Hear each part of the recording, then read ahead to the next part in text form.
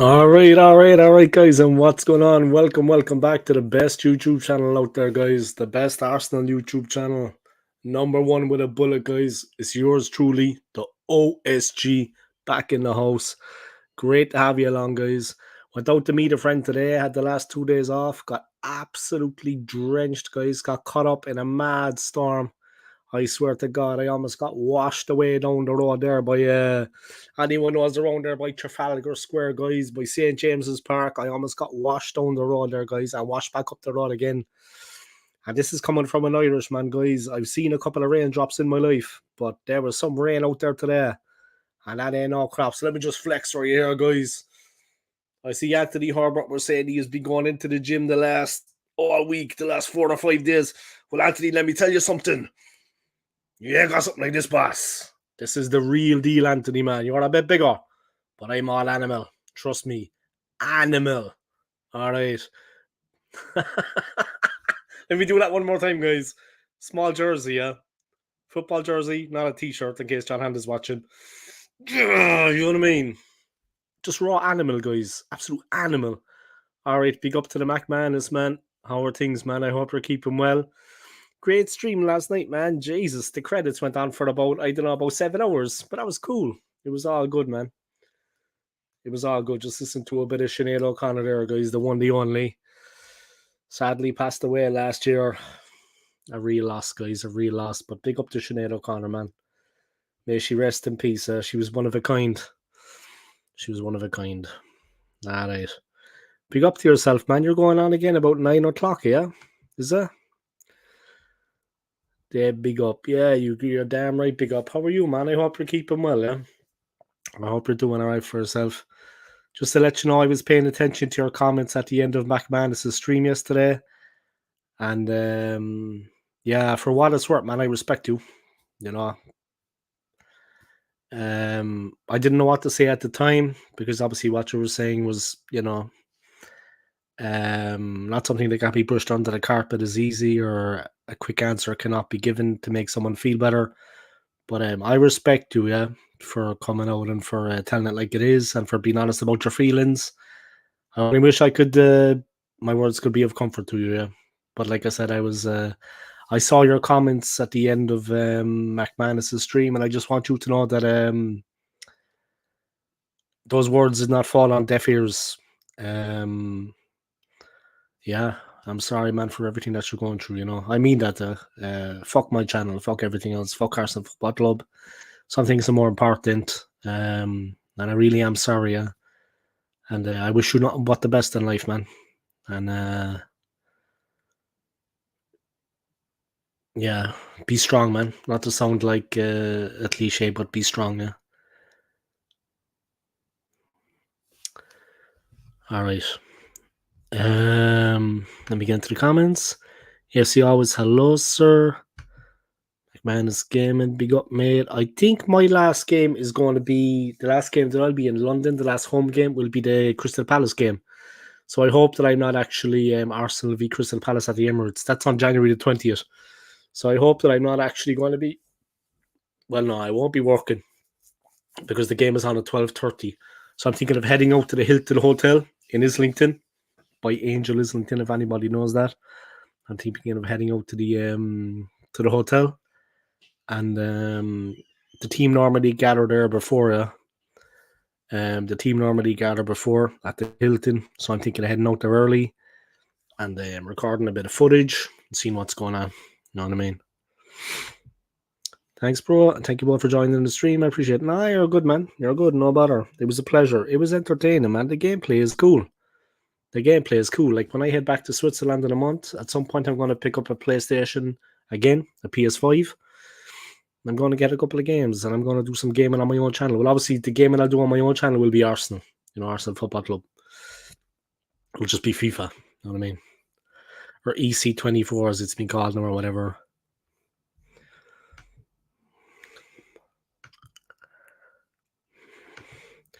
No stream tonight, mate. I need sleep. McManus respect. Doing a Friday night live stream from 9 p.m. onwards. Okay. I'm working, yeah, I'm working Friday, Saturday, but I've got Sunday off, so I'm gonna do a bit of streaming on Sunday. You know what I mean? Sunday'll be a good day to do a bit of streaming. You'll see always anytime, pal. The graphics are insane. Yeah, the graphics are. I mean, it's come a long way with the graphics. It's come a long way. I mean, I'm going back to like, was it maybe 1989? I was visiting my cousins up on the north side of Cork City, and we were playing the Atari and the Commodore 64. And then later on, I got a Pac Man from one of my cousins, one of his old consoles. It was just a Pac Man, just one game. And the console itself was a Pac Man. You know what I mean? So it was cool. But yeah, that was a long time ago, lads. But I can remember the Atari and the Commodore 64. I mean, it's come a long way since then. And even then, when my cousin had the Atari and the Commodore 64, we used to call up to him sometimes. Me and my sister would call up to my other two cousins. We would be playing the games away. That was a long time ago, man. You know what I mean? So I'm going back before the 90s here. A long time. It's a great game. The graphics are incredible. I gravity take time to make the graphics lifelike. Yeah, and the voices and everything, and the video player, like the parts of the game that are just like video, yeah. Like the life story and this and that going through it is just, you know what I mean? Excellent. The characters, the voices, the animation, the ability of the characters to actually fly at times. You know what I mean? Not just with the webs, but the way they actually got like that flight suit on and they're flying across the rooftops. You know what I mean? I don't know. It's just all encompassing action gameplay. Yeah? Like there's a lot of action in the gameplay. A lot of I remember McManus said that the controls are a little bit tinny. I hear that, but there's a lot of good things with that game. Obviously, they probably cut corners in places, but there's a lot of good things with that game. And the battle at the end with that monster at the end, Hardy was it when he was a monster? It was just madness. Madness.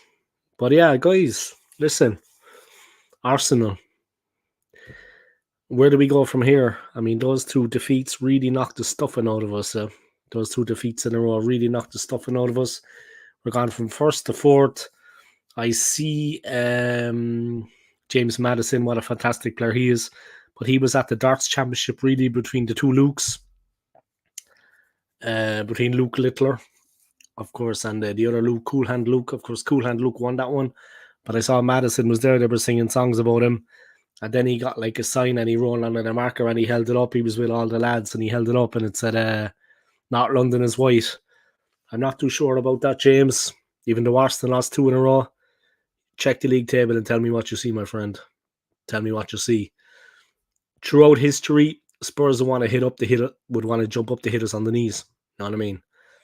They'd want to jump high to get us on the knees, lads. Simple as that. I had an Atari 2600, Commodore 64, loved him. The game was brilliant. Controls were a bit tinny, but it's still quality, and fighting venom was insane. Yeah, man. The Commodore 64, I played it, and the Atari, I played that too. Back in the day, yeah, when they were actually doing the rounds. Long time ago now, lads. But yeah. Got caught in an absolute monsoon on the way home, guys. Honestly, I swear to God, I got mashed up in the centre of London, guys. The rain was just incredible. It was absolutely unreal. There was rivers forming on the road by Leicester Square and everything, guys. Not by Leicester Square, by Trafalgar Square. I was around there by Trafalgar Square, if anyone knows the area there. And I swear to God, there's like a big kind of a roundabout oh my God, guys, the rain was just, there was rivers forming. I'm after putting the link in the description anyway, guys. If anybody wants to come on and talk football, please do. Do your thing. We'll keep it light for the moment. We'll keep it real. I got the heating on, guys. I'm at home. I planned to stream at 8, but I thought I'd come on a little bit earlier. I got home as quick as I could. Had a bite to eat. I did my thing. You know what I mean? So here I am streaming. I see there's another couple of people streaming at the moment. Tony from Early Doors Football TV is streaming, guys. If you want to go on there and drop him a like and drop him a comment. Also, TJ Warren, big up to TJ, man.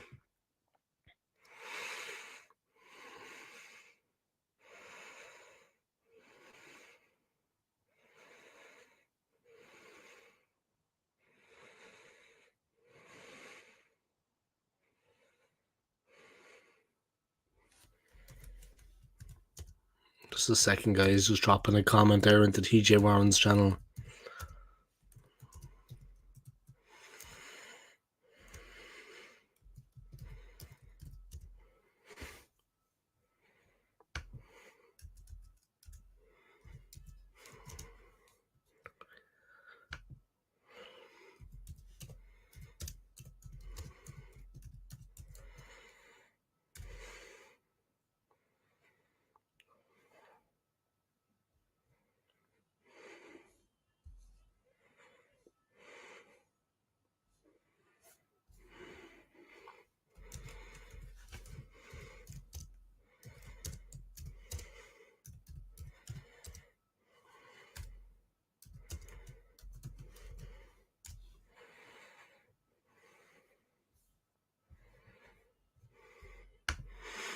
All right, I'm back, guys. I see 4 people tuning in. 4 lucky people. I don't know who you are, guys, but you're lucky to be watching the best YouTuber out there.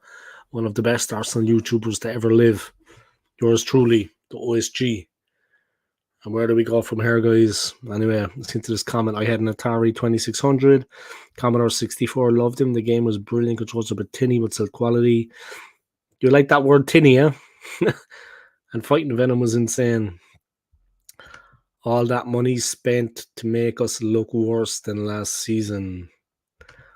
I got home just before it started raining, thank God. Yeah, you're lucky, man. How did your date go? Well, you know what? I'm a single man at the moment. I am a single man. Divorce has gone through, guys. I'm a single man. I'm allowed date. But yeah, I didn't have a date. I was just meeting a friend. But you know, it is what it is. I haven't had carnal knowledge of this woman. She's an ex-work colleague. Dave, what was all that about Martinelli not shaking ESR's hand? That doesn't look good. I actually didn't hear anything about that.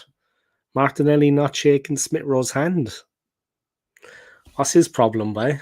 Jesus. About time now he grew up a bit. About time he actually grew up and manned up. You know what I mean? Not shaking a fella's hand. That doesn't make any sense. Seriously. I really hope we spend money in January. Yeah, me too. Me too. But we're not going to get any of the players we want, obviously. ESR tried to shake Martinelli's hand and he snubbed him. Bit of a wanker move, if I'm honest. Yeah, to say the least. I mean, we're all on the same side at the end of the day. You know what I mean? We're all on the same side at the end of the day. We're all on the same side. Yeah, it doesn't make any sense.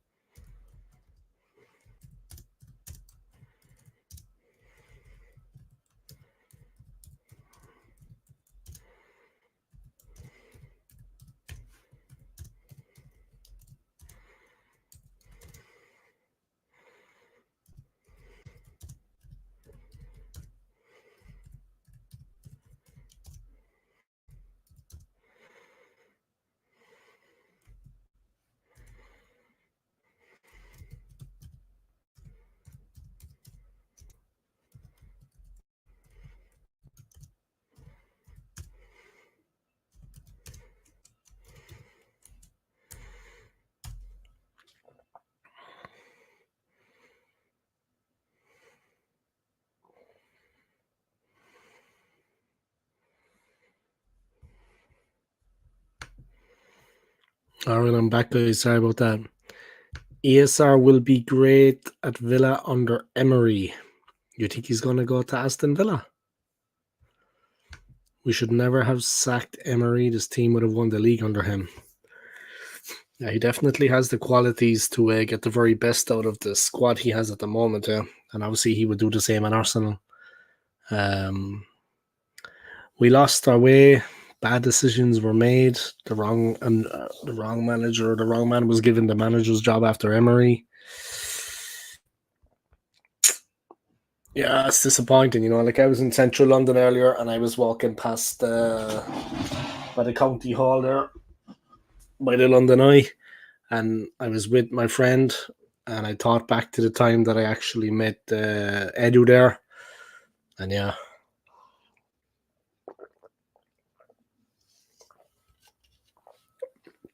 Going to do a fragrance video tomorrow, chaps. Tune in tomorrow to see what I'm going to review. I'll probably be working, man, but I'll watch it later. I'll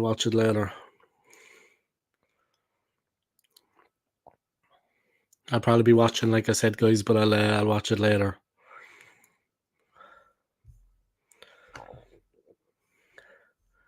Going to do a fragrance video tomorrow, chaps. Tune in tomorrow to see what I'm going to do.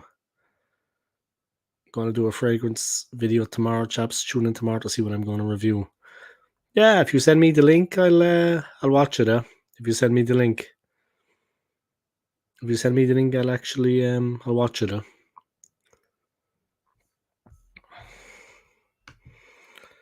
Yeah, it won't be a live stream, but I'll be on my other channel. Yeah, of course. I'll watch it. I'll watch that, man. I get a notification anyway because I get all the notifications when you upload it. I get all the notifications. I was looking at your Mac Man Sense channel as well yesterday. Not just the gaming one, but you had uploaded. You had done more streams on the gaming, so I was commenting on them yesterday. I'm watching some of them. But yeah, big up, man. I'm looking forward to getting to Switzerland actually setting up properly. Obviously, I've had it in my mind to leave London for a while. Now it's going to happen soon. But I'm going to get where I live. I'm going to get the place set up a bit. You know what I mean? I'm going to get the gaming chair in. I'm going to do a bit to the place. I'm going to work with the background that it's better visually. I'm going to do more things for my channel. Yeah, I'm going to give it a bit of a boost, a bit of a shot in the arm. So I'm looking forward to that. And I might talk to Golarzo. I know she does a lot of like art with the Arsenal players. Get her maybe to post it over to Switzerland for me then. And I'll get it framed and I'll put like maybe pictures up on the wall, one of Henri, one of Bergkamp, maybe one of the stadium. I'm going to have it looking nice in the background. You know what I mean?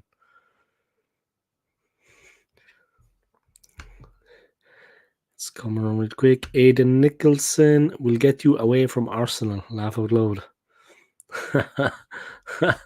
Never. I'm still going to be creating my content over in Switzerland, but yeah, good joke, man. I get it. Yeah, I save my nerves. Save my nerves. The stress. You know what I mean? I don't know which is worse, guys. Going through a divorce or supporting Arsenal. Very testing times. Yeah.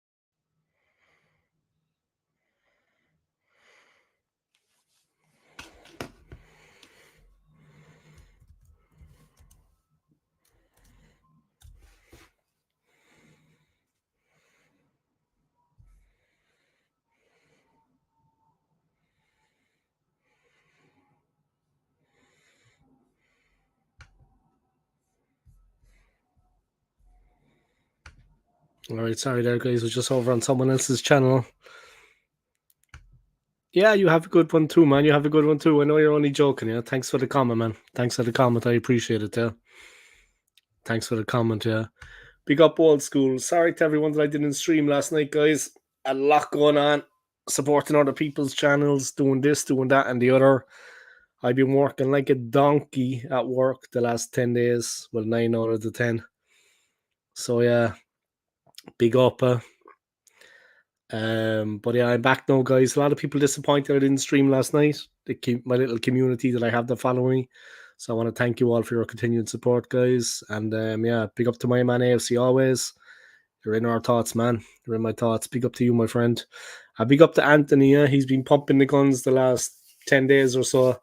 He's been busting weights all week. But Anthony, there's one thing you gotta understand, yeah. I wore an extra small jersey tonight, yeah. This one's for you, Anthony. Bye. What do you think of that? Let me just get your name off there so you can see my guns. What do you think of that, man? You know what I mean? Think of that, Anthony, huh? Look at that, Anthony, boy. You know what I mean? I don't lift any weights, Anthony, but look at that. You know what I mean? All right. Winding Anthony up there, guys. Just run with it. I just go along with it. I'm not after losing my mind, Anyway, just winding Anthony up there, guys, because you know what I mean? These guns. Look at that there, lad. The turn, the twist, the forearm. That there is what you're talking about, Anthony. You know what I mean? I'm not wearing it. Let me just put this up there quickly. He's wearing one of Gunnosaurus's t-shirts.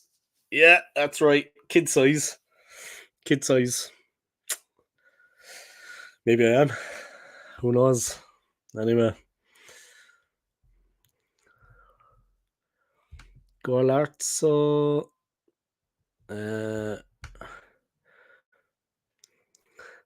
Her artwork is incredible. She live at 9 tonight. Yeah, her artwork is incredible. Yeah, when I move to Switzerland, I'm gonna get in contact with her, get some of her artwork for the back of my, you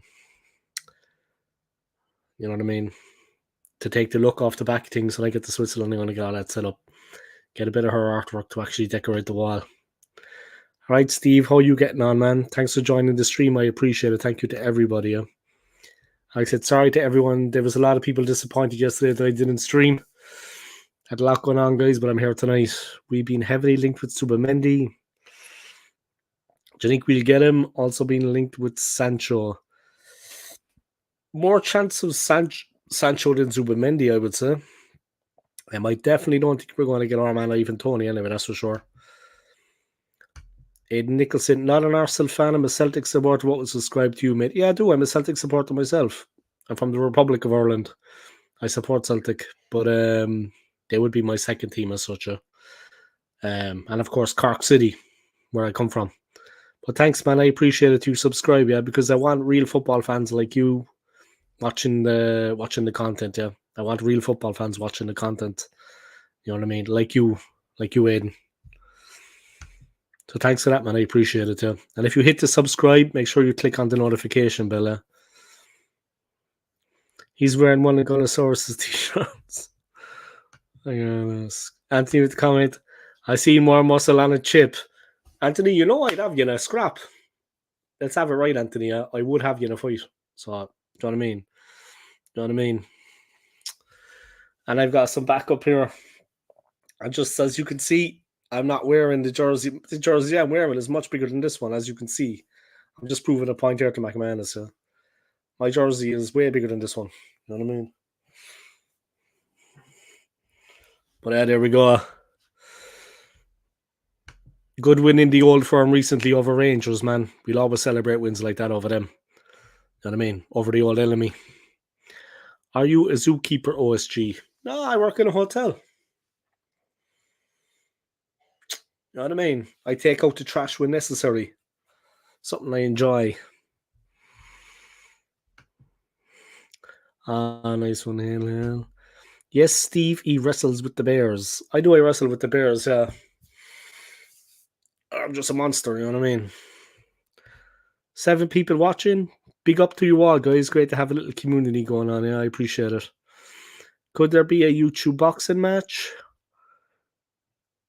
it wouldn't be a match. It would be over in 2 seconds. You know what I mean? And Anthony knows that. Like, you couldn't call it a match. It would be like, for me, I'd just be warming up the muscles and crack would be all over them. Just a little jab with the right hand, and Anthony be sleeping. He'd be sleeping in those chips he was talking about.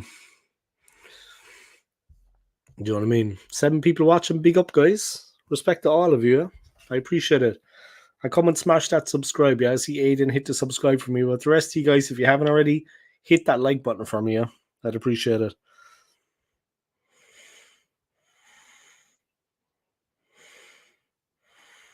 Still waiting on your subscribe, Aiden. I've got 1,918. I'm waiting on that +1. But yeah, big up yourself, huh? McMahon is gaming. Yeah, there'll be no boxing thing. Let me see what TJ Warren's going on, guys. I'm just flicking over to his channel. I was on Early Doors' channel, but yeah. I decided to come over to TJ's instead.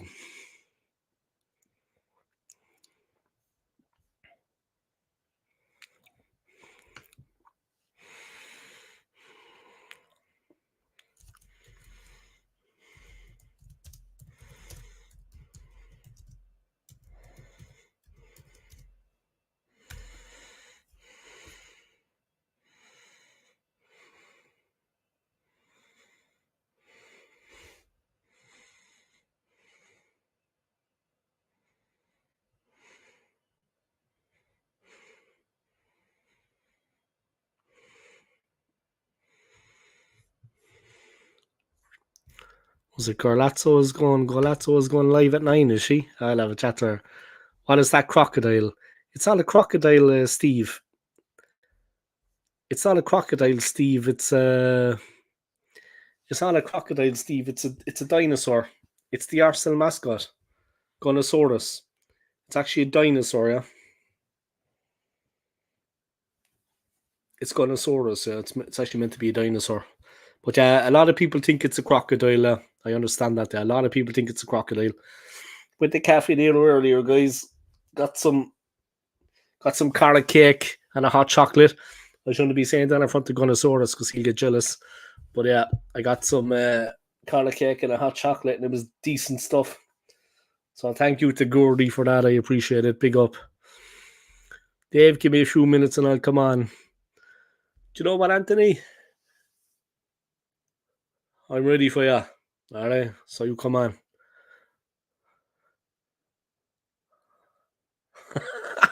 Me and Auntie be winding each other up about our arms the whole time. Yeah, I've got arms like a chicken, and he's got arms like a strong man. But big up. Hi Nicholson, I am Celt too. Hail, hail. A lot of Celtic fans on here, guys. Big up Celtic, man. Celtic Symphony from the Wolf Tones. Brilliant song. Thanks for that, Aiden. I appreciate it, man. Big up yourself, yeah. Like I said, it's football fans like you I need as well on my channel. Yeah, I want when somebody subscribes to my channel, I actually want the person to be a football fan. If you ever want to come on and you want to do if you ever do some content, if you want to come on and guest, we can talk about Celtic Football Club. You know what I mean? By all means, be a pleasure. It's all right. It's okay. Just calming him down there because people calling him a crocodile. He don't like that. He's a dinosaur. All right, he's Gonosaurus, the Arsenal mascot. It's the missus. She's a dinosaur. She's ancient history. No, but I wouldn't say she's a dinosaur, but she's ancient history. You know what I mean? She's sleeping with the fishes. Straight up. I'm on TJ Warren's channel there, guys. You'll see what he's got going on. He's been banging on for a while there. 48 minutes. He's got 11 people watching. He's got 7 likes. He's got a lot of people watching.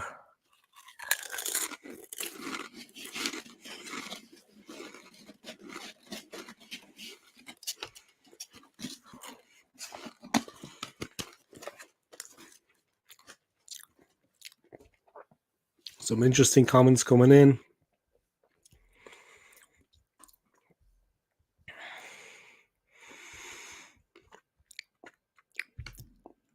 But yeah, what can we say, guys? Nice offer, maybe a pleasure to come on. Yeah, I should come on sometime, yeah. I plan to move to Switzerland. I'm in London at the moment, but I'm leaving the UK in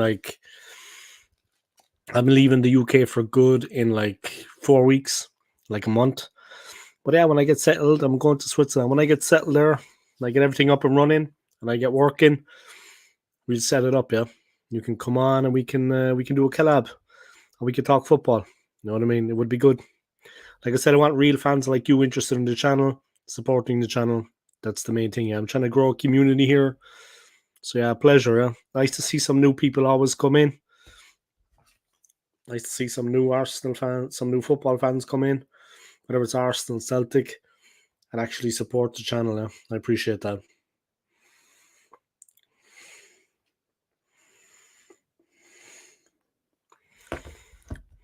Just listen to the cranberries, guys. Zombie.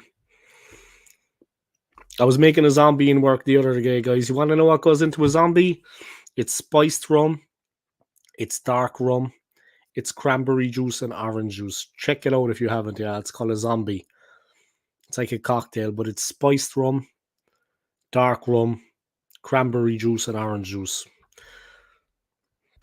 I'll be making them in work the last couple of nights. I work in the bar and restaurant in the city centre hotel. Yeah, I work for a hotel in London city centre. I work in the bar and restaurant, front of house. I heard you got into a spot of bother the other night with some person disrespecting your crocodile. Yeah, it got serious. It got serious. Well, I was calm. I was as calm as can be. Like I was like that. Like, look at my hand. No shake, nothing. That's how I roll. Yeah, I just don't let things bother me. But this fella here, he just lost it completely. I mean, he tried to bite a few people. It got out of hand. I mean, I'm not going to lie. I was a little bit taken aback by his reaction. Obviously, couldn't control him because he's younger and stronger than me. But yeah, he almost mauled a few people to death. No joke. Respect, brother. Look forward to it. Yeah, it'll be fun. You're welcome anytime. I'm a real fan, Dave. Arteta in. Oh yeah, we love Mikel Arteta around these parts. Dave, do you have a poster of Jim McDonald on your bedroom wall? I don't.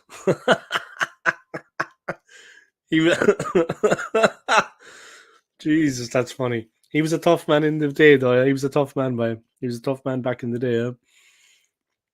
Jim McDonald, by. He'd sort out anyone.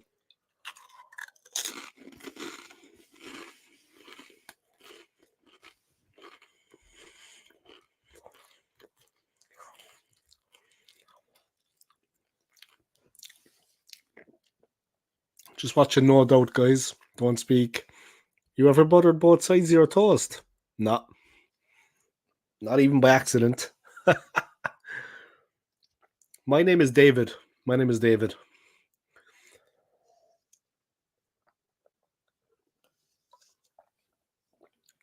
David is my name.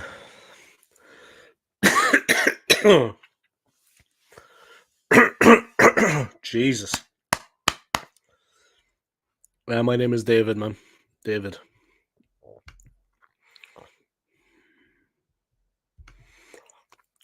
I'd have him McDonald over Arteta.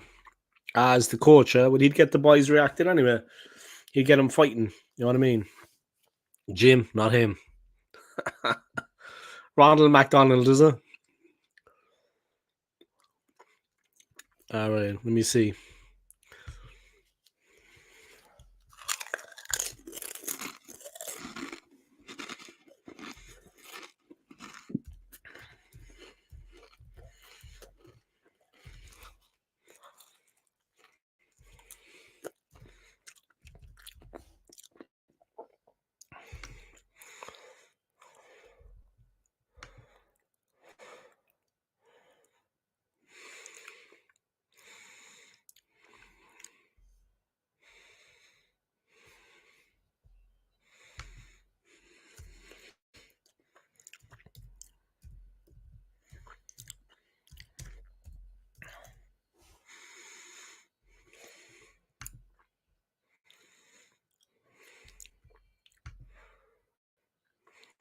Was checking the Scottish Premiership there.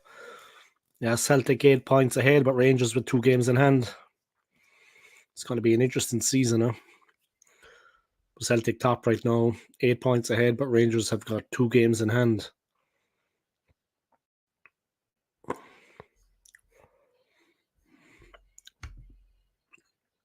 Next game's coming up. Celtic are playing Ross County on the 27th of January.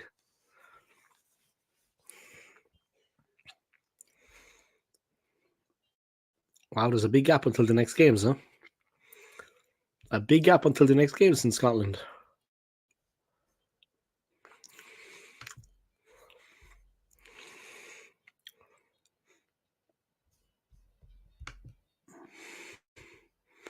Arsenal just a brand, not a football club. You got the Palace Everton game on. Nah. Rangers fans, zombies, here we do Celtic game. You know what? I haven't. But that's something I want to change. And why haven't I been? Because when I was living in Ireland and when I was growing up, I didn't get over to see Arsenal either. I don't know, it's just my family things were all messed up, man. It's only since I got a bit of independence and struck on in my own life that I got to see Arsenal play a couple of times. But I would definitely like to see Celtic play for sure. I mean, that would be something I'm going to actually organise.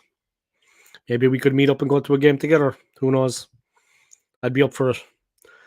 We played Bucky Thistle in the Scottish Cup. Centre point, is it?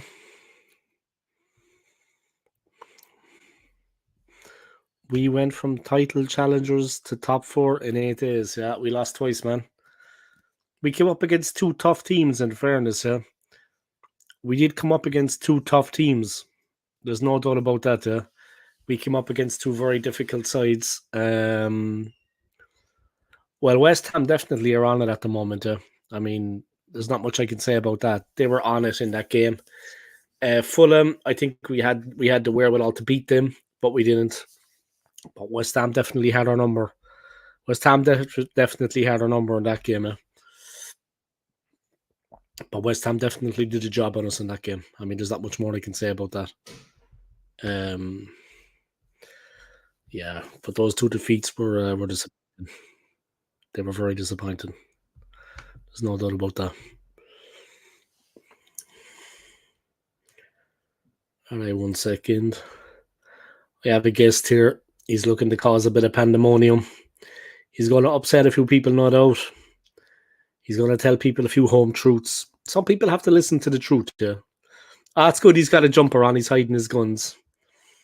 There's good reason for that, guys. He's hiding his guns at the moment. He's got the baseball cap backwards, though. I might do that in a minute as well myself. But when you back on, mate? When am I back on streaming? Let's see. Sunday. I think I'm going to do a stream on Sunday. I'm off on Sunday, you see. I've got no work then, so I think I'll do a stream on Sunday. 1 second, guys. We have a guest coming on. I'm not going to keep him waiting any longer. He's been very upset that I haven't been streaming. Here he is, guys. He's been quite upset that I haven't been streaming recently because he's a diehard fan. You know what I mean? I have been. I was thinking, when's Tiny Dave going to do a stream? Tiny Dave. Guys, this top is double XL. This top is double XL. This is all thriller, no filler. You know what I mean? Yeah.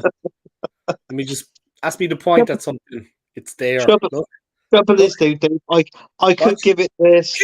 But I could give it this, but I've been at work all week and I've been at the gym. I've been in the gym hard because putting the pounds on over the Christmas and the New Year, and just banging and clanging in the gym trying to get some of the weight off. But my body's aching. Is that what's been happening? Is it the old mince pies, like working off the mince pies? Oh, working off the mince. No, it's not mince pies. It's not. I don't like mince pies.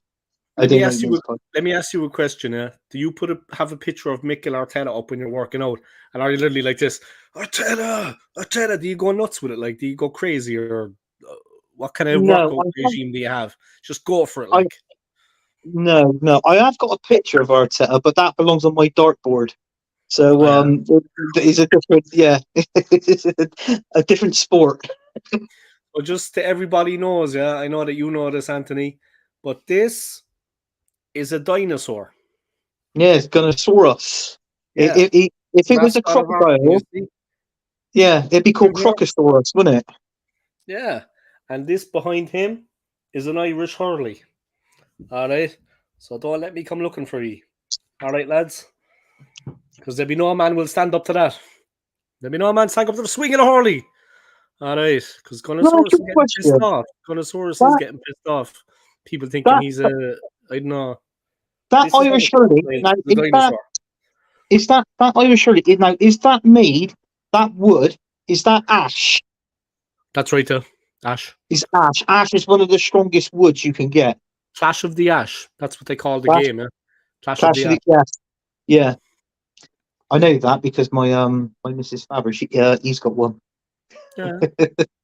Normally they come with a splice, yeah. Like the boss Oh that yeah, you hit the wall with, that gets you splice it with like a steel splice to hold the timber yeah. together.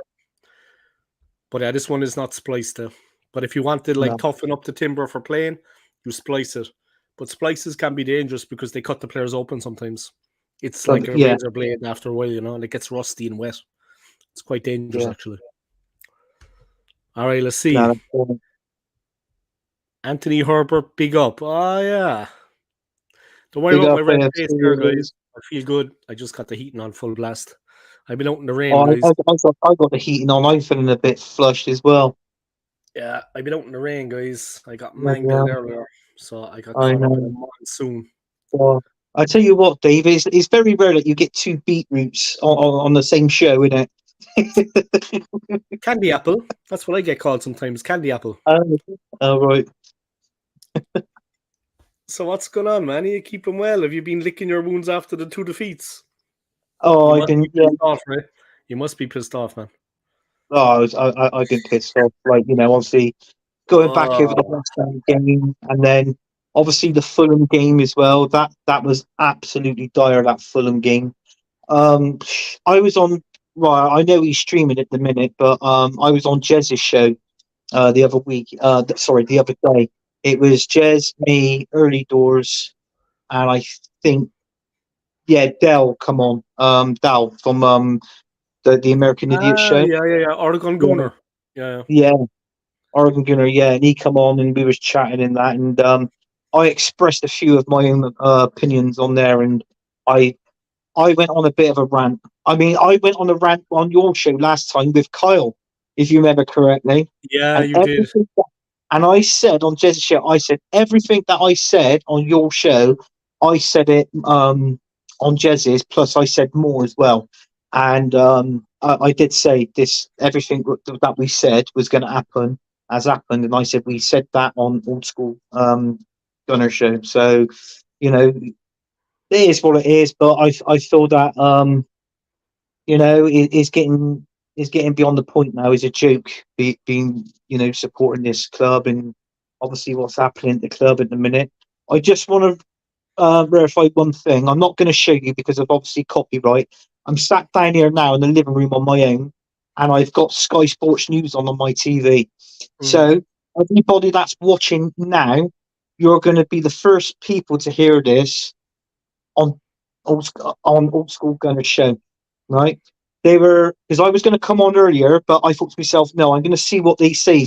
They were interviewing the Brentford manager, and he was asked a question about Ivan Toney with being linked to Arsenal and also at the same time Chelsea as well.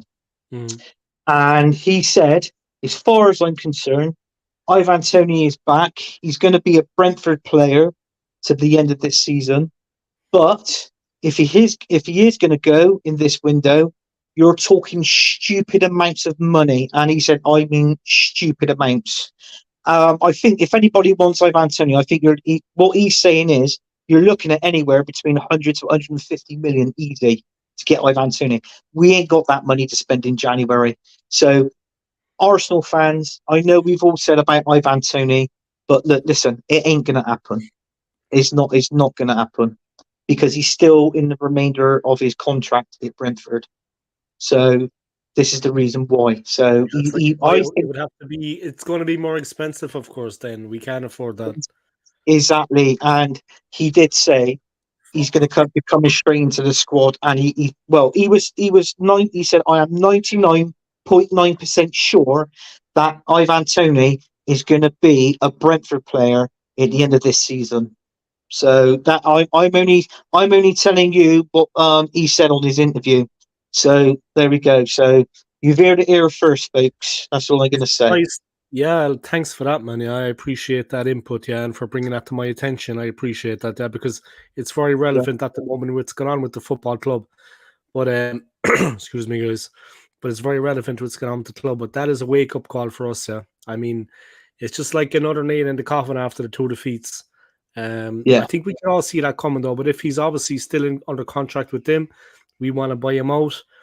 It's obviously going to be top dollar, and we can't afford that. I yeah. mean, we need to No, sell players first. We need to sell players first to generate the. We got a lot of deadwood at the club. I mean, it's really like, look, we're only halfway through the season as such. We've got a long, hard slog ahead of us, and the way we've dipped recently. I mean, the thing is, the players will come back and we're going to win a couple of games, but then we're going to dip again. There's no consistency in the team. yeah, The drive is gone. I don't know. There's no consistency. We're not going to do a job, and without a top class striker like that, listen. I was saying it all along till I'm blue in the face. Anyone who's been watching my channel, guys, recently, the problem with our January transfer window is that it's going to decide our season. We're not just buying a couple of players as add-ons just to give us that final push over the line. If we don't get what's needed, there will be no title challenge. There will be no. Liverpool are going to do us in the FA Cup. Porto, I think, are going to knock us out of the Champions League. Even if we get past Porto, we're not going to get to the final. We're not going to lift the trophy in May. We're not going to beat Liverpool, in my opinion. And guys, I'm being real with you here now. They're better than us. They're going to turn us over. It's as simple as that. I yeah, can't see us getting past them right now. Not with the form they're in. I just can't see it. They have us. They have our number. It's like West Ham. They're going to get the best of us. It was always going to be that way against West Ham. Liverpool are going to do the same. I just think, and where do we go from here? I mean, it's 20 years and counting, guys. That is the name of the stream tonight.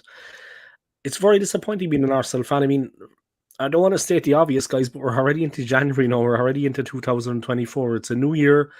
yeah, The problems are persisting. The problems are persisting. And like when you hear things like that about Brentford now, the coach saying this and that, I mean, and the run that we've been on recently, I mean, those two losses really, like even if we went to Anfield, and we did the hard part. Yeah. And then we come away and we lose to Fulham, with all due respects to Fulham, yeah, but we're able to beat them, guys. West Ham is a different proposition, tough outfit. But Fulham, that's well within our compass to win that one, Anthony. Like I said, West Ham yeah. are a different proposition to Fulham, yeah. Fair enough. The Hammers have a team right Trouble now. is, though, Extra Rice I had a put nightmare. Arsenal. Yeah, I put Arsenal down to beat West Ham, but I only put them down to beat West Ham by one goal. I thought, to be honest with you, I thought that game was going to be 3-2. And then obviously I said 2-0 against Fulham. But you look at it, go cast your mind back to that Liverpool game. We drew 1-1, and at Christmas we were sat comfortably top of the league. Mm. And then from that period from Christmas to New Year, from top down to fourth, those two games, do you know what I'm saying? So do you know what, Dave? I don't know if you agree with me on this, but I feel that the 4-3-3 formation is not working. Yeah, you were saying that the last day as well. Yeah, it's definitely Yeah, not, man. It's definitely not. it's definitely not working. And that's why I'm saying I'd rather go back to the 4-2-3-1 formation. When you do that, I mean, when we played that 4-2-3-1 formation, we had what did we have? We had Jesus for scoring, Martinelli, Saka, and Odegaard. Now we haven't got that. I mean, you're playing Odegaard further back in that alongside, Rice and Havertz is no good. I mean, why would you play an attacking player like that who scores goals? Why would you play him back further down the pitch where you really want him to be up front behind Jesus? Let's be Yeah, you want him honest. breaking quickly as well. Yeah, you want him being able to get forward quickly. You know what I mean? Yeah, From any position. exactly. Exactly. So it's a waste of time there. Well, you touched on it with Liverpool. I think Liverpool's going to beat us. I think we're going to go out the FA Cup. I think we'll go out the Champions League, whether it's against Porto or the other the quarterfinals. I did tip the quarterfinals. We'll get to, and then we'll be out of there. I mean, you think of it. If we beat Porto, we got the chances of who have we got chances of pulling? Real Madrid, Barcelona, Bayern Munich, PSG. I mean, look, there's four good teams there. We ain't going to beat them. Nowhere near it. So that's that. So unfortunately, I think Arsenal fans, and I am going to say this in the kindest way as possible, we've got to look forward to a trophy-less season. And the way things are going at the minute, are we going to struggle to get top four? You know? We're definitely going to struggle, I think. I don't understand why they bought Declan Rice if this is the case. I mean, it's like they're doing a half job in the transfer market. They buy Declan Rice. We have Saka and Martinelli at the club. We have Jesus, Eddie Nketiah. We got in Kai Havertz. He hasn't been too bad of late, let's be honest. We missed him in the West Ham game, definitely. I think it was the West Ham game he sat out. But still not at the level required. Why did we buy Declan Rice in the first place? Why did we fork out 100 million? Just to appease the fans, just to make the fans make it look like we're moving forward. If we don't strengthen in the other areas, his signing means nothing. We're not going to hold on to Saka forever. We're not going to hold on to Martinelli forever. We're missing Yuri and Timber. There's no doubt about that. Injury was unfortunate. The man is a powerhouse. A lot of people calling for Tierney to come back from Spain.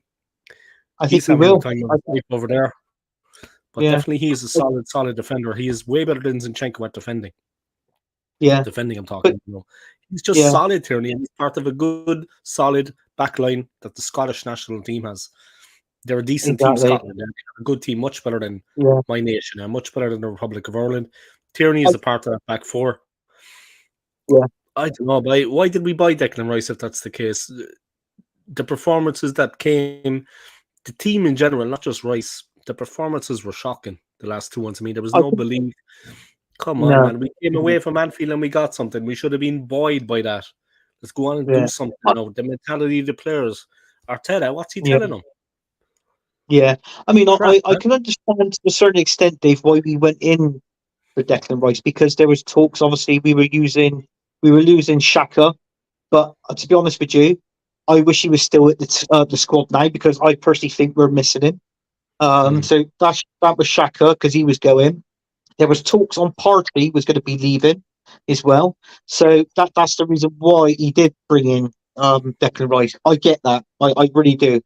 The only thing that I don't get was obviously letting Kieran Tierney go, because I personally think is one of two things. I think Martinelli's had a very poor season this season. I don't know whether he's burnt out or because this left-hand side is because you think of it. I would have got rid of Kieran Tierney because he can overlap Martinelli. You know, he's a help. Martinelli's doing everything. He's lost out on that left-hand side. He's lost because he's got no one to help him to overtake. We play with that. Kiroor, we play him left back. He's a centre back. Well, Kiroor he's got no pace, so he can't help out Martinelli overlapping. So now I think it's come to the fault now that Arteta knows he's ballsed up the Kieran Tierney. I think he understands that now. So hopefully, if he can get him back, obviously destroy the loan now and then bring him back this month. That'd be good. We got Timber coming back. I think there's reports that it could be around about, I think it's the end of March. I've read it's something like that, but that's a long while. That's a long way yet. That's 3 months. That's 3 months yet. There's even talks now that if he doesn't go back, that Sancho from Man United, if he doesn't go back to Borussia Dortmund on a loan move, is a possibility he could be coming to Arsenal on loan. And then that'd be a rotational thing with Saka. And then there's still talks, I've even read it today, about Ruben Neves. But if that's the case, that's 2 loan moves in January. Because what I've been reading is that Arsenal's only got, I think if he's got money to spend this season, Dave, I think you're talking about anywhere between 60 to 70 million if we're lucky. And that's if we're lucky. What are we going to do with that? Exactly. So I mean, there's talk about Jesus strikers coming Christ. in. If Boniface, yeah, I mean, we talked about Boniface. I mean, you looked him up when we was Yeah, on the Boniface. show, and I think now there's talks about the oh, who's that player that plays over in Italy? He played for Fiorentina and went to Juventus. Oh, what's his begins with a V? I can't remember his name.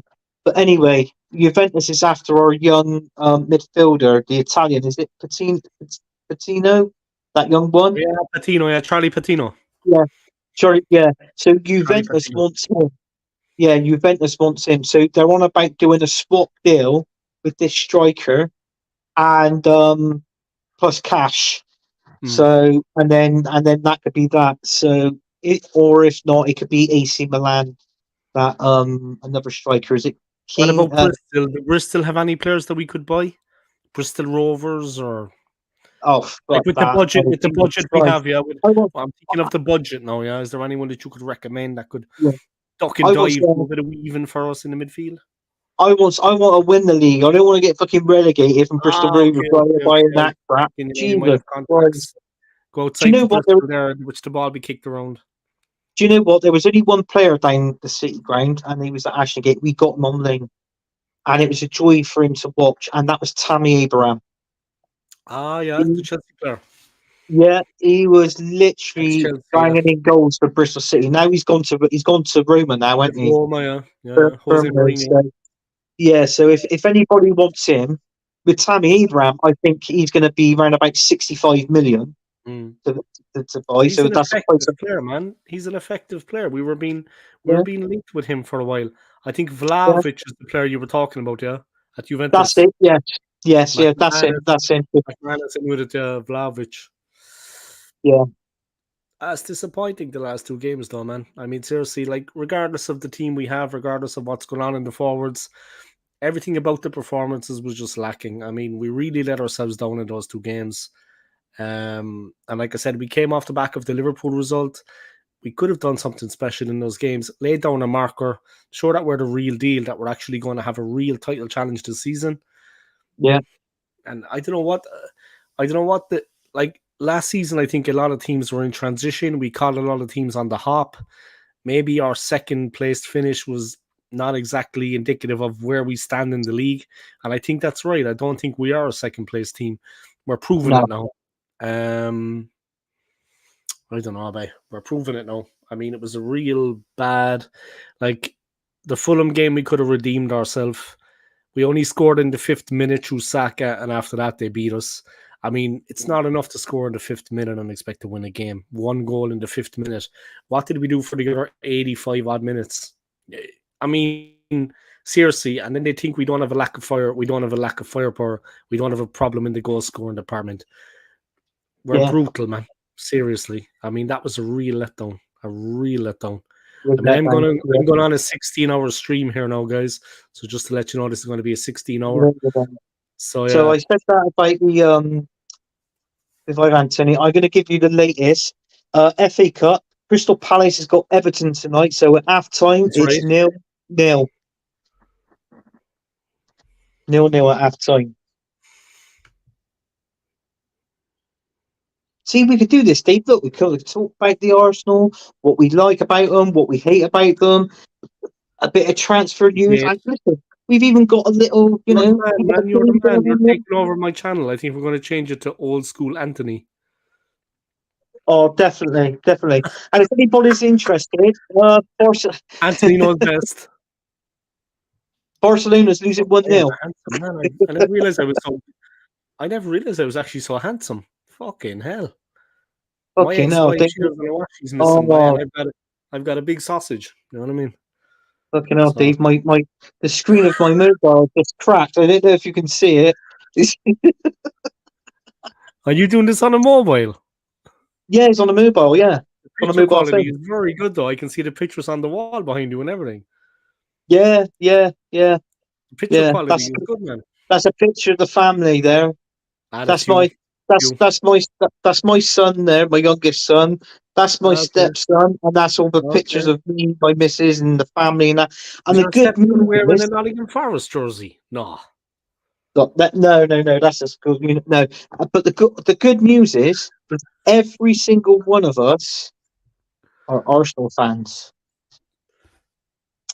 So Praise be to God. Praise be to God for that. I got down on one knee there, but I was like, "What's he going to say? What's he going to say?" That was a good boost. Oh, you can all lose together. You know what I mean? You can all cry each other asleep at night. mm, yeah, we can. But you can go into the pub in a couple of years. You can go into the pub with them. That's a cool thing. I try not to talk about Arsenal. I got a rule. After 9 o'clock at night, nobody talks about Arsenal unless I'm on a stream. That's Your it. stress levels increase. Yeah. I was Blood pressure, absolutely blood pressure livid. goes boiling now. Yeah. After the Fulham game, I had to go out and have a walk. I Oh, had to clear come my head. on. Seriously, I had to go out for a walk and clear my head. I took the dog for a walk. I just didn't walk out on my own. I thought, right, I'm going to take the dog for a walk, clear my head, and then come back. And then when I came back, it had all the bloody showing all the highlights and people talking about the Arsenal game. I said, right, let's turn over now. I don't want to know about this. I don't want to hear it. Whatever. And then that was it. But yeah, I feel that is something we've got to rely on. Unfortunately, is this transfer window, and if we don't get at least one or two decent players signed in this window, we ain't going anywhere. We ain't getting anywhere at all.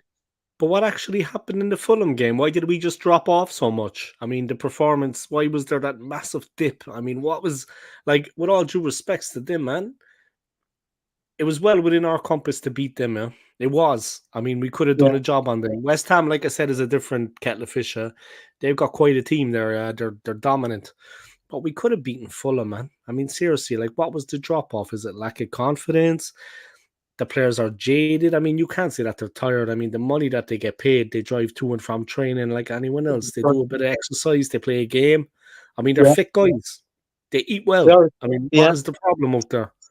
What's the problem? Like, I, We got too predictive, Dave. Every team that we go up against, they know our strategy. We know how we mm, play, how we mm. play the game. They know when attacking, when we're going to attack. Obviously, with Martinelli, Saka, Jesus, And they we bottle up become Saka. that Yeah, he got predictable. bottled up, man. He got bottled up. Yeah, yeah. So we got That's we've a good we point. got Look, yeah, we just know he hasn't got a plan B. It's like what I keep saying on streams. I don't know why if one's playing brilliantly out on the far right hand, let's say if Saka's playing brilliantly and Martinelli not playing that great, why not swap it round? Let's see what Saka can do out on the left and Martinelli can do out on the right. I mean, let me chance it little bit. If Jesus ain't playing right, sub in from Trossard. Put Trossard out on the wing and then put Martinelli up front. At least just try something. switch it Do up you know there. what? Mix it up. Yeah, mix it up a bit. Excitement. Get the other team, the opposition, thinking. Fucking hell, hang on. They've made these subs and that.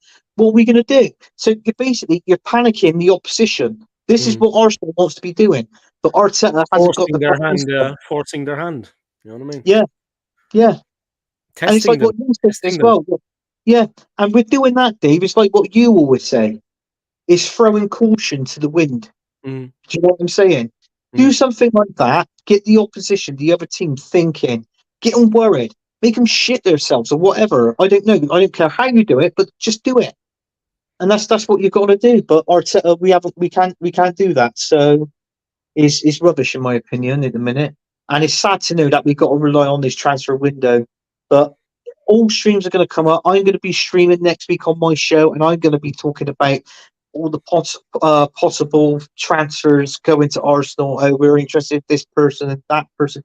We know 90% of these players we're interested in, we ain't going to get. It's just We are not going conjecture. to get It's not going to happen. exactly. It's Yeah, hard to get excited about it, man. It's hard to get excited. I mean, yeah, seriously. yeah.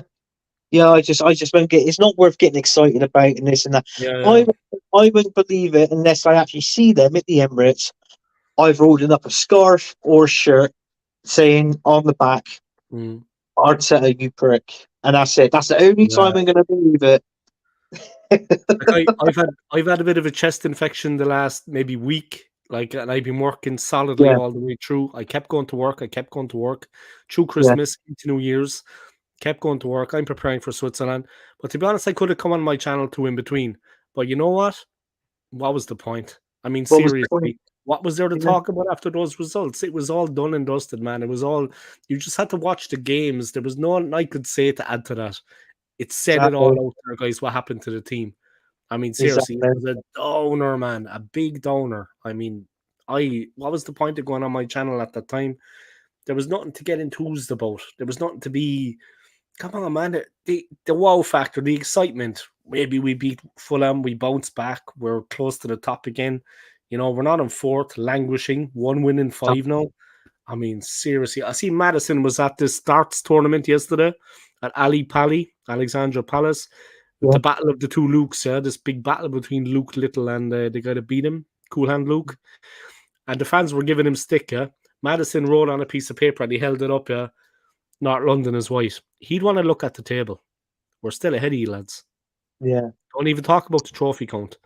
He want to look at the Premier League table. We're still 1 point ahead of you, boys. So I mean, big in up, all fairness, Dave. In all fairness, big Dave, up, Arsenal. that was stupid because if there was No, any Arsenal fans or anything, he could have started a fight. I mean, Yeah, he could have started a fight doing that. hurt my hand there. I hurt my hand with the power. Yeah, Ah, that would have been power, that man, would have been power. entertaining to see because I'm not a darts fan. I'm not a darts fan. I think to me, darts is not a sport to me. I know you're competing, but you don't Nah, sport. And nah, so what I mean, so darts is not a sport for me. I like no. something where you got to compete They're not in. athletes. They're not athletes. Yeah, yeah. I only And looked at super it players. yesterday because, there's been so much hype about the final coming up. I watched the Yeah, highlights. mm, They're fast though. They are fast, man. You have to say that. Like when they're throwing, it's like yeah, they don't take time. They just literally go bang, bang, bang, bang, bang, bang. Triple yeah, 20, triple 20, triple 20. They rattle it off like it's nothing. Whereas I'd be looking at the board for 5 minutes and then I'd throw and I'd still miss. They literally go like that. Bang, bang, yeah, bang. The money that they won, man. The winner got 500,000 and the second place got yeah, 200 grand. Big up, man. That's a lot of money, man. Like he was like this yeah. watching it at one time. I think he wants to become a player. Connoisseurs wants to get into the circuit. Yeah. Do you know what? I got a little story here, Dave. I used to go into my when I lived with my Oh, parents. I used to go into my local pub, and it was called Snooker City. And this guy, nobody knew who this guy was. And I was watching him, and I played him in a game of snooker. And this is true because he's from Bristol as well. And I'm going to say, yeah, he did beat me. And this guy was Judge Trump, the snooker player, what's and his name? Trump, the, Trump. yeah, the snooker player. I don't know if No you heard of relation to him. Donald, no? No. No, Okay. no relation to him. And he asked he was looking for a sponsor at the time, and he asked the guy that owned the pub, and he said, "Look, I'm looking for a sponsor. Would you sponsor me?" He said, "No." And looking back on it, I bet he bloody wish he did sponsor because he's up there with all the greatest like Steve Davis, Stephen Hendry. Yeah, Ken Doherty. Yeah. Yeah, he's up there with all of them. So Mm. but yeah, Ronnie he was from O'Sullivan. Bristol. Yeah, Ah, we got a new look who's in the house, man. ASC always let me put up that comment first. Emery hasn't spent a quarter of the money that Arteta has, and look what he is doing at Villa. there you go. Anthony in the old school house. Yeah, Anthony's a resident. You know what I mean? On the Anthony's a Bristol. resident. Anthony used to be a resident at the Playboy Mansion. Now he's a resident here. You know what I mean? Yeah, yeah. I've not you Hefner. This is Dave Hefner. The Hefmeister. Yeah, He was the dressing gown and the cigar guys. You know what I mean? He was the man. mm, He was a classic Hugh Hefner, though. I'm not going to go too much into it because I get banned in the future. But even my ex-wife, she used to say that he was a classy guy because he did the photos of the girls. He put it into the magazine. You know what I mean? But it was tasteful. It was tasteful, a lot of it, yeah. It was yeah, tasteful. yeah. You know what I mean? It was I mean, let's be arty. honest. Let's be honest. Playboy was tasteful. When we get older at that age, if we was his age, that's the sort of person you want to be like as you Hefner, wouldn't you? All the nice women around you, and all this and that. Oh, Yeah. yeah, You know what I mean? He lived the life. All the Yeah, play-by bunnies. I mean, mm. we got a couple of play-by bunnies in our team. You know what I mean? We need to replace them. But all the play-by bunnies. You know what I mean? Poor old Hefner. He knew it wasn't about love. He didn't know they loved him, but you know what I mean? Yeah. Emery's an elite manager. Look what he did with the crap he inherited when he took over from Wenger. Jesus. Wenger's getting it as well. He got such a tune out of Iwobi. We got Yeah. 34 million for him from Everton. Yeah. McManus is right. He is absolutely right. And I tell you what, I mean, you're talking about finishing fifth in the league and getting to the Europa League final, losing to Chelsea 4-1. But look here, we had to in that final and most of that season, we had to play Cole Jenkinson at right back. I mean, come on, let's be honest. The Oh, just stop. staffing, I remember was, that game. yeah, and I was crying in that match, man. I was in work, I was working yeah, in a book warehouse in West London with Chelsea fans, and we were watching a match on a big screen. yeah, When I say match, there was no match. We got whitewashed. yeah. I was watching it with a Chelsea fan, and I swear to God, it was absolutely soul destroying. He was laughing away, like he was laughing away. He knew they had us. Yeah. Oh my God, man! Yeah. I I mean, don't even think though he's I'm talking about you frustrated, here, it winds Anthony. you up. This is Yeah. not you, Anthony. This is Anthony that plays for United, I think. What's the question? Is that supposed to say who's worse, Anthony or Eddie Nketiah? For me, both well, yeah, they are both trash. They are both trash. Anthony from Man United is absolutely rubbish.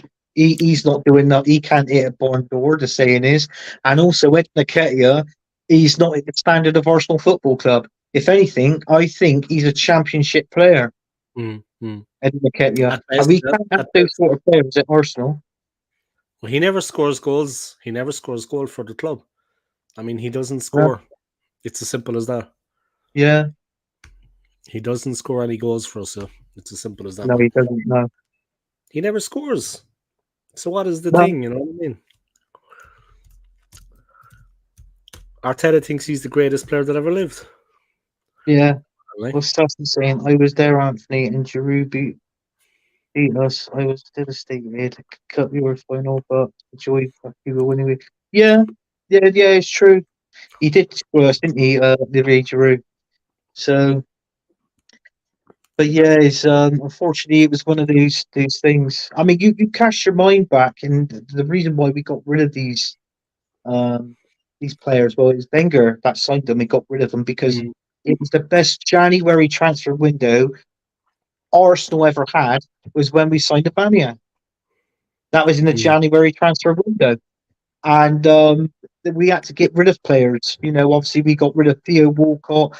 I mean, the Ox Chamberlain. He went to brilliant player. Liverpool. Giroud Brilliant player. left.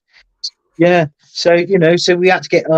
I think if Iwobi, I'm not too sure if Iwobi left then in January or if he left at the end of the season or something. But I mean, Mm, we had to get rid of them because to clear like the books as well. So like obviously with the people on the wages and on the high wages, then I think.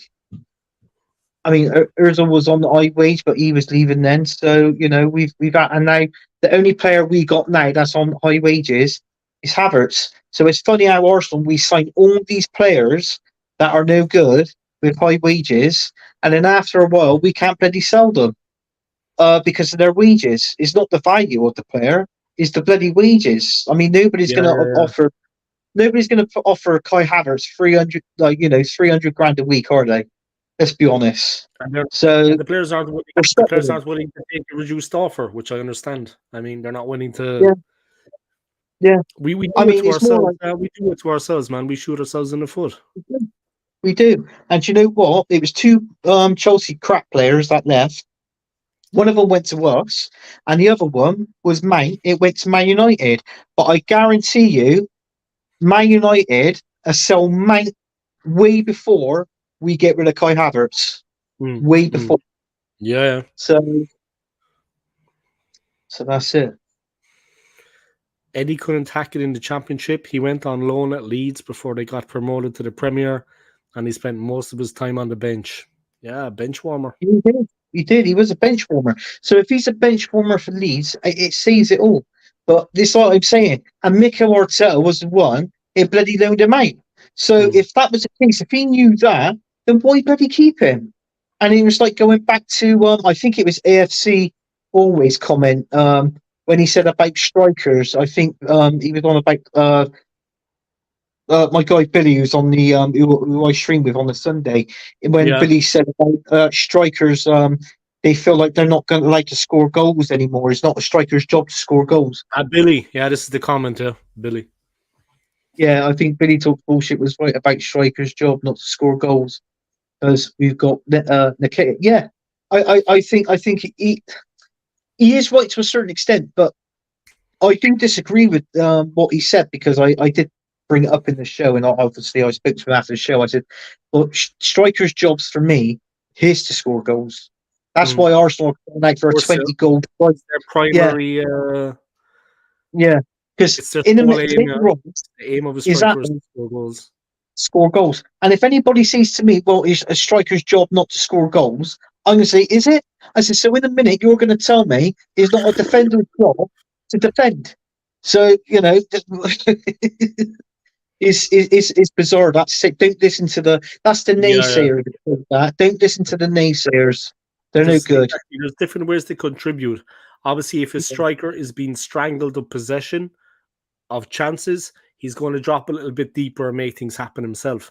Yeah, But the end result is he wants to score goals. He's just dropping yeah, deeper because he's not getting much service. At the end of the day, yeah. they're there to score the goals. You know what I That's mean? right. And sometimes you Yeah, have to vary it. He's going to drop a little bit deeper. He's going to play with the midfield a little bit, and he's going to make a 1-2, make one, get in behind. They all have to do it mm, at some point when they're being starved of service, but their main priority, like the striker, is to score goals. That is a defender is to defend and a midfielder is to play midfield. Like a striker is yeah, to score goals. I mean, anyone that thinks otherwise is, come on, like lads. I mean, Jesus, we got enough problems at the club now without this.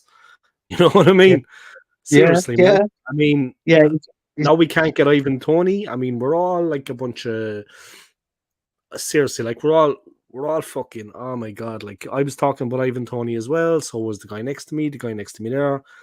Uh we were just, let's face it, like we don't want to admit the reality of the situation now. We're in a bad position. We think that United have got all the problems out there with the Glazers, this, that, and the other. I know now they have this new part of ownership come in. The man bought like 25% of the club or whatever. But we ourselves That's have problems. And we can't get rid of who was in charge of our club. And we're in a bit of a rut because every season we kind of get ourselves hyped up.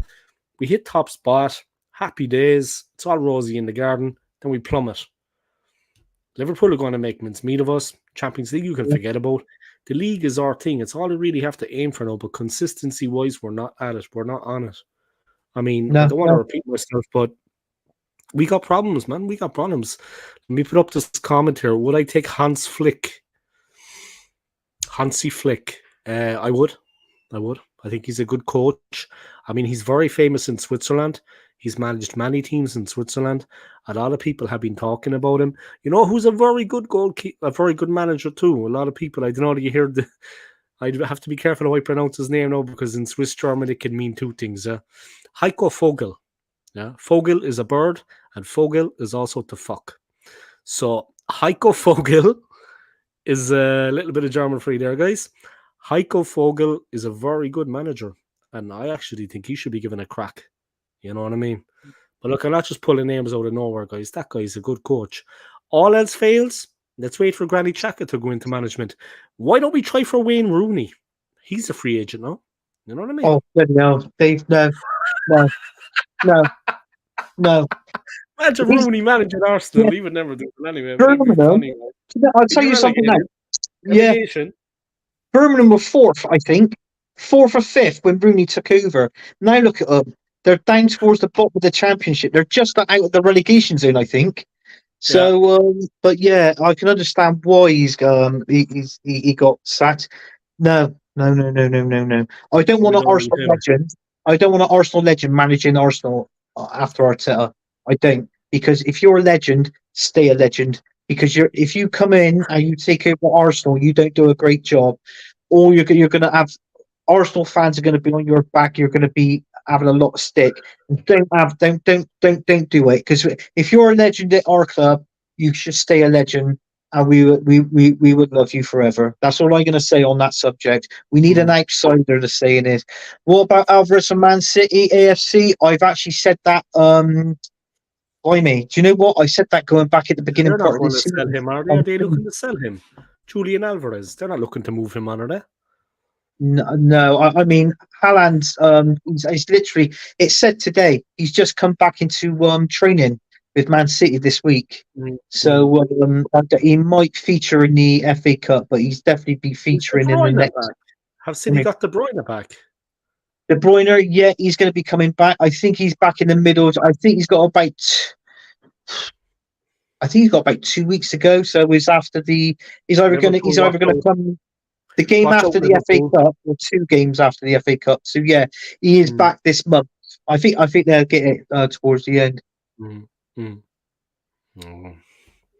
We're done anyway this season, guys. Our goose is cooked. So I'm just going to basically have my channel there for people to come on and rant. You know what I mean? That's what it's going to be. That's what my channel is going to be for the next. I'm doing a trilogy as well, guys. I mentioned this to Anthony before. He, of course, laughed at the idea, but that's cool. I mean, I'm only messing, guys. He didn't laugh at me, but I'm going to do a trilogy of streams. 31st of January, 1st of February, 2nd of February, live from Premier Inn, Heathrow Terminal 5, Premier Plus Room, yours truly, Old School Gunner, Goodbye London trilogy. But it's not Goodbye London, guys. It's Hello World. And I will be contributing. I will be continuing my channel in Switzerland, but I'm just going to do 3 streams from the hotel room before I fly out and leave the UK. So it's going to be fun. I'm going to ask a lot of people to come on the stream. Yeah, I'm going to start the next couple of weeks. I'm going to start asking people. I'm going to ask Kenny Ken, would he do me the honor of coming on? Yeah. Obviously, I'm not going to ask Anthony because you know what I mean. I want real Arsenal fans. Thank God for that. If Anthony ever sees me, I swear to God, I'm going to get some beaten. Look at the size of the guy. But, no, it'd be guesting. Yeah. If he watching Dave, he's going to be doing the remake of Die Hard 2 in the airport. That's what he's going to be. Gunnosaurus. So he's got a gun in one hand, Gunnosaurus in the other. And the Predator is going to be in the terminal somehow because I have to get in the line. Get to the chopper. You know what I mean? Jesus, no, that's the wrong film. It's the wrong film. You know, that's what I said. I have to put the Predator in there, though. I have to have that line in there. Line in there somehow. I have to get that line in there. Let's get that line in there. Maybe you can be imaginative. Get to the chopper. How about Yippee-ki-yay, motherfucker? That's a good one. Poor Bruce Willis, man. I feel sorry for him, no way. Oh, I do. Yeah, it's sad. It's sad. Guys, for those of you that don't know, he's got Alzheimer's, man. Yeah, no, it is sad. I was watching him in Pulp Fiction there last week, when he's in Pulp Fiction. I mean, what a great movie, man. Fuck. Yeah. I like him in the. I still like him in the Die Hard films. You know, I think he was great. When Moscow was a bit, I don't know, but when Moscow was a bit hit or miss.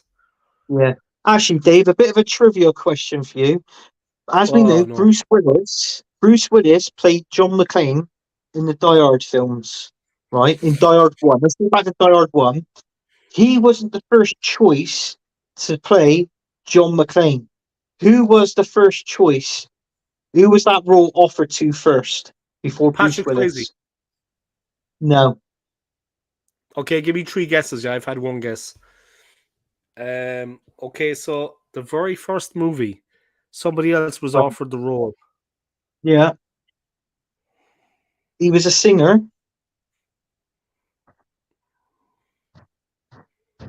Don't tell me. And yeah.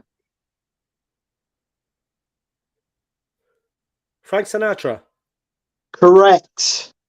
Fuck, how did I know that?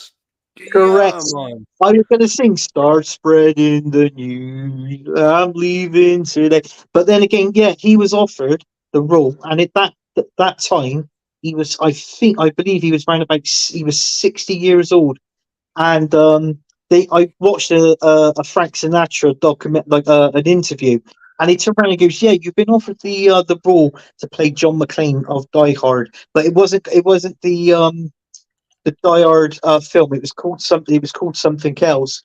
And he said with all the stunts and all that, because I think he was in a little series. He played a policeman in a series, Frank Sinatra, as well. And they said, "Are you?" He said, "Look," he said, "I can't run around shooting guns, rolling around, jumping all over the floor." He said, "I got these." He said, "These days I'm struggling to fucking sit down on a chair." He said, "So how can I do that?" That was what he said in his interview. So yeah, so they offered it to somebody else, and then Bruce Willis was the last one to get the job.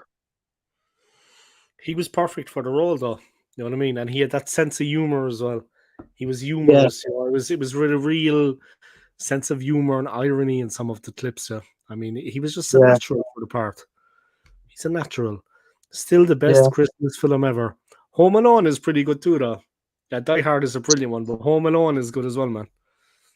yeah. Die Not Hard the one. one in New York, yeah, the first one. Oh, you like the first one? Yeah, I was watching Roadhouse actually at Christmas when I was at the hotel. Roadhouse is a good movie with Patrick Swayze, man. Patrick Decent movie, Swayze. man. Yeah, Yeah, Roadhouse, man. Great yeah, action flick. Some good fight scenes in it. It's a good old yeah. laugh. You They got to don't make watch that. movies like that anymore, Uh, Anthony, man. you got to watch that film that I told you when I was on the last streaming with you.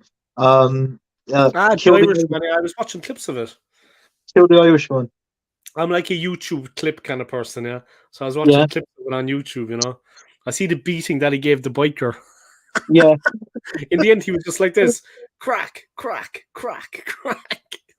yeah, He wasn't even extending fully. He was just like, yeah. No, honestly, it's a good I'm film. a YouTube clip kind of guy. Yeah, that's what I was doing, Yeah. now, man. If you could watch it, I tell you what, that'd be a good film to watch. But as soon as you leave the country, you go over to Switzerland. Make sure that's the first film that you watch over there. Honestly, seriously, I'm it's a going to be at good a film. nudist colony. I'm going to be at a Swiss nudist colony, so I'll be naked watching it. But yeah, sure, cool. Oh God, All I have on is the sliders. You know what I mean? I'm like, oh, hello, God. hello. 'Cause it snows over there quite a lot. You ain't gonna do like the angel with like in the snow, are you? Where you're gonna go. I did that. I did that in Budapest before, Oh, years not with a ago. pair of. Oh God, Right that by the won't wearing a House of pair of. Parliament in Budapest, and the Oh my security were God. looking at us, and they realized we were just messing around, so they let us Yeah. carry on. Then we built a Oh snowman. God. There was definitely I could. yellow snow at one point. I remember there was a lot of yellow snow around that area. No, you got to show. Oh bloody hell! It's a lot of piss then. But It yeah, was but what? freezing there, but we built a snowman. Oh, I just had a vision. Dave doing the angel wings in that in the snow, wearing nothing but a pair of speedos. Oh God. I wouldn't have the body for speedos. In fairness, I mean, you know what I mean. I'm not a big porker, but I mean, I wouldn't have the. Nah, Oh, not able for it. Not able for it. not even me. Planes, Even I wouldn't. Even I wouldn't do automobiles, that. John Candy. That's a good movie too, man. Planes, Trains, and Automobiles. A sad movie too. No, That's a I good like movie. that film. John, yeah. Uncle Buck. Uncle Buck is Yeah. good with John Candy. Uncle Buck. Yeah, that's my brother's nickname. Roadhouse. The bird in that. Yeah, she's the doctor. The doctor in Roadhouse. How would a guy like you become a bouncer? And then he says, "Just lucky, I guess." She's stitching him up after he got knifed. Good movie, man. Good movie. But how was your Christmas anyway, man? Was it all right? I mean, mine was quiet. I was just working. Mine Yeah, my was. Christmas was fine. Thanks, Steve. Yeah, my Christmas was fine. My New Year was fine. You get I any went. nice presents? Any nice gifts? Yeah, we did a secret. We buy Christmas presents, and with my missus, with her family, we do like a secret Santa. Hmm. And they came over to here. It was on the 27th, day after Boxing Day, and we come here. We had some food, some drink, just chatting and laughing, and then we did the Secret Santa. And my missus, her sister, said, "Oh, here's your present," but she didn't. I got a funny feeling. I think it was her. That was my Secret Santa this year, my missus' sister. And I opened the card. I had a card with two scratch cards in it. I Hmm. scratched them off. I won £100 on the scratch card, and Fucking. You're the luckiest man ever, man. I swear to God, you got the Midas touch. I mean, you're like Willy Wonka. If there was a yeah, Willy Wonka, right, and if there was one of those chocolate bars, you would find the golden ticket. Like, I mean, I Yeah, know you yeah. would. I won £100, and also she gave me it was a a blue polo shirt, and I looked on it. I thought, what's that? And it had the Arsenal badge. So I had an Arsenal polo shirt for my Secret Santa and 2 scratch cards, and winning that. But I thought it was good. I thought it was brilliant. And my missus said, "Oh, right, half of that is mine." And I said, "I got 2 words for you, and the first one is Of get, course, and the other one is you know what." get bent. Yeah, Do one, son. You know what I mean? Oh, that yeah, gardening, missus. I love you, but not that much. You know what I mean? yeah. That's right. That's exactly what I said, Dave.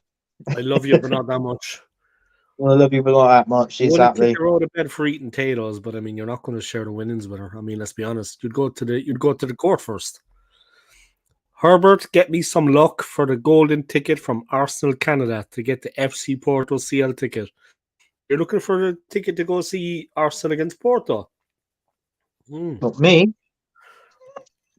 Yeah, Saski Gunnar wants to go, but he wants you to get him a ticket. Must be a good game of ticket. Do you know what? I'll be honest with you. If you actually go onto your phone and you download, just type in Arsenal Football Club like on your either on your Play Store app or your Apple app, whatever phone it is you've got. If you got that, download it, get the app on your phone, and then it comes up the list of games. Obviously, the next lot of games what Arsenal are playing. Press on that. I take it obviously is the home game because you mentioned the Emirates. Press on that, and it'll tell you how much a ticket is to go in. But you've got to select your seating area as well, whether it's just for Mhm. you going, or whether it's for you, your partner, or a group of friends, or Mhm. whatever. But that's what I've got. I've got the app, and I look on there. They got good merchandise on there, like clothes wise and that. But at the minute, I don't spend nothing on there because What's the name of the app, what's that? Anthony? What's the name of the app? Sorry. What is the name of the app? Um, is Arsenal. Hang on a second. If I do this, it's on my phone. It might cut off, and I might have to come back in again. Um, Let me have a look. If you type in, oh, hang on, wait there. It does come up on my phone sometimes.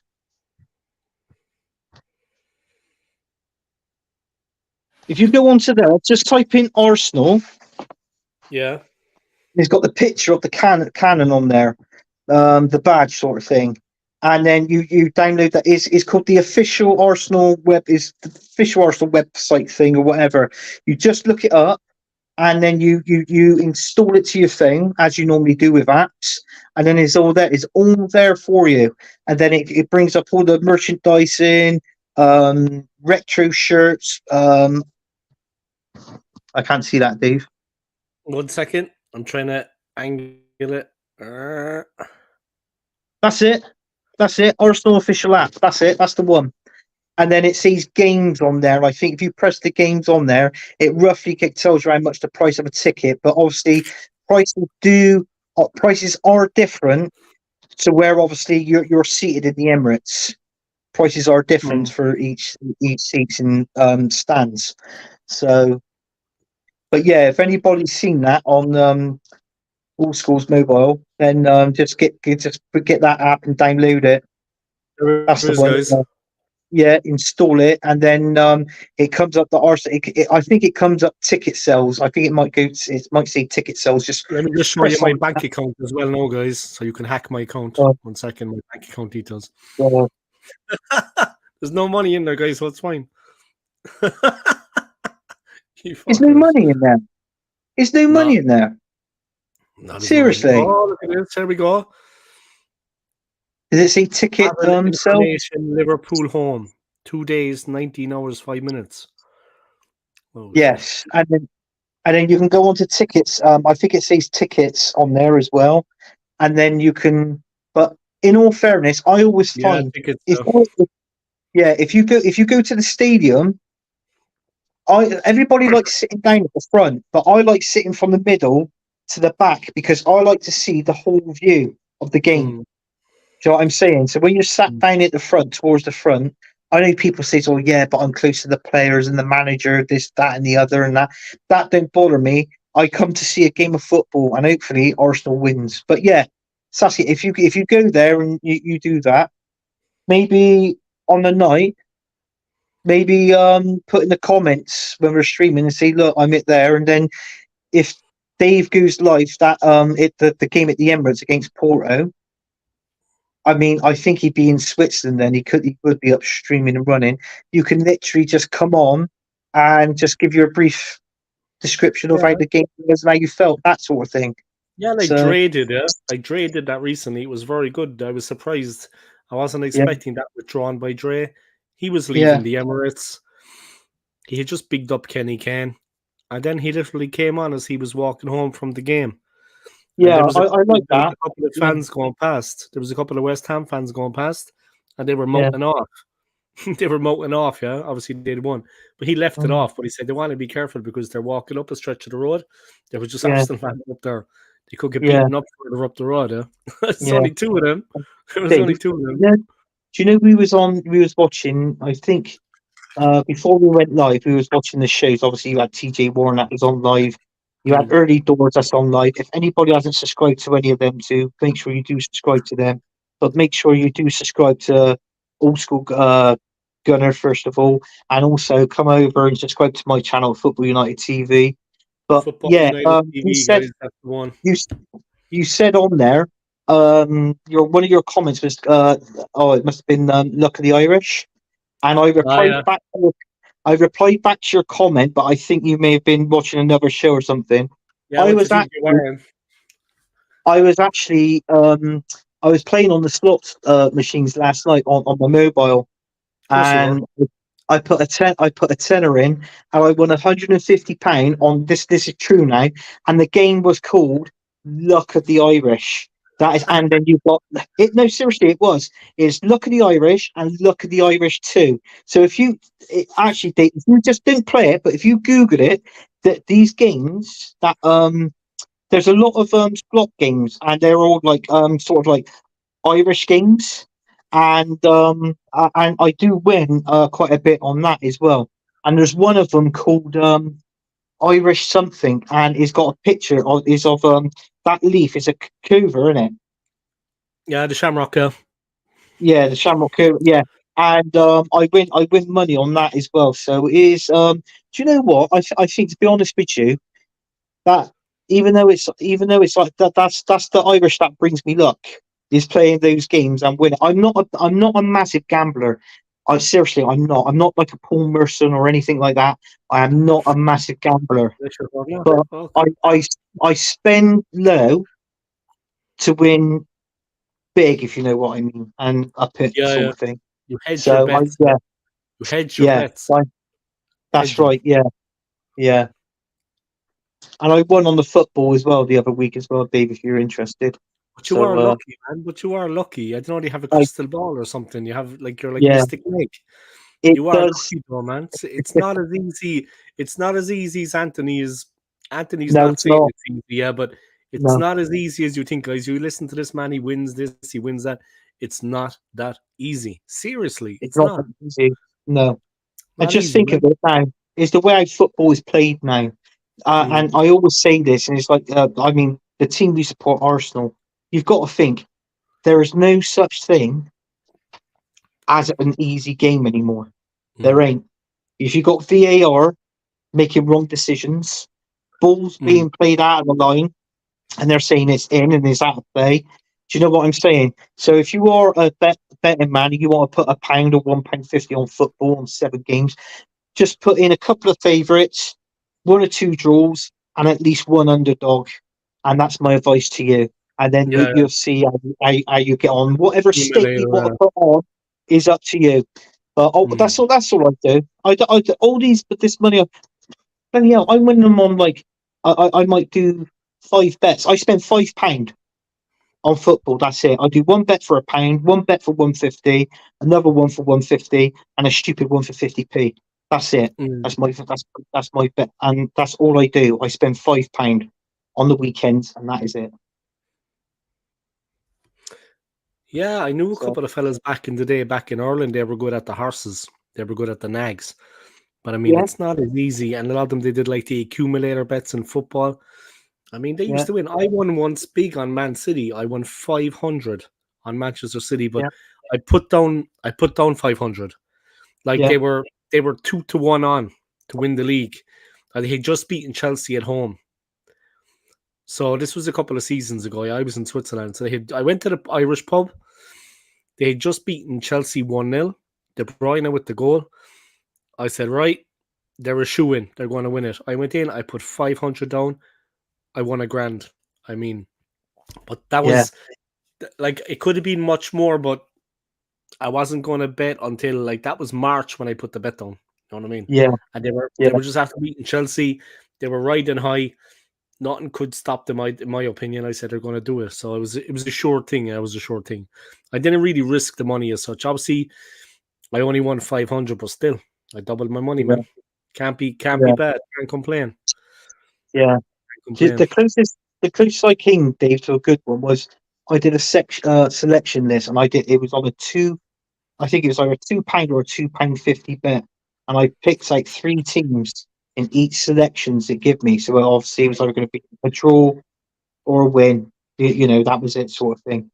Mm, And this was when Man City when they first got into the Champions League, mm, and I needed this game that they played against this. I think it was an Italian team, and they drew 2-2, and it was 2-2, and Aguero had a penalty, and I had Man City to win. And with all this, and now on these sections lists, you get stupid returns, and I mean stupid returns.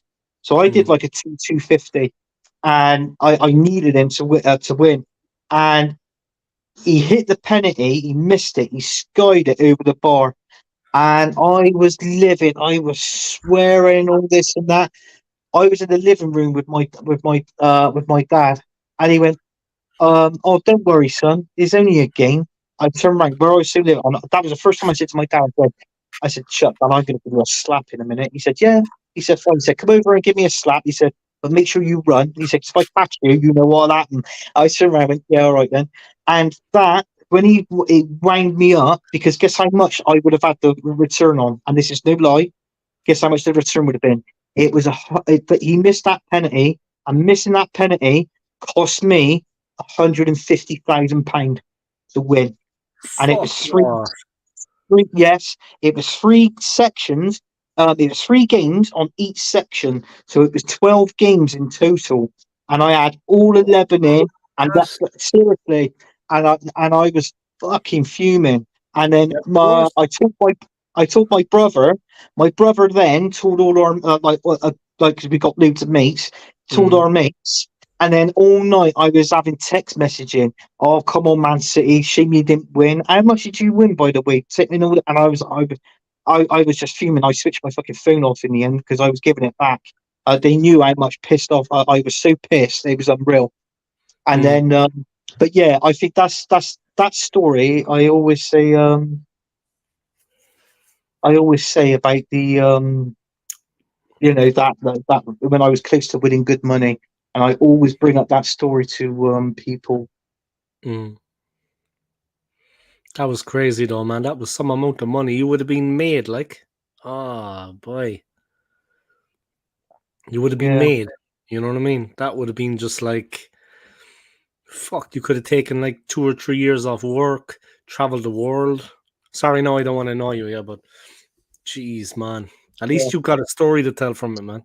You got a That's story a to tell. story I could tell. Yeah, That, that and is I that is a story worth telling. yeah, A story to I I was pissed off for a whole week. mm, Seriously, that was how it got to me. It really got to me, and I was peed off for a whole week. mm. So, but There's nothing then worse again, than someone saying it's only a game. That's it, yeah, only a yeah, game. You're a yeah. sore loser. Don't worry, man. It's only a game.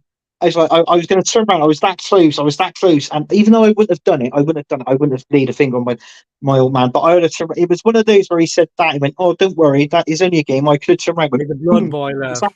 Made the is that blood her? boil. Yeah, it really made the blood boil. And I had to walk out the room. Seriously. I was like, nah. But My yeah, best that's one the way I ever was. was calling the Euros with a Russian bookie when Euro Cup was Poland Ukraine. and my buddy was at that game and calls the Italy beating England in penalties. Bold call, but I thought, man, England always lose penalties. Oh, Yeah. But yeah, it was hard for that week. But then again, it's like what I said: you win some or lose some. But I never ever bet big. Never bet big. bet Honestly, small, lose small. Now. Bet yeah. small, And lose small. yeah, that's right. Yeah, and we never advise. They're We smart. never advise serious betting on this channel. If you know what I mean. Yeah, we don't. We're not. We would never advise gambling, guys, or getting involved No, in gambling. no, no. Gambling high amounts of money and gambling your whole wages. We would never advise that, guys. I Yeah, don't no, gamble at all myself, to be honest. no, But life is a gamble. You know what I mean? But we would never yeah, advise people to be gambling. yeah, no. Aiding in It's with the nice. comment, guys. Red card for Everton. Oh man. Red card for Everton. I'm Yeah. watching. I Calvert still got. Lewin. Calvert Lewin is off. 11 minutes to go. Oh God, well that's going to go. Actually, I don't think that'll go into extra time, wouldn't it? And I think that goes. Does it go into another It replay, goes or to does a it go into? replay, yeah. It goes to a Yeah. replay.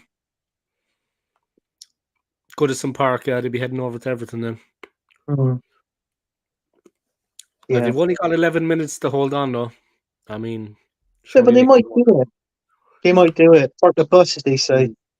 Hit him on the brake. The odds were crazy good for calling exactly England losing penalties. The Russian bookie was so pissed. Could have been an international incident there, you know what I mean? He could have been Yeah, friend of Vladimir's. If he's friend of yeah. Vladimir, there's going to be trouble. He could have been a friend of Abramovich's.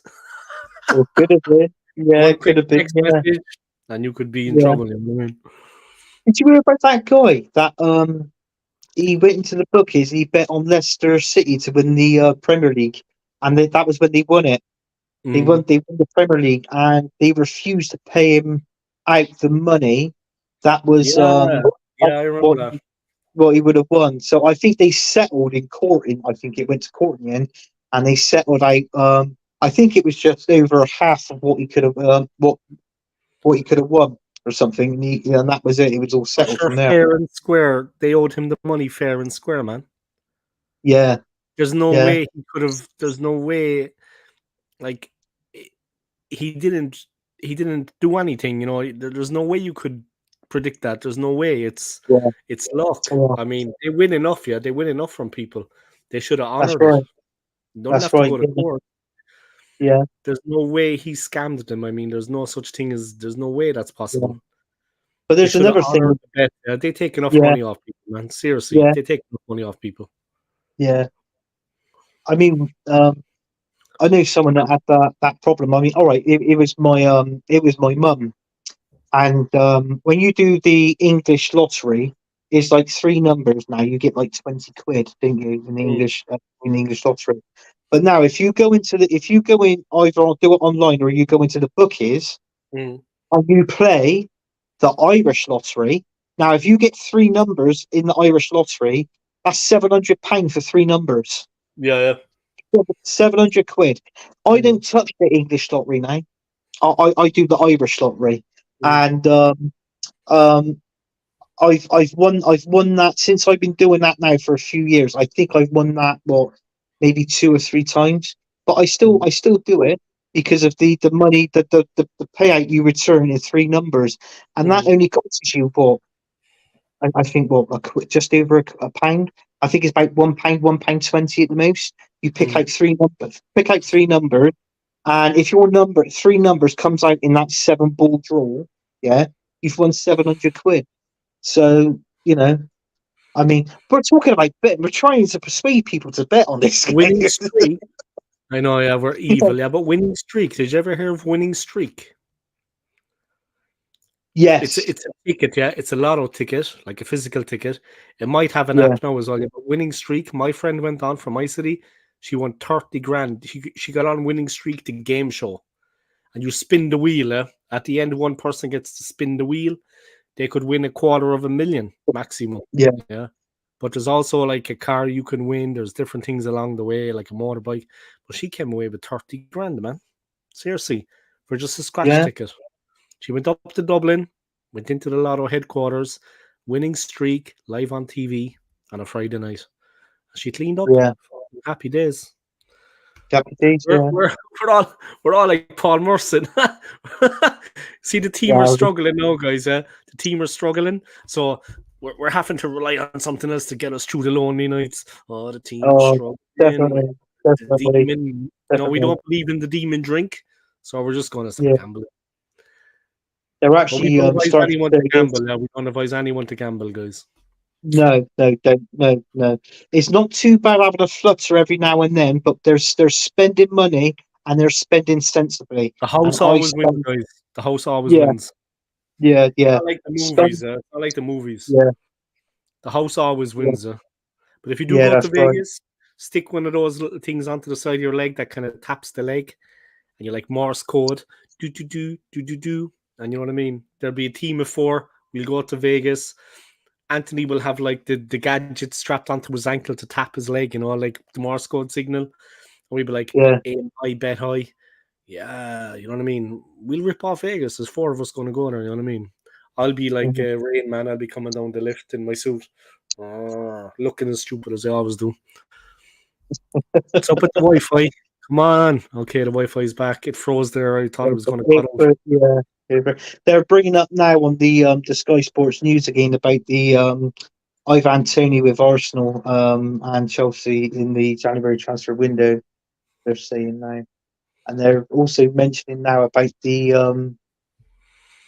it's about Steve Cooper who got sacked from Forest. Apparently, the rumor is if that they're saying, I've read this, they're saying if Tim Hag, if he doesn't produce results out at Man United, either Graham Potter or Steve Cooper is in contention for the Manchester United job if Tim Hag gets sacked.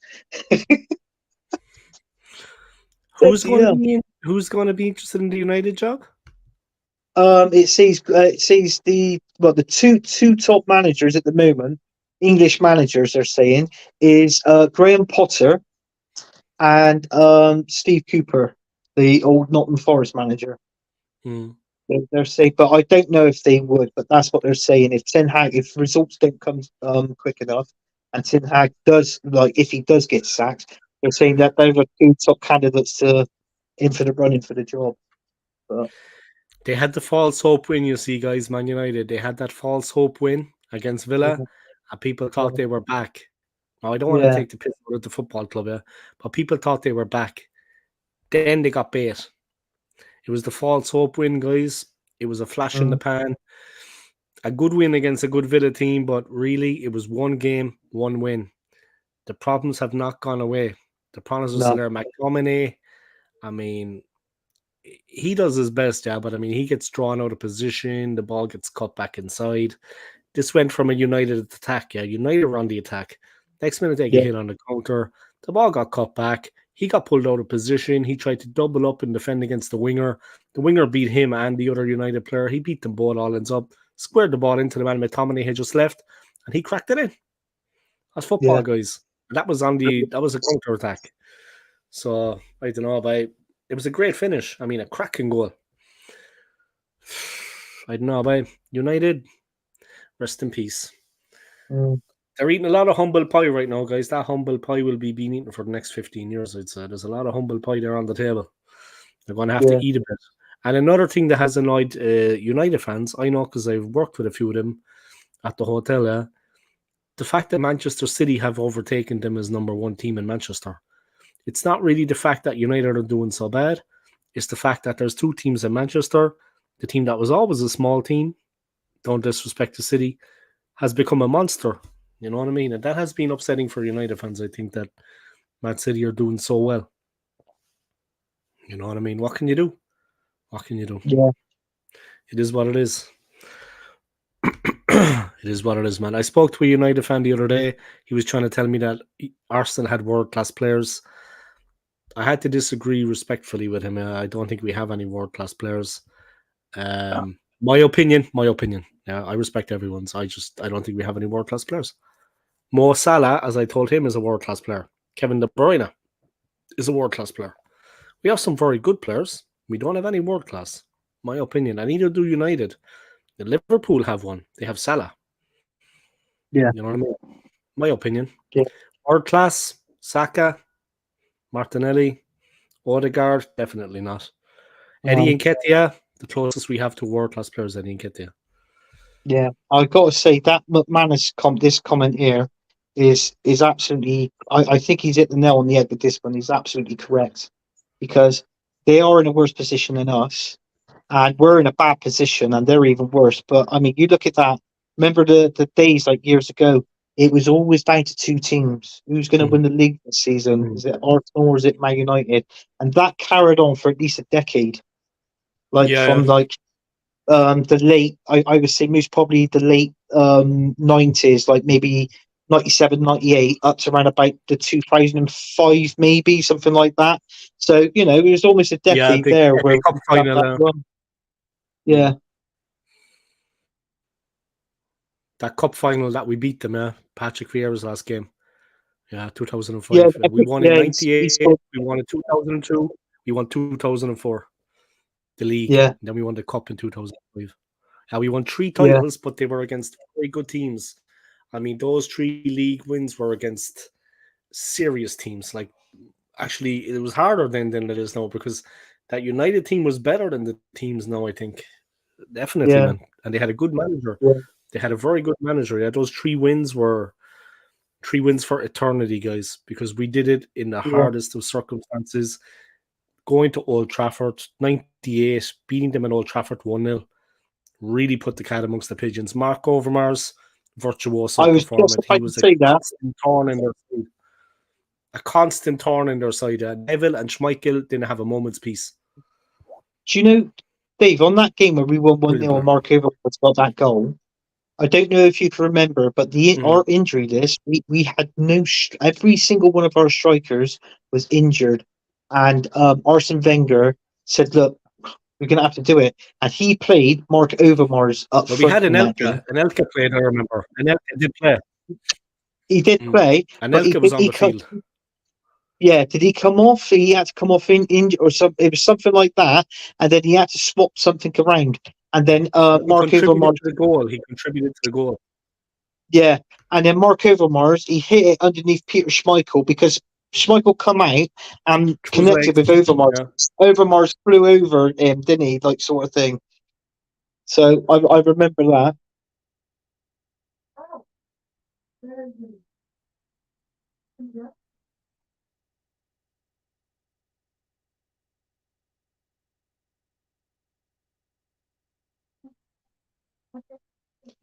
I think Dave's crashed. Is he gone?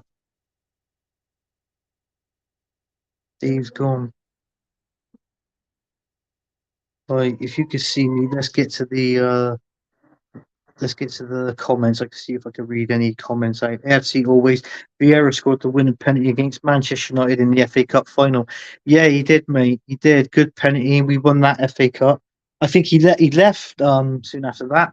He went to I think it was Juventus. Won it for 14 million, if I remember. McManus game Patrick Vieira absolutely class. But listen, all these players that we've had, whether it was Dennis Bergkamp, Anelka, um, like the likes of Ian Bright, Thierry Henry, Will Tord, Vieira Petit, Overmars Perez, Freddie Lundberg, all these players now. Listen, we enjoyed them when we got them. When we had them, and then that was it, sort of thing. And that was it. But unfortunately, there won't be another Arsenal like that if Arteta's still there. In all fairness, and AFC always. Let's have a look and see what of them are saying. 9 added minutes for the FA Cup match on. Yeah, it is. Yeah, I've just seen that's come up on my telly now. Aiden Nixon is laughing. He's a goner. David a goner. AFC always is the Anthony Herbert show from here. Actually, to be honest with you, I might as well take it. AFC. You know what I'm like when I do my shows when I'm streaming. I try to give good content or try my best to give good content. Just think tell Dave that. And AFC always Juventus. That's right. Yeah, he did. I'm taking over the channel now. Yeah, I'm taking over the channel now. I tell you what, when we finish this show, Dave's going to be on 2.2k subscribers. That's a fact. And then AFC always goes on to say, Anthony, why hasn't Patrick Vieira got a statue outside the Emirates Stadium to this day? It still baffles me. Yeah, it still baffles me as well. I mean, you got to look at the captains that we've had. I mean, obviously Tony Adams, you know, statue, which Thierry Henry statue, um, Patrick Vieira should be a statue. Arsene Wenger's now got a statue.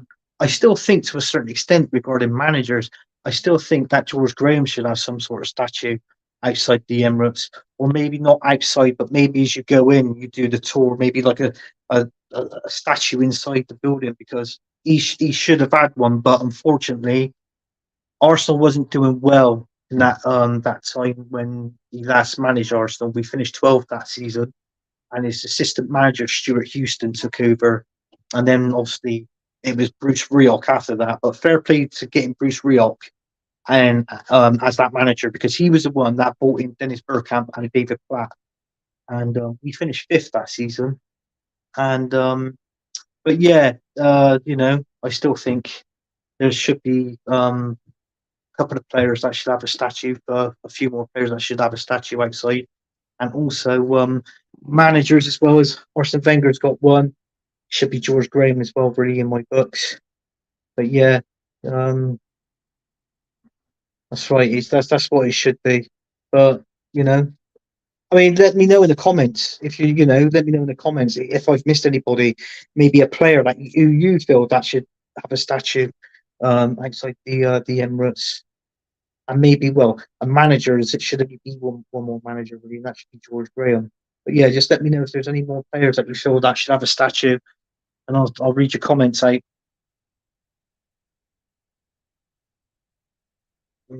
Another comment here. Bear with me, folks. I am on my mobile phone now, and it's not my show, so I've got to switch on and off. Yeah, George Graham. Oh, AFC always. Thanks, mate. He said George Graham, 100%, but these top gunners won't want that because he went to manage Tottenham. Yeah, this is true. He did manage Tottenham. He went to manage Leeds United as well. Did well at Leeds, and then David O'Leary was his number 2, and then David O'Leary took over as manager from there as well. So so that was that one, and then obviously managed Tottenham. Didn't really do well at Tottenham. I'm surprised the Tottenham fans. I think some of them weren't happy with that, but then the other half of them was sort of like taking the piss, saying that we got your manager in George Graham. The McManus Gaming, we should have had we should have something, but I think George Graham was getting too many broken envelopes. Plus, he went to Spurs. But I agree. George Graham should get some sort of appreciation for the. Yeah, he should do. I mean, growing up is watching Arsenal. George Graham was one of the best managers for me. Watching managing Arsenal. I mean, in 8 years he was there. He won 6 trophies in 8 years. So I mean that says it all, doesn't it? 6 trophy in 8 seasons is brilliant. Anthony of Morstan Dave. Yes, I have, Scott. Big up, Scott, and welcome to the channel. Dave's back now, so you've got nothing to worry about.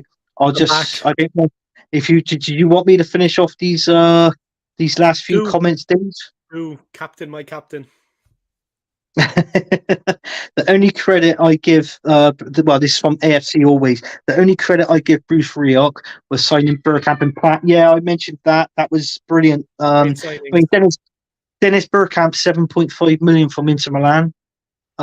David Platt was 4.4. I think it was 4 million or 4.5 from Italy, from Sampdoria. So that was good. I mean, Platty was brilliant. I mean, people remember him for England in the 1990 World Cup and that sort of thing. Obviously, playing playing over in England was back in his Aston Villa days. So yeah, so that was good, and I was glad. I was so excited.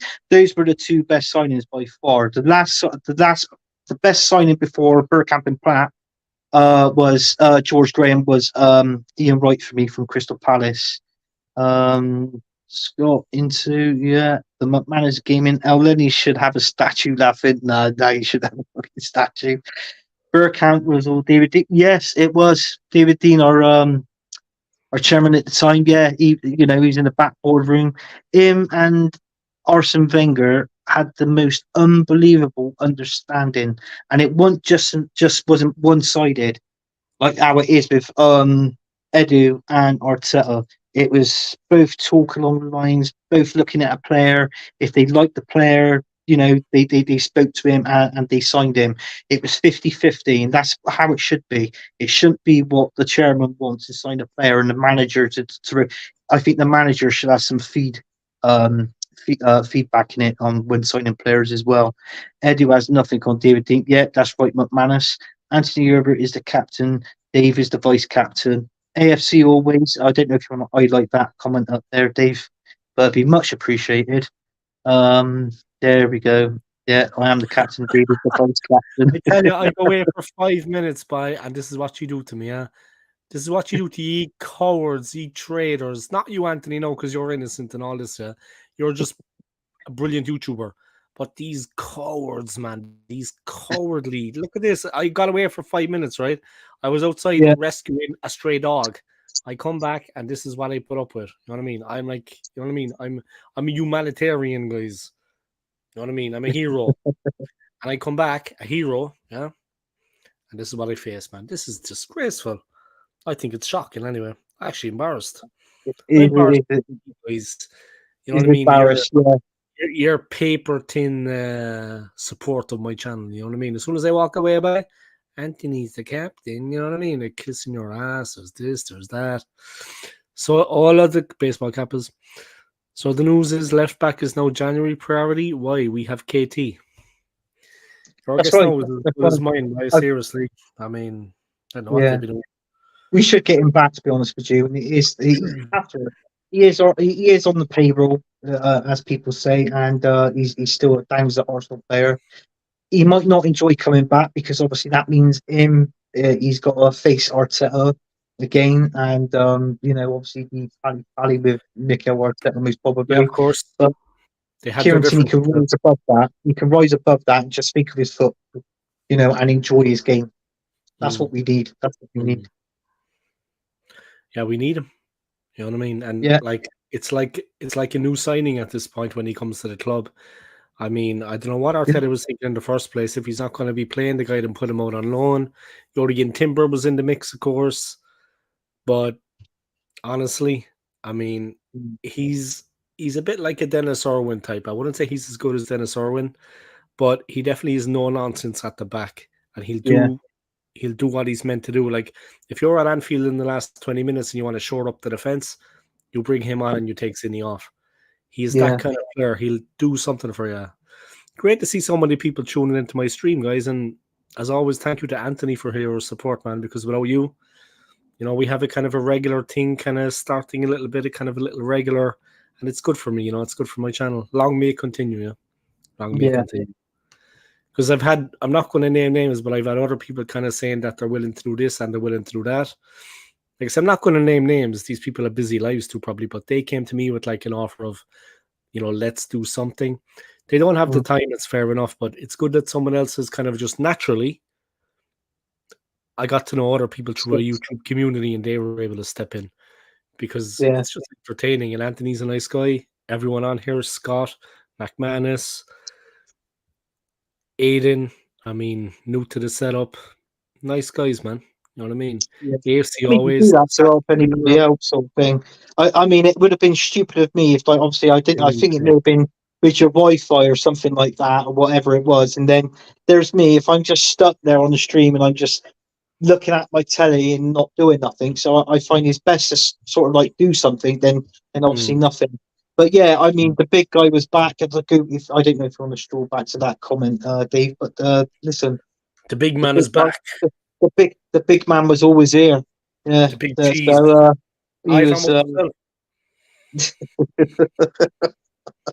Mine's sore at the minute, Dave. I can't. I'm like one of those New Zealand rugby players. You know what I mean? I do. Oh, hurt. Jesus, I'm strong. But I'm yeah, like brittle at the minute. I'm I'm like him, brittle. the Bronco Bull guys. You think of it, going around it in the working in the building trade, Tattooed as lumping, well, guys. I'm tattooed. You know what I mean? I'm tattooed. So you know I'm a tough guy. lumping, lumping everything down on the building site and going to the gym and that. I'm just brittle. I'm just aching all over in a minute. My arms, neck, back, Yeah, chest, the gym abs. is tough. The gym is tough and work is tough. Yeah, but the gym is tough. Well, I met my stepson there. We went to the gym and oh, blimey, and it was my fault really because I like embarrassing him on the lifts, on the deadlifts and stuff like that. And I said, "Come on, then." And then we're adding weights to it. And I go, "Come on, add the momentum. Come on, let's have it." And he's like, oh, "Fuck's sake, really?" I went, "Yeah." He was like, "That, oh fuck it, you've won. Let's go on to the next thing." I goes, "No, it's not about winning." I said, "Listen." I said, "There's new pain, new gain." I said, "That's it. Remember that. New pain, new gain." No pain, no gain. By it's the name of the game. You know what I mean? Yeah, No pain, no gain. I remember my karate training. There was plenty of pain, but there was plenty of gain. But there was plenty of pain, buckets of pain. The trainer was old school, man, and he old used to school. have us down in the press up position, like to the point where it was just, like you go down, but you're not allowed to come back up out of it. So you have to Yeah, hold like that tension. And then people were talking. He was like, "Lads, I can stay here all night. I'm grand. I have a car outside the door. I'll be home in 10 minutes. But you won't. yeah, Keep talking, lads." He's keep talking. I love it. Keep talking. He says, "Right, this person just added 20 more onto it." We were like, "Would you shut up?" We were in agony, way. I was walking out there like this. The first day I walked out, I could barely walk. Completely yeah, unfit. The first time you got to karate training, guys, my God, it was some wake up call. yeah, Flexibility, non existent. Inner yeah, strength, questionable. Coward, definitely. But a couple of yeah. years later, guys, I was up on that pedestal looking down below. Oh, Mm. yeah. Never got in a fight out on the street, guys. People used to just walk away from me because I just looked fucking mean. You know what I mean? I was me. I was an animal. I was Did you half ever play? man, half fucking bull. Did you ever play rugby, Dave? Nah, only in school for a laugh. Just in Yeah, PE, physical education. Nah. I played yeah, hurling for a while. Hurling is a tough sport. mm, Hurling is a hard game, man. Like yeah, slaps of the stick are quite painful, on the yeah. hands on a winter's day. Oh Ooh, man. yeah, They hit you they hit you here, look, when you're going for the ball. So they tap the hand, yeah. A hand tap. It's wet, it's cold, and the hurley is cold, and it's very painful, down yeah, here when you're going for the ball. A hand tap. Oh man. ooh, So yeah, painful. You've no idea. It's goddamn painful, man. So when you go for the ball the next time, there's a bit of hesitancy because you associate it with pain. yeah, Hurling is a tough sport. I like rugby though. Rugby is a good game, but we only played in PE. But I liked it. I liked karate more though. Karate's more my thing. The yeah, discipline in karate was like mad discipline, and it was good yeah. for someone like me. It was good for someone like me. Did you hear the story about Wayne Rooney and Roy King? They were away playing. I think they were Oh, away crap playing in the managers. Yeah, I've heard that one. Champions League game, and they were in the hotel. And Roy King said he loves his rugby. He said, "I do love my rugby." And so he said, "I was watching me rugby," and he said, "I can remember." He said, "I was sharing with Wayne." And he said, Wayne opened the door to the hotel room and come in. He said, I quickly went to the toilet. He said, and then from the rugby, he turned over, and this was an interview. This was during COVID. Roy Keane said this story. And he turned the rugby off, and turned over to the fucking X Factor, hit the remote control, ran out the room, shut the door behind him. And he said, and when I came back from the toilet, he said, there it was. He said, it was X Factor. He said, I knew obviously someone come in. He said, turn it over. And he said, for hours and hours, he said, I was literally looking all over that fucking hotel room trying to find a remote to turn it back over. And he said, by then, he said, I found out it was Wayne that done it, Wayne Rooney. He had a go at Wayne Rooney, and apparently Wayne had to go back at him. And then Wayne said that was when Roy King respected me, was when I stood my ground and had a go at him. And then Roy Keane said, "No, I didn't respect him." He said, I thought he was a twit to turn it over. He said, because he was lucky I didn't. He said, I was lucky I didn't hit him. This is what Roy Keane. That, so Wayne Rooney said that on a Monday Night Football, and then bloody Roy Keane, he said it on when he was having been interviewed on online here with Sky Sports. So they had they had a bit of debate about it. I don't know. And if somebody remembers the story in that, someone might bring it up in the chat or something like that. But yeah, I can remember that happening. Roy is a tough boy. Yeah. He's a lunatic when he gets going, man. He's actually, you can even see him now sometimes when he's on the panel. You can see him kind of going. Mm. You can see him kind of. Is it called the He's good with Overboard? Mika Richards. He's a good thing with Mika Richards. They have a good laugh. Yeah, I like that with him, like Richard. Yeah, The big man Mika. like Mika's yeah, like me. He's a big lad. yeah. He's good. I like Roy, and the more I see of him, I like him. I think he said oh, he does it with is him, Gary Neville, Jamie Carragher. I think Ian Wright was on there as well, and they had Paddy McGuinness was on there, and he was saying a quiz, and he said, "What is Gary Neville?" Oh, who else was it? And two other footballers. It was a footballer. It was Gary Neville, another footballer, and a manager. And Jamie Carragher went, "Yeah, I know that answer." He went, "What's that?" He said, "They're all pricks." And he and Roy Keane started laughing. What have they all got in common? That was when Carragher went, "Yeah, they're all pricks." Touche. Yeah. There is a bit of truth in that, though. There is a bit of truth in that. Biggest, I'm going to bring up this comment here from Aidan. The biggest derby in the UK. Oh, the biggest derby in the UK.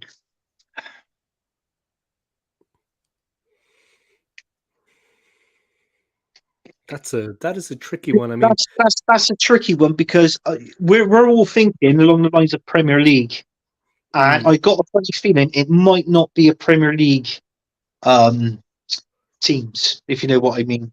maybe the Old Firm derby, maybe. Yeah, I think. Yeah, the biggest derby in it. I mean, if it's the toughest derby, I think you can most probably have to put it'd be most probably be a London team, something like Millwall, or do you know what I'm saying? Something like that. But I mean, I don't know. I mean, it's got to be. I think it's got to be somewhat bigger than Arsenal and Tottenham, or I Yeah, mean, you definitely. see Man United, you see Man United and Man City, even though that's a derby, but there's more rivalry between Man United and Liverpool, in my opinion, than Man United and Man City. But yeah, that's a good bloody question. West Ham versus Millwall. See, I knew it was Millwall. I got one of them right. West Ham and Millwall. Yeah, I think if Watford I versus remember Luton. Watford and Luton. It can be, but I think you've got to put. I think it's somewhere in there with Millwall, because we know what the Millwall fans are like. If you're going by club base and fan base as well, it's got to be Millwall. I mean, obviously You have Chelsea's got The South London derby, yeah, the OG derby, Peckham Brixton. no. It's Bristol. It's Bristol City versus Bristol Rovers. Bristol Definitely. City. I'll be a Bristol City fan myself. City till I die. It's City Mhm. till I die. They're blowing bubbles as well, but they got different color bubbles than the Hammers. You know what I mean? They be up there around there. Yeah. I heard somebody with your accent the other day again in the hotel, Anthony. I'm telling you, and I asked him where he's from. He said, "I'm from Bristol." I said, "I knew that." He was speaking with your accent, yeah, and I was like this. Oh my God, the man could drink. I was like this. That was Yeah. New Year. He was about to be having a couple of drinkies. He was having a couple of doubles and doubles and doubles, and then some more doubles. But he was talking, and I was like, it was like listening to you. I was like, Anthony? And I was like this, huh? And then I saw him. I was, that's him. He said, where are you from? He goes, Bristol. I said, I knew that. The accent is very distinctive, though. Yeah? It's very distinctive. Yeah. In all fairness, I'll tell you something as well, Dave. Over in Bristol, we've got we've got a lot of Irish people that lives over here in Bristol, honestly, and they're just like obviously lives in Bristol and that, and they they're not shy. They speak to you, but it's like most of them are like they sort of like live on council estates, Mm. and they they're sort of they're well known on council estate, but they always interact with the English as well. But that's what gives off a community between. Do you know what I mean? Between them, and Mm. but yeah, it is yeah, it's great. It's great, you know. So it's great to have different people from different countries, you know, obviously, you know, coming over and getting a community sort of thing The as mix, well. the mix. Yeah, they do. Yeah, I got to be honest with you as well. I know, like you know, obviously with the Irish, but they are nice people, and be honest with you, they're friendly as well, and they won't be. They're never afraid. And I'll be honest with you, Dave. They're never afraid to give a helping hand. Do you know what I mean? Mm. To give Yeah, you a hand as well. to help somebody You out. know? Yeah, and you sort of want to reward them, like you know, and then they turn around and go, no, no, no, no, no, no. Listen, he said, if I done you, they say, if I did you 10 favors and you give me one, that's it. That's all we ask, you know, Yeah, and yeah. and that's it. But yeah, I think they're yeah, they are good people. Yeah, they come from good stock. They come from good stock. You're always going to get Yeah. one or two that are just trouble, but you get Oh that yeah, everywhere. yeah, yeah. I didn't want to say that to get offended, like you know, but yeah, you can do, yeah, Ah, yeah, you get one or two that are kind of, you know what I mean. But you get that with everyone, man. You get that with everyone. yeah, You get that in Kensington as easy as you'd get it out in, one of the rougher areas. That could yeah, happen in Kensington as easy as it could happen in Croydon. You know what I mean? yeah, Get them everywhere, man. But they're all right. They're all right. Like I said, you always have to talk up to them a little bit sometimes. If they're kind of being a bit, if you speak up, they'll be like, this that's guy's right. all right. He actually speaks up for himself. You know what I mean? Not Mm, in a threatening way, but if you speak up, they're kind of like, this guy's actually got a bit about him. You know what I mean? yeah, Obviously, don't do what my buddy did. My buddy, yeah. Honest to swear to God. Like he's from the same city as me, obviously, and he's living over in Cork. So he yeah, knows the city, and it's a small city. I know his wife. She wasn't his wife at the time, but he was dating a girl up in one of the rougher areas of the city. I won't name the area, but yeah, he was there all the time up there. Yeah, he was all the time up there. So he thought he knew the area. He thought he knew the locals. The place has a ferocious reputation. But one night he went out late walking the dog on the street. It was just him. Of course, the boys came over. They wanted the dog. They were going to take the dog. Now, they were only 15, but they could mm, throw the hands. These guys can box. They can fight, Anthony. Yeah? So they were yeah, only 15, but they're the worst. The guys at 15 are the worst because they just have no sense. So they were going to yeah, take the dog. He wasn't going to go away with the dog. Luckily, a van went past with a couple of older fellas in it, and they were like, "Hey, buddy, leave the man alone." You know what I mean? And they told him to go back up to where they came from, to the halting site, back up to the halting site and leave the man yeah, alone. Lucky man, because he was all alone. It was dark at night. He was the only one there. There was nobody else around. They were just going to take the dog. So you have to be careful too sometimes because they are, like I said, when they're 23, 24, they're a bit more civilized. But when they're 15, 16 and they're coming up, whoa, mm, watch out, man. And they're bare knuckle boxers, Anthony. They're bare knuckle. They knock you out with one punch. yeah, They put you down. English as well, yeah, not just Irish, English too. And the yeah. Scottish version. These guys are bare knuckle fighters, Anthony. They'll Scott, knock you yeah, out with one punch, man. Do you ever see them put on a demonstration in the city? Sometimes they put on like demonstrations, like a gala. Look at them hit the bag. yeah, Jeez, by the power. yeah. The power is unreal for There's- 15 years old. I, Like, yeah, I watched the video.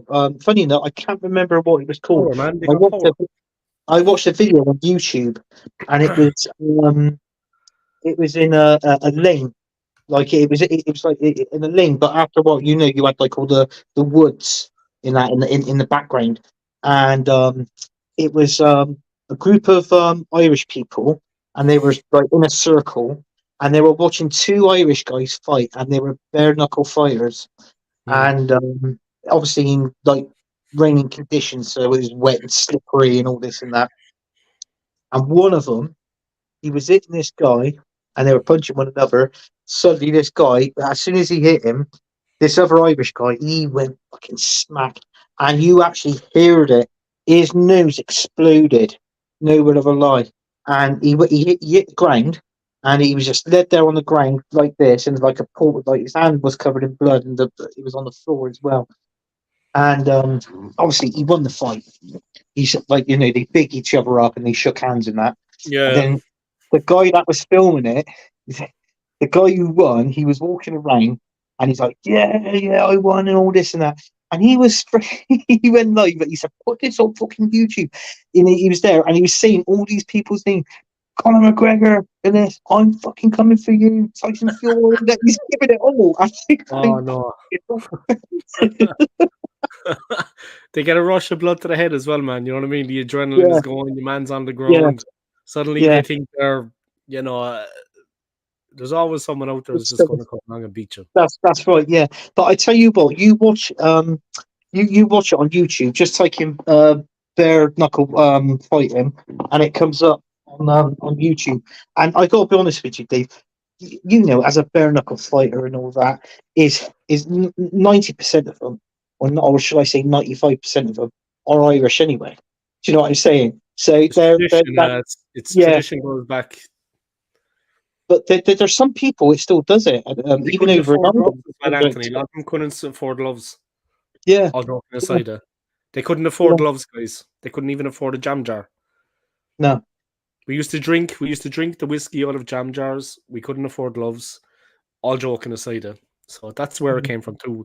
They didn't have gloves. They just used to wrap them in the white, the lint, like the material, and just mm, punch away. No gloves, nothing going on. yeah, These guys can punch. They can hit hard. I mean, very hard.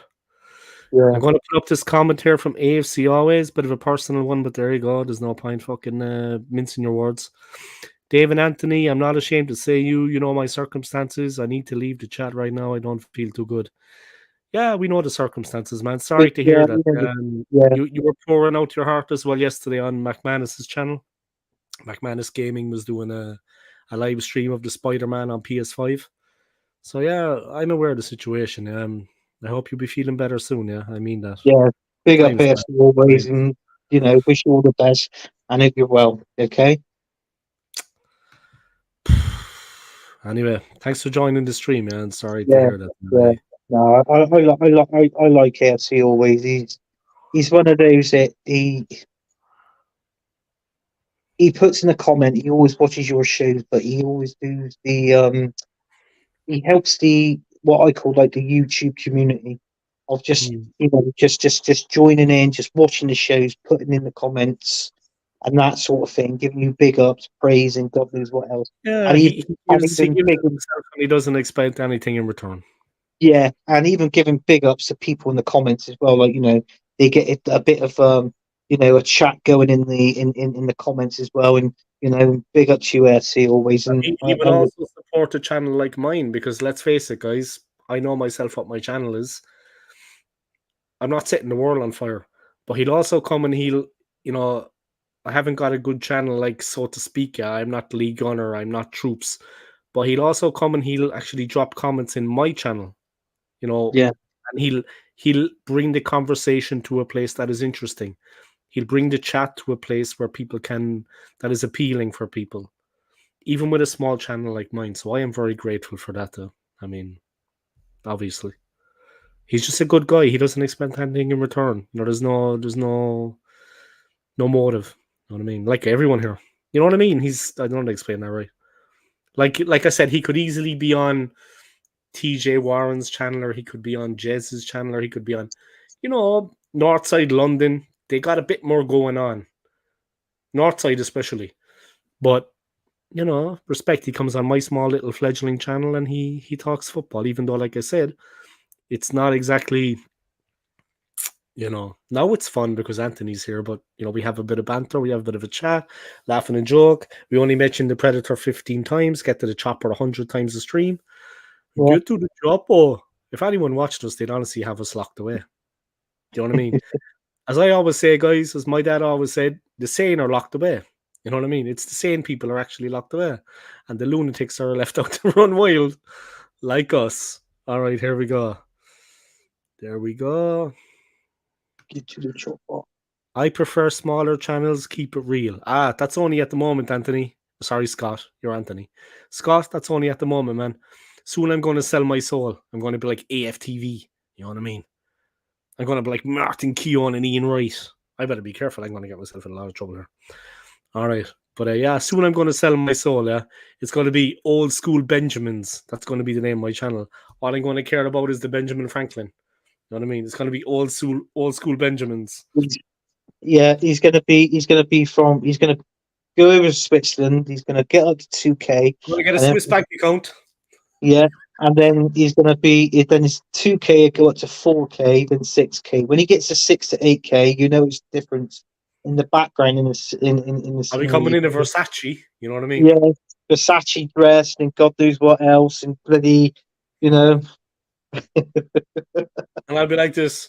Oh, sorry, Anthony. Don't have time for you on my channel tonight, buddy. But yeah, keep the dream alive over there in Bristol. And I'll Yeah, be like this. Just walking down Zurich, down by the lake. yeah.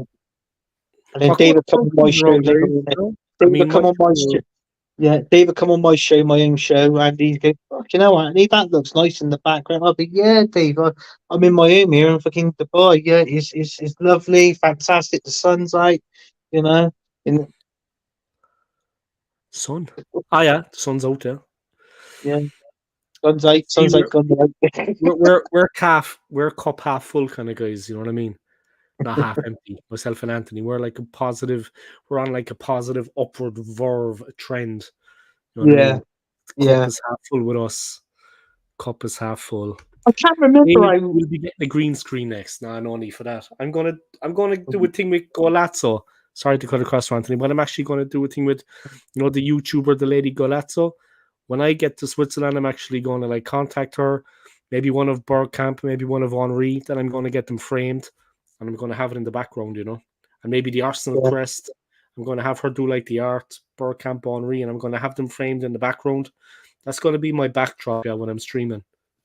yeah. It's And gonna be big good. up to her. Big up to Fran, by the way. Her I name's think Fran. she's streaming now, actually.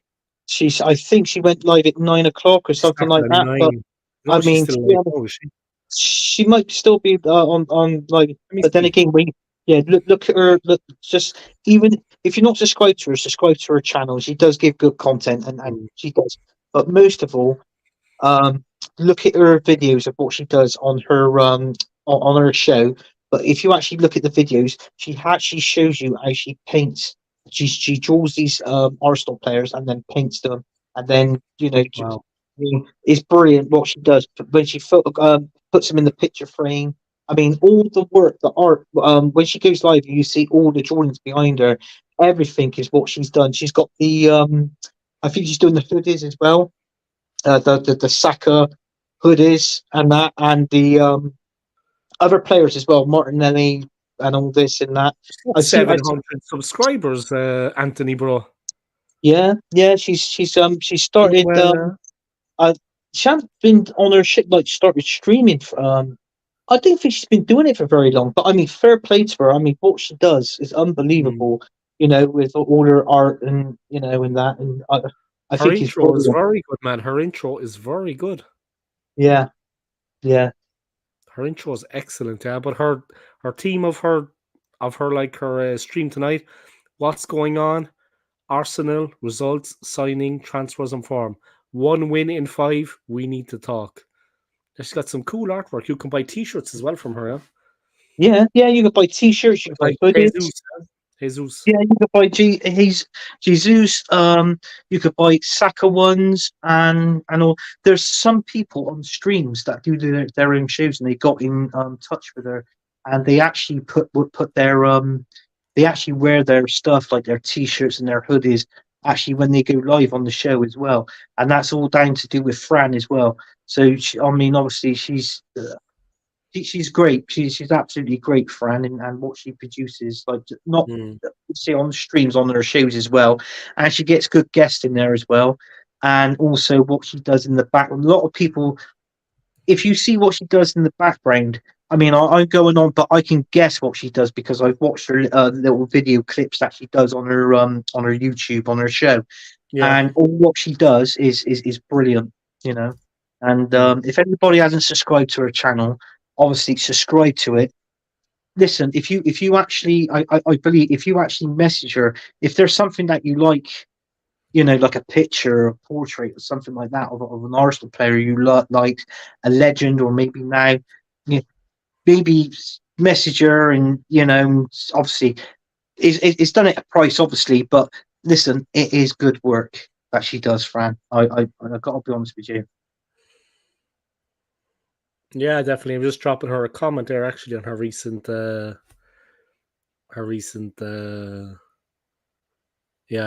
the content she did. She Yeah. also Oh, had the disclaimer at the beginning, you know, that is she she still doesn't want live? any yeah. She has like a Oh, disclaimer. she's still live. No, she's off. She's off. Oh, she's off. It went for like an hour. It went for like an hour. Yeah. Yeah.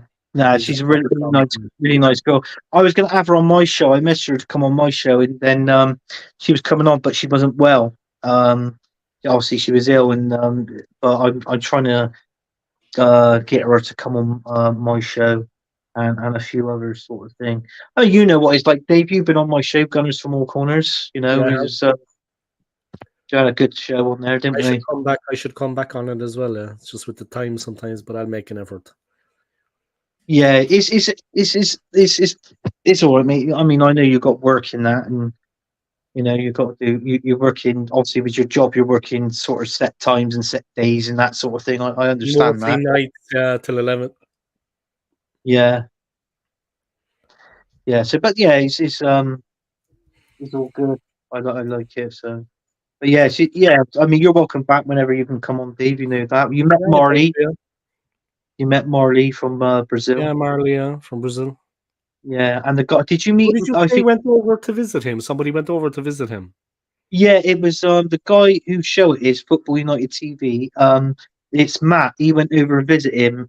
He was over there over the uh Brazil over the New Year, and he was we did a New Year show. We did a Christmas show on the Wednesday. That was when you had your works due, and then I did a New Year's Eve show with me and Mr. B from the Man United agenda, and he didn't have great Wi-Fi over there. He was trying to come on, but it wasn't working. But yeah, he's on Instagram. The name's Matt King, if you want to follow him. And I did see Matt King, didn't I? I didn't see something else, did I? What's that? I said Matt King, didn't I? I didn't see something else, did I? Something else that No, I should have no. said. All right, okay. Yeah, so Matt King, I said, not the other word, but as in one of them. But yeah, You are yeah, well, rough but yeah, lucky. he does. Yeah, he's put all his videos on there. Like you've got the scenery of Brazil, of where he was, lovely beach and all that sort of thing. So yeah, he's good. Scott, you want to come on the show? Scott's upset I didn't ask him to come on the show. Scott, you're always welcome, man. The link is in the. Let me drop it again. I don't want anyone to be butthurt. You know what I mean? No, But remember when you come on my channel, guys, leave your feelings at the door because certain things are going to be said. It will happen. it will happen. I'm just gonna quickly nip to the toilet, Do Dave. just watch the hand gestures. Yeah, the hand gestures are a little bit suspect.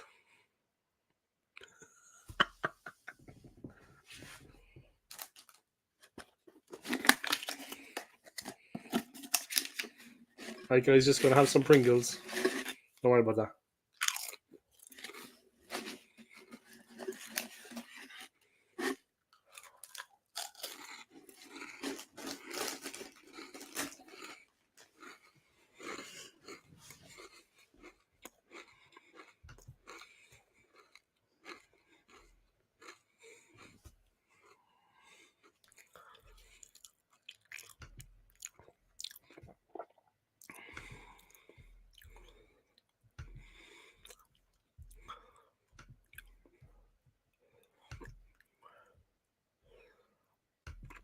You got work for when you move to Switzerland? No, I don't have anything. And I'm quitting my job here and just moving over. But I lived there for 10 years before, yeah. I speak Swiss German. So I lived there for 10 years. I speak German. I obviously have friends there. I have contacts there, so they don't think it's going to be a problem. You know what I mean? They said there's plenty of jobs. Obviously, I'm going to have to start slow, but yeah, it's going to start slow, but obviously it's going to be a challenge also. Yeah, it will be a challenge, but honestly, I liked Switzerland when I was living there. Now I'm newly divorced, so I'm going to head back and I'm going to rebuild my life there. And hopefully, yeah, have some more days in the sun, yeah, some more happy times. Living in London has been an experience. I'm living in London. It's been an experience coming here. Good and bad. But yeah, it's a great city when you come and visit as a tourist. London is. To live in, a little bit different. But to come and visit as a tourist, I've now had enough of him. I'm 70% him. Who are you talking about? Arteta. Yeah. Are you moving over yourself, mate? Yeah, I'm moving over in February. Just me, yeah. Anthony's back. He's doing a bit of vaping. Scott is getting annoyed with Mikel Arteta. I didn't blame him. I am as well. I think the quicker, I'll tell you what, with him, listen to this. If we don't win nothing, and us fans, if we don't, for all the money that and you got to say he has been backed. He's had 700. He spent 750 million so far. If he spends 50 million in his transfer window, let's say that's 800 million. So people moan about the Cronkies, but in all fairness, you can't moan about the Cronkies at the minute because they have backed him. I mean, 105 million for Declan Rice, 65 million for Kai Havertz. Do you know what I mean? So what's that? That's 170 million there straight away on two players. So, yeah, so that's that. So he has been backed. He has received support.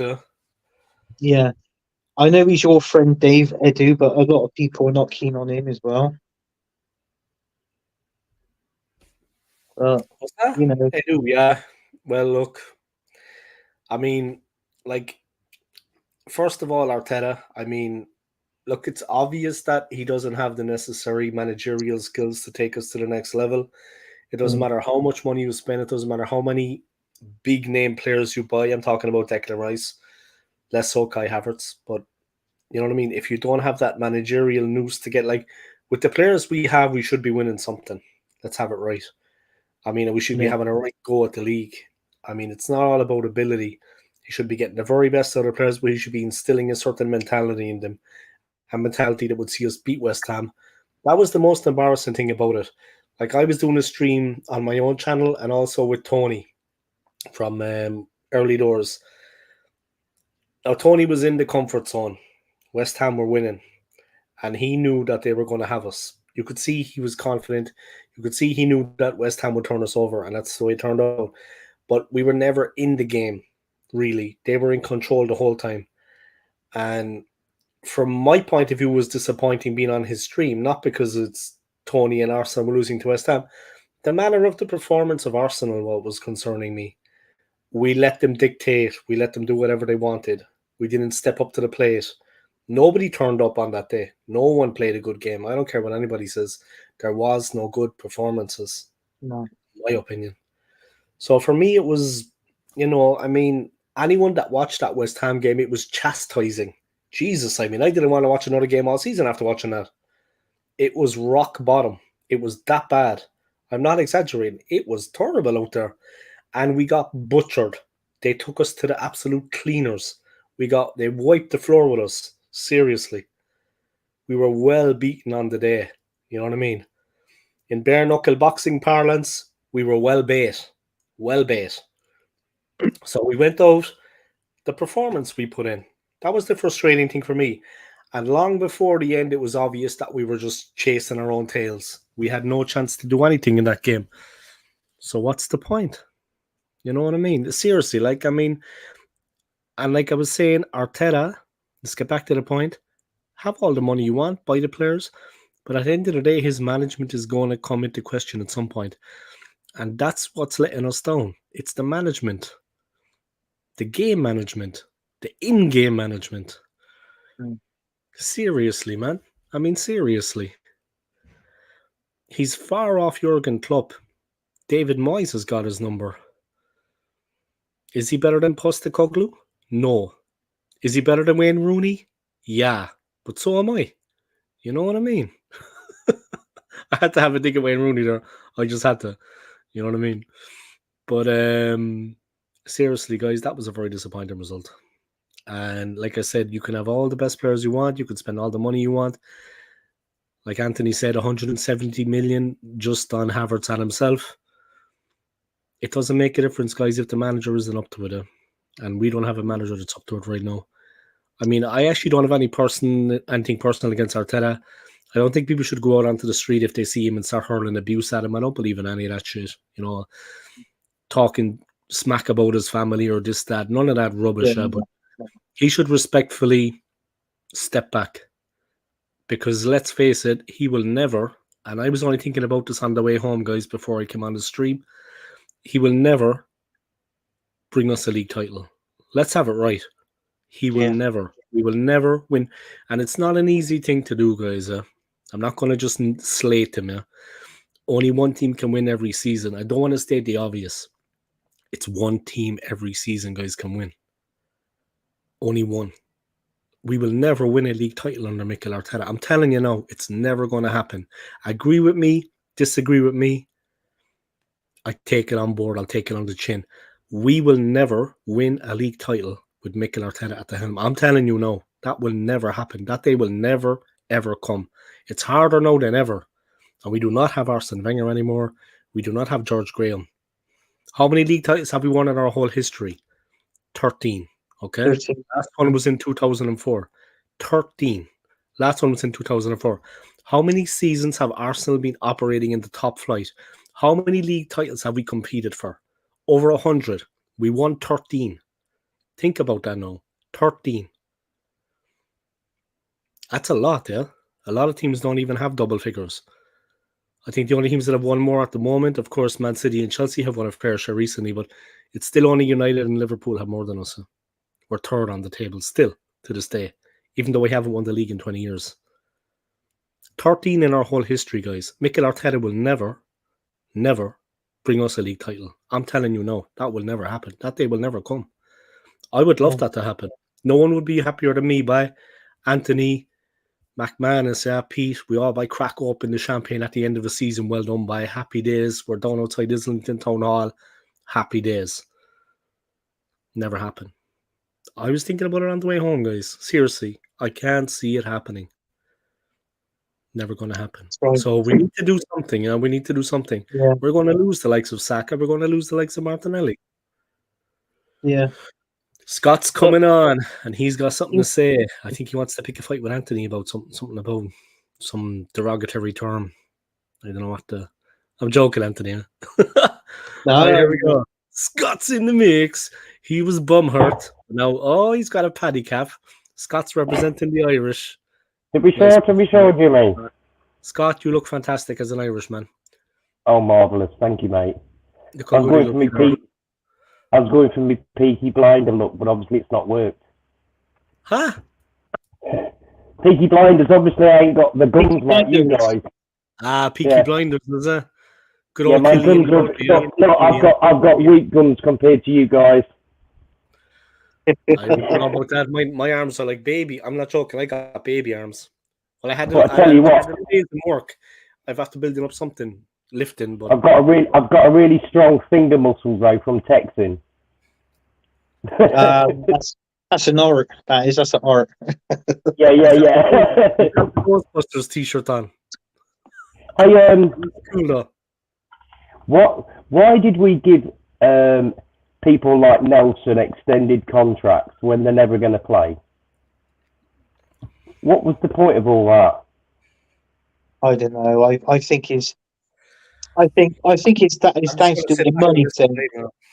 I think it's down to do with money, Scott. I think if anybody wants Reece Nelson, he signed an extended contract, and obviously this is going to cost X amount of £1 million if you want him. Sort of thing. That's the only thing I can think of. So it's just basically about holding the price for him, isn't it? Yeah, because there was talk with him that he could be leaving in January, but obviously not, because he's obviously extended a contract with us. So, but I feel we ain't going to get nobody big in this window. No, I tell you what, the only thing we'll be signing in January is Tommy's new contract. Because I see that circulating that he's going to get a contract extension. So that's our January signing. A do masterclass. You need to be having a word with him, Dave. Sort it out. Oh, I tell you, it's gone beyond that, man. It's beyond words. Yeah, I think you ought to go. You and Eddie ought to go out and have dinner on your day off, Dave, and have a good chat and good kid wag. Smell his daughter's feet. Yeah. But to be honest, do a Paul Scholes. But, to be honest, we've got to be really on the fine line of FFP now, haven't we? We've got the amount of money we've spent. Yeah, we do.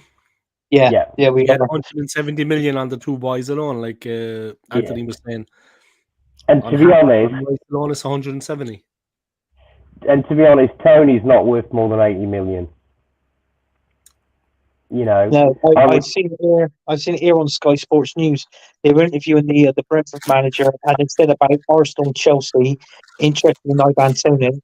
And he said, "I'll tell you what," he said, "Ivan Toney will be a Brentford player at the end of this season."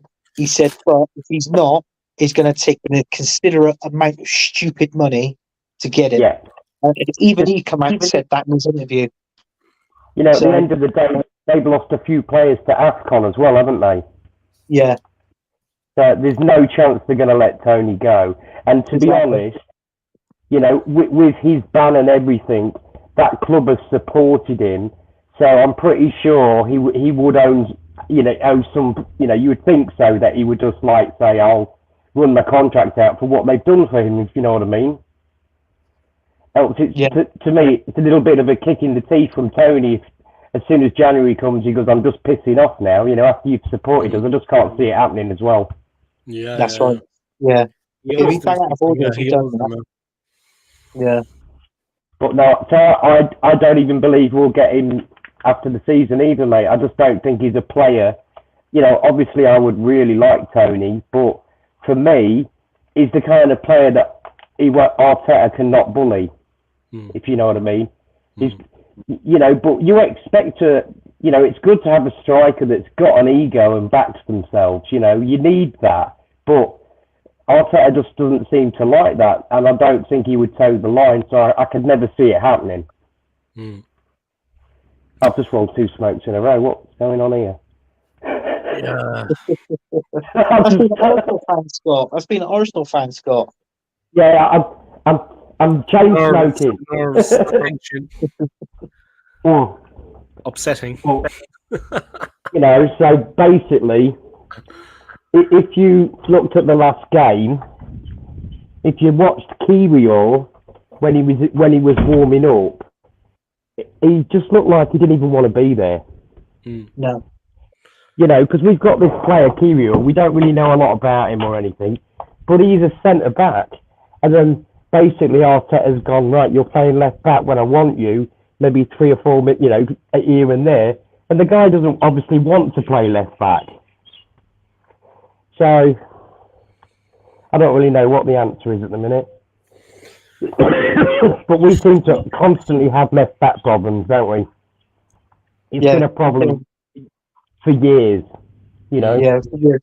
I just hope we get Chiarantini back, because it's like what I said with that Kiwior playing on the left. He's a centre back. How's he going to help out Martinelli and overlap him? He hasn't even got the pace for the starters. So Mikel Arteta knows now he's ballsed up for learning out Chiarantini. So the only job he can do now is bring him back in this window from Lane. But the thing is, Anthony, he ain't the kind of guy to admit that he's done wrong. Exactly. Yeah, he's so stubborn. So there's part of me that thinks he's not even going to bring him back. He's extremely stubborn now. Extremely. And man. He's. And the thing is, you know, pretty much all the fan base want him back, don't they?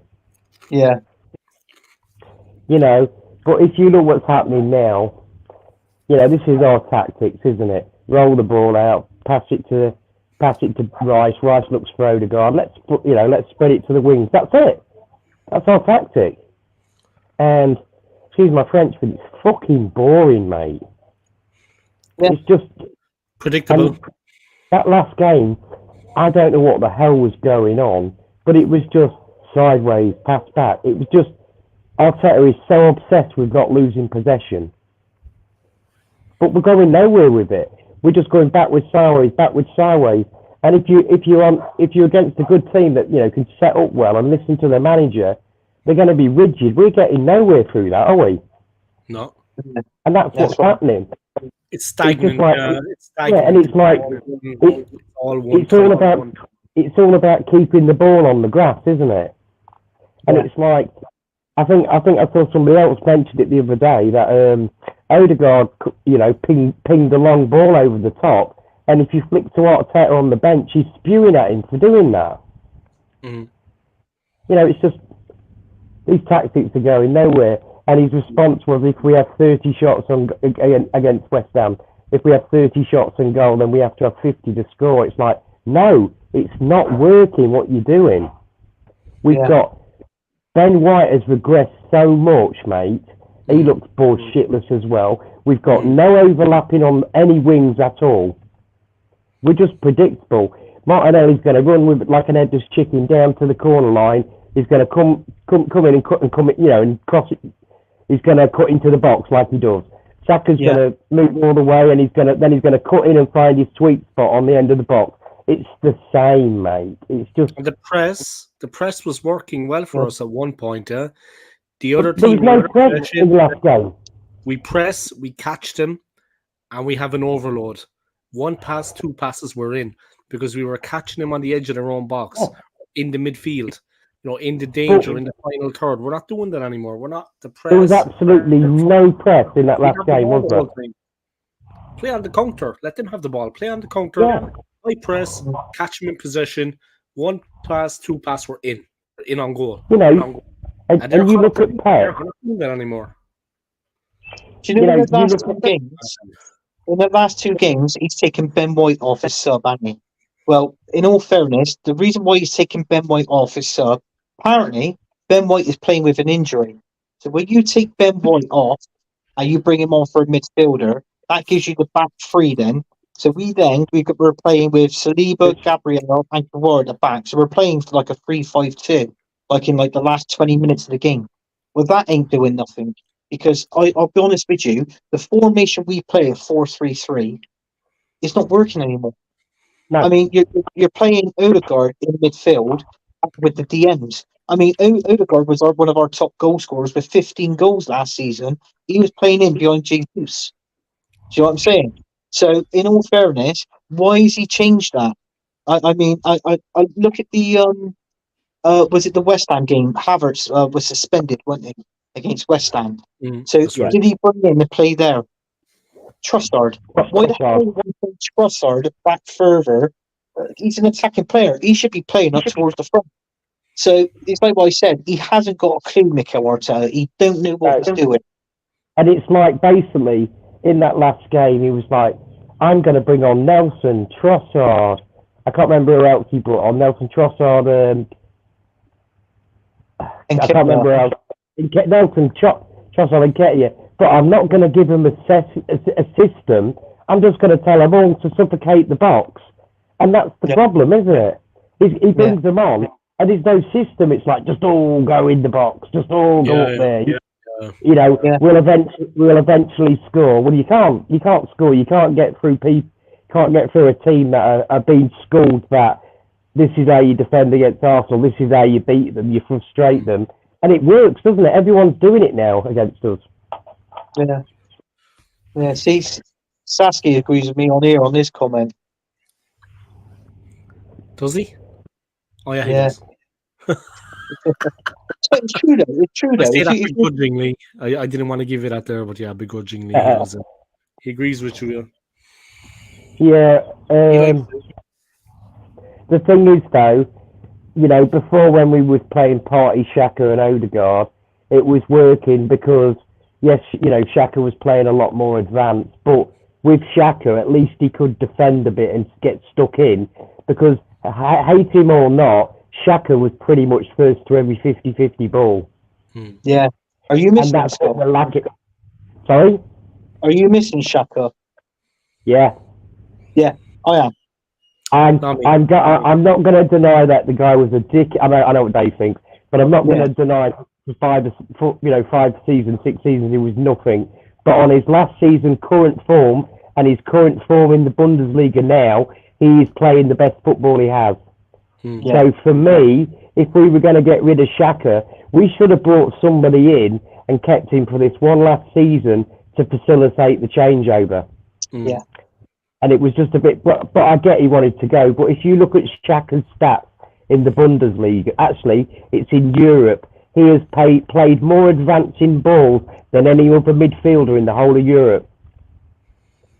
Yeah. So sadly, like him or not, he's in the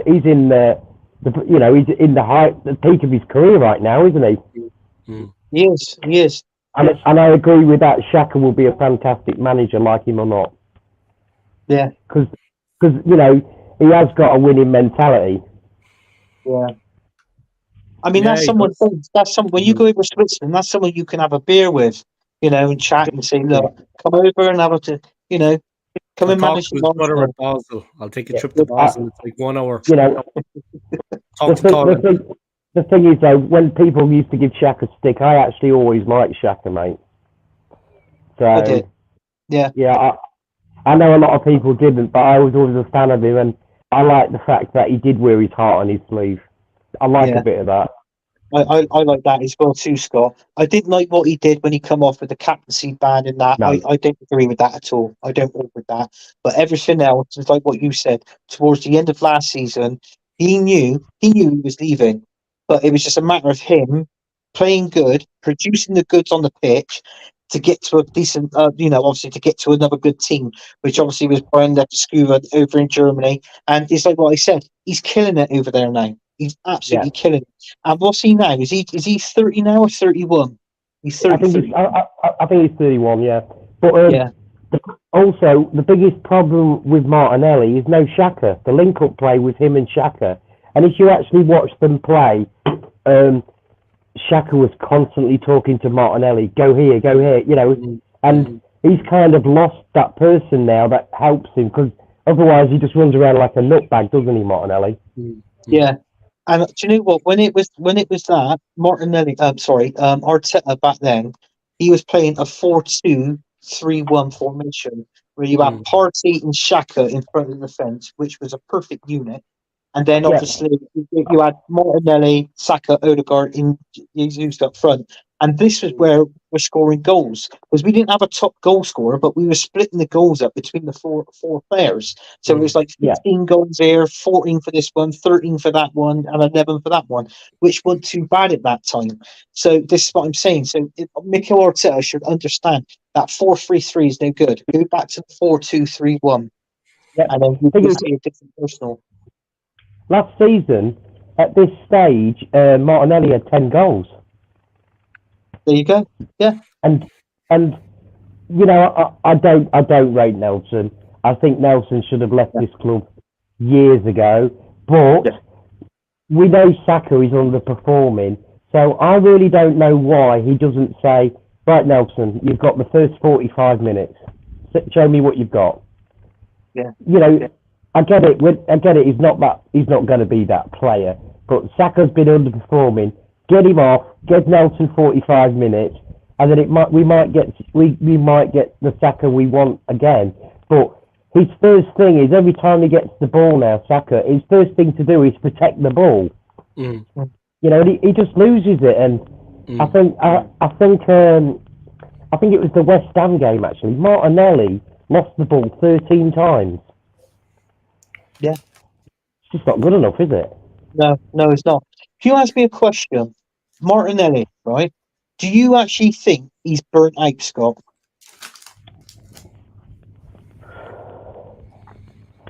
Yeah, I think. I think he struggles for ideas without.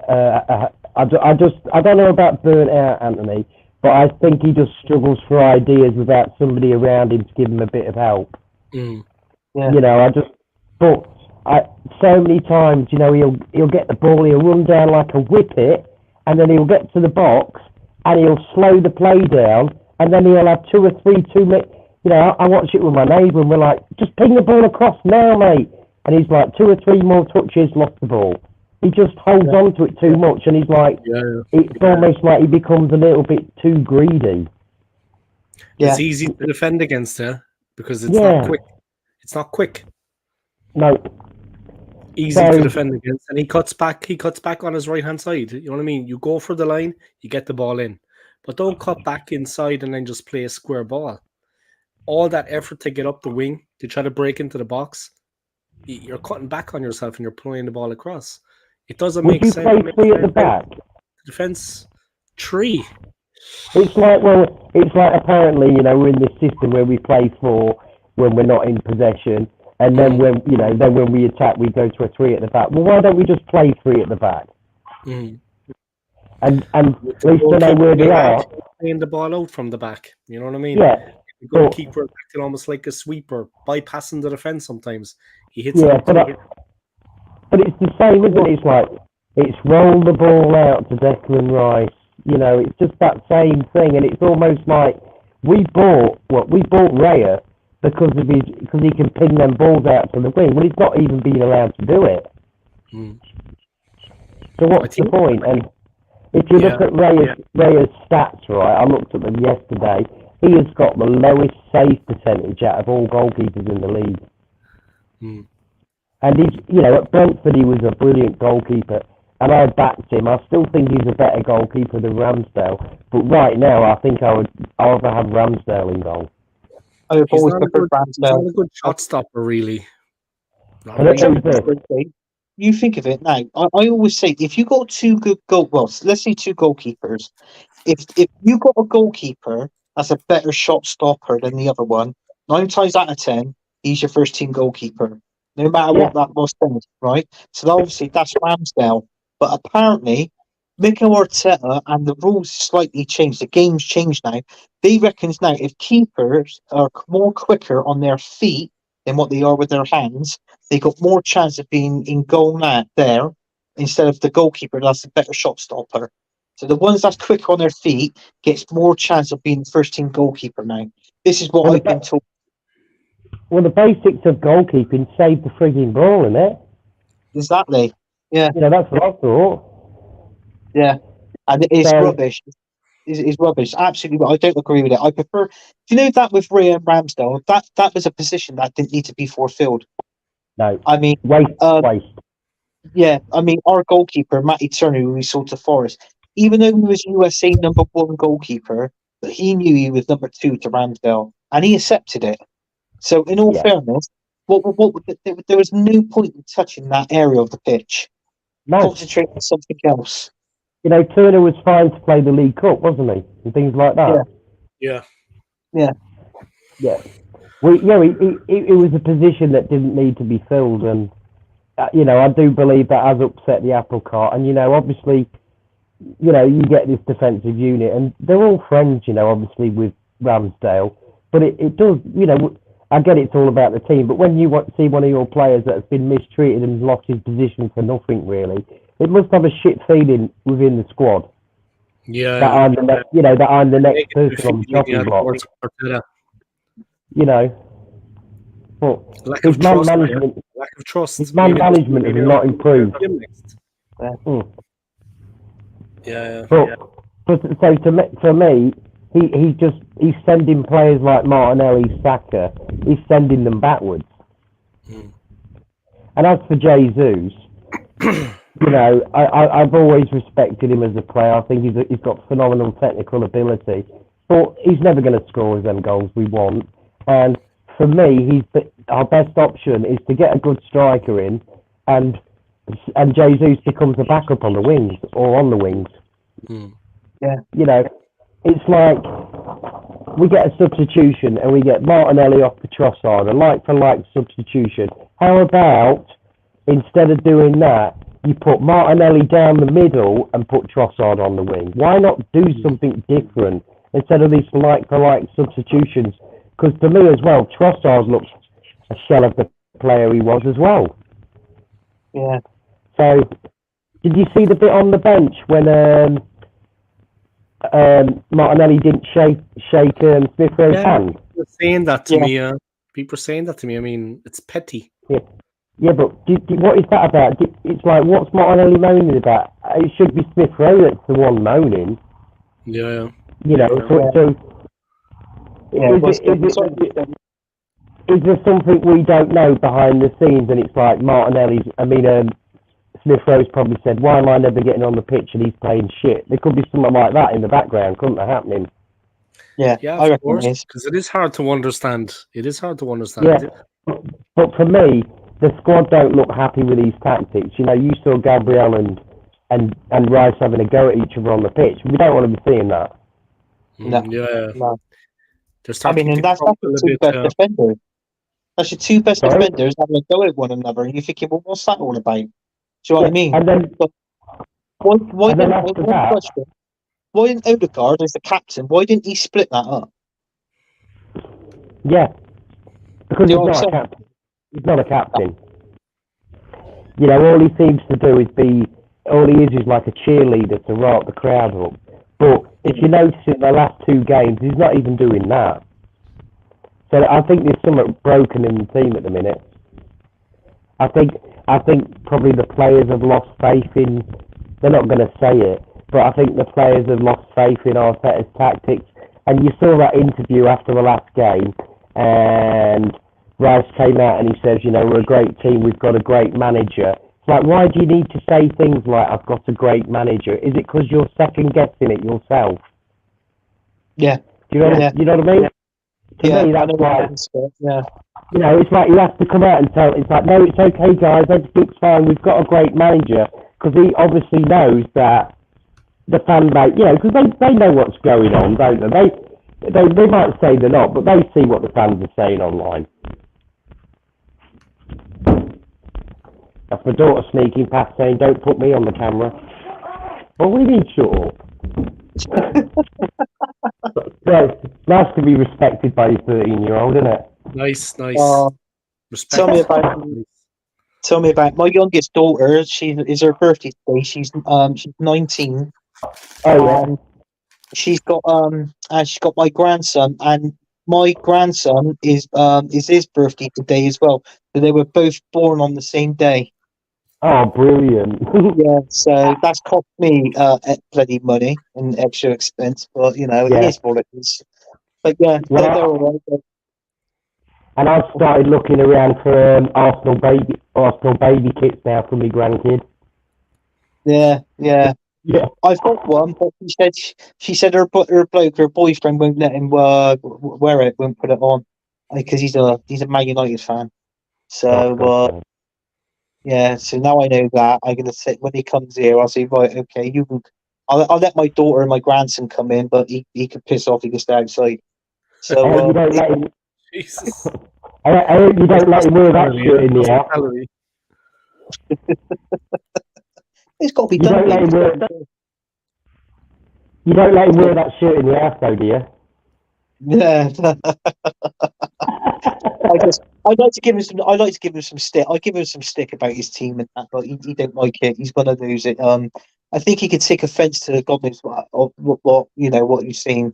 Is the younger generation today, Scott? They don't know if they can't take a joke. Kind of. Do you know what I'm saying? No. I almost, it's like every time you say anything to this generation now, you have to second guess that you might hurt their feelings. Yeah. Too sensitive. Yeah, well, I think it's because it seems to be that we're now breeding a generation of children that are never told no. Yeah. And that's the problem we've got, and it's an ongoing battle with all this identity politics crap.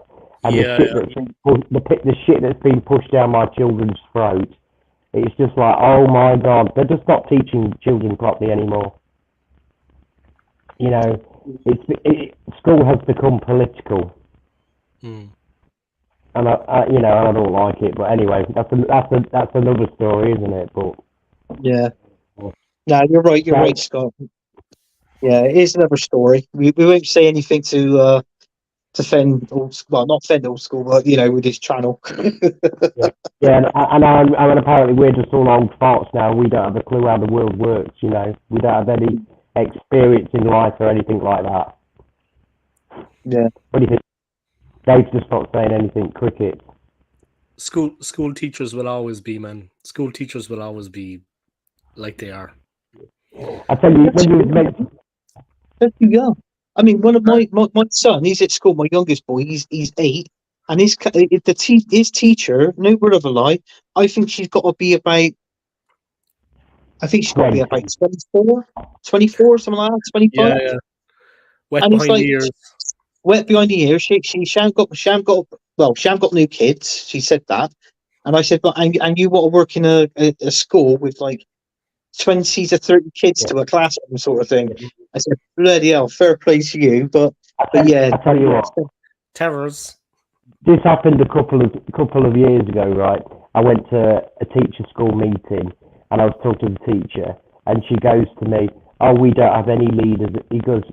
She said to me, "We don't have any teachers in this class." She says, "We're all teachers in this class." And I was like, well, there's the fucking problem.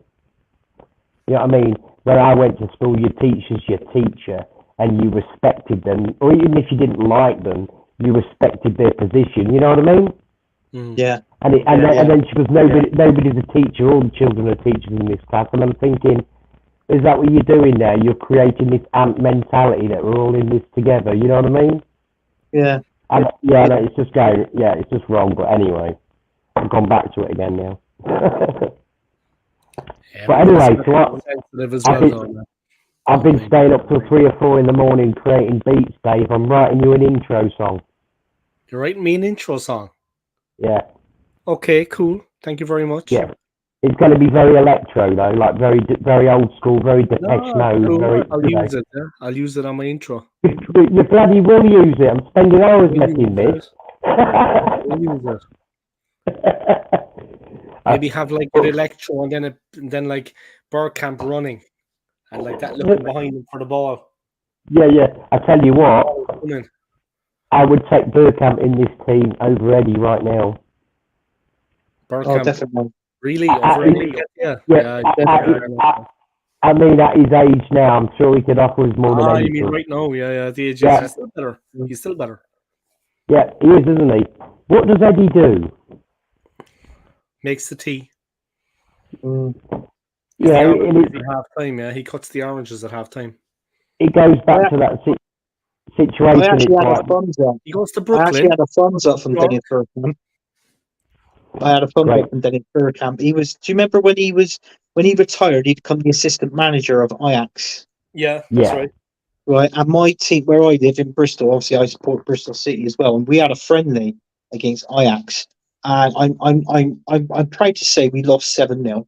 Okay, and but when I was there at the stands and I seen him, and he got up off the step and he was shouting instructions, and I was literally like the when you got the side the bulletin boards, I was at the third seat behind that. I stood up, and it was the only chance. I went, Bergkamp! I went, you're God! You're God! And I'm like this. I'm bowing like this. I said, Gunner, mate, Gunner.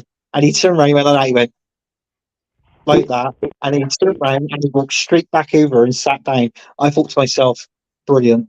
That's my claim to fame. That is my claim to fame, that. That was cool. You know, you look at all these players that have done things behind the scenes, you know, since leaving. Like Jules Gamonde was always the talent scout for a long time. We had Freddie Lundberg, Steve Bold. Why did Bergkamp never stay behind and do anything? I always thought he would. Yeah. But do you know what, Scott? You touched on a very good thing, because you know it's January and the transfer window's open now. Who is our scout now? What is their names? And what are they doing? Are they out in like the likes of Germany, Portugal, France? Are they over there scouting players now for us? We don't know. Well, I don't think that's scouting policy at Arsenal. I do know that when Adu took over, he sacked all the scouts. Oh, well, there we go then. Yeah, I remember reading this somewhere that we had 6 talent scouts and he reduced it to 1. Oh. Is that basically because the dude is now our talent scout? Yeah. You know, and it's like, I get it. The guy was an invincible. He was a great, consistent player, but he's not an he was never an oh my god player, was he? You know, no, he was a handy player. Yeah, he was just a steady hand. You know, you would always have Gilberto Silva in the team over Adu, wouldn't you? Yeah. You know. But I just see it. You see all these ex-players like Gilberto Silva. They still do twerking for the team. They still do this and that. But Bergkamp and Henry never did it, did they? No. And You just got to think of it this way: if Arteta got sacked, right, as an interim manager, we're either going to have Jack Wilshere in charge or Mertesacker in charge. Yeah. It'd be one of them two until we actually get a manager, and it makes you think. Are they would they put to the stand even if it was like 4 or 5 games, and then so they got a manager in there? How would you feel like with them, Matt? Do you reckon we'll win any of those games? Like it's like when Freddie Lundberg was put in for a bit, isn't it? Yeah, interim manager. He didn't really do a lot, did he? No, but it's like at this stage, I'd probably give the job to Albert. You know, Arteta's number 2 now. Yeah. You know, obviously we don't know a lot about him, but the game we've seen him like take control of was that Man City game that we pretty much nearly, dominated the game but lost 1-0 in that game.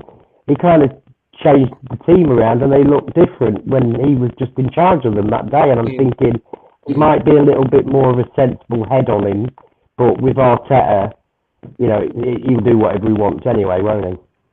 Yeah. I think with number 2, I think he was he the I don't know if he still is, but he was the assistant manager of Wales, wasn't he? The international team, Wales. Yeah, that's right. Who's this Albert?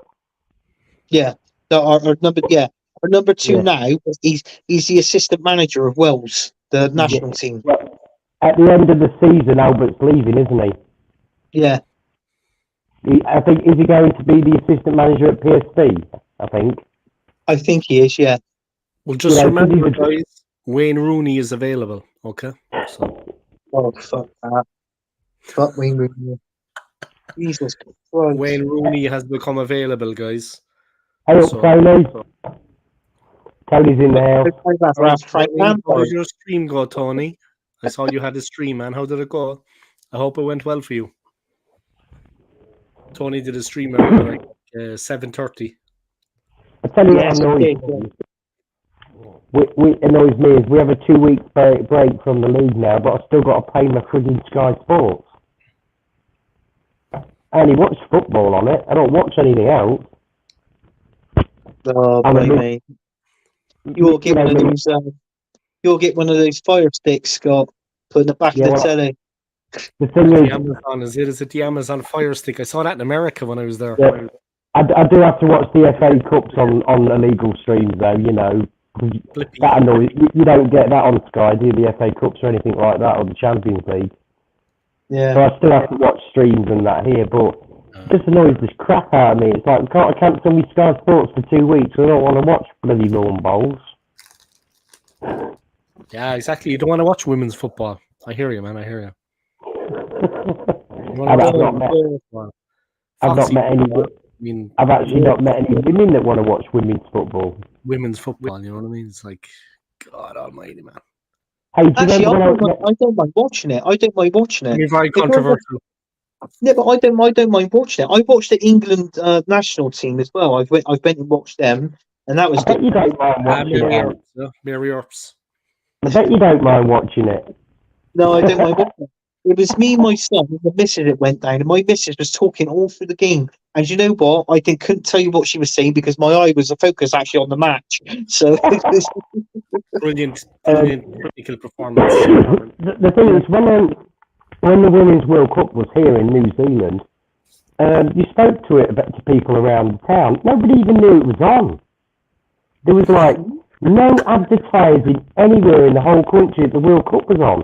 And when it first started, they were giving away 50% of the tickets. The government were giving them away in like a bloody raffle for free. And then when they started charging people, they were charging them $9 to go in, and that's basically about £3.50. Yeah. You know, and it's like they talk about, you know, like they should have a percentage. Yeah. I don't mind watching her, mate. Douglas Louise is tapping that as well, isn't he? What do you say her name is? Alicia Lehman. Oh, the Aston Villa player. Lehman. She plays for Aston Villa. Yeah, I know the one you're on about. Yeah, Thanks, man. Sleep well. I follow her on Instagram. I'm not sure if she plays football. Hey, take care, Tony. But yeah, she goes out with Douglas Louise, doesn't she? It's a good thing. You can have Douglas Louise, does she? No, they did break up, but if you look on Instagram now, because you know I'm Instagram stalking. They broke the leg off the bed as well, I heard. They're all back together again over Christmas. There's all photos of them again. Legs off the bed as well. Yeah. Oh God, yeah. So there is one good thing. They were really. If we get Douglas Louise, would you take Douglas Louise? Because I would. Yeah, I would. Yeah, I would.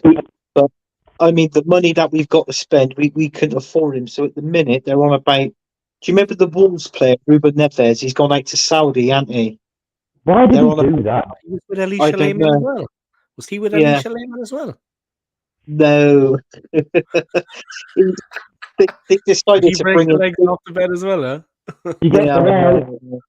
They decided to bring him back, didn't they? On loan. Arsenal want him back on loan. Explain to me why we make 2 offers for Douglas Louise, and then when we get to the end of the transfer market, we bought Rice. We never went back in for him. What's the crack with that? Because going back 2 years ago, Scott, we wasted a whole January transfer window trying to get Douglas Louise. Not last season, the season before. And then that was it. And then we thought there's no... Because basically, when you go in for a player like that, it's like treading back up over old ground, isn't it? And nothing really happens. So, I mean, we're interested in him, but, I mean, Emery's not going to sell him. He's one of their best players. They got 5 good players. Emery is obviously where he managed us. He wants to keep those 5 players and build a team around them. That's what he wants to do. They're a staple for his team, aren't they? Watkins, Louise, what's the other geezer on the wing? He wants to keep. You've got Mings in defence. You got Martinez in goal. McNeil. I can't remember his name. McGinn. You got McGinn. Yeah, that's the one. Body Watkins up front. But for me, I look at Douglas Louise. He's set pieces, mate. This is one problem we've got at Arsenal. I am sick to death of seeing Odegaard on set piece. The guy has not got a Scooby-Doo, mate. He does not know how to take a free kick. No, he hasn't. I think he scored that one free kick a couple of seasons ago against Brentford. Was it? Was it Brentford? I think it might have been Brentford. But going back that couple of seasons ago, was that when that Fabio Vieira scored that good goal against them? Oh, yeah, Fabio. Yeah, that great player. Yeah, he scored that good goal against them. But do you know what? I'd rather give him. I don't know why we just didn't give him a go. Fabio Vieira, change it around a bit. Yeah, I know he's a bit shit, but I think just give anything a go because at the minute, anything's better than what we're fucking doing at the minute. He's injured at the minute. Fabio's injured at the minute, though, isn't he? Oh, is he? Oh, I didn't know. Well, it probably is then. But I just thought like just change the team around a little bit because What injuries Jorginho got at the minute? Because I've seen he's not on the pitch at the minute. I don't even think he's injured. If he is injured, he must have picked up a knock in training or something. Yeah. Hey, against Fulham the other day, do you think it would have been wise if we'd have actually brought Jorginho on and got a bit of control of the midfield? Yeah. Because if you looked at that game, they were just running straight through us, the middle of the park. Yeah. And to me, because we're playing Havertz and Odegaard as these two attacking midfielders, when we play like that, Rice is absolutely over-flooded with work, mate. He's like playing two roles because Havertz off, and I think in that situation, this is where we're missing Thomas Partey, because as much as I like Declan Rice, Rice cannot unlock defences with a killer pass like Partey could. Yeah. I don't think he's injured. Everybody's seen I don't think he is injured. He's going to AFCON, isn't he? In the African Cup of Nations. But I don't know if you know, Scott. I think that. Do you remember if you cast your mind back going back about 6-8 months ago, there was a thing that was brought up about Thomas Partey, wasn't there? Yeah, I know what you're on about. Yeah, and I got a funny feeling. It's something to do with that. And they're sort of not playing him, keeping him out the way. Like, do you know what I mean? Because you know that's actually going to court in Spain. Oh, is it? Yeah, I looked up that a bit ago, and the case is still current, and it's coming up in the next month. There you go then. There you go. That's what I'm looking at here. I have actually seen the text messages of that, and it's very genuine, and you've got Thomas Partey in these text messages apologising for what he did.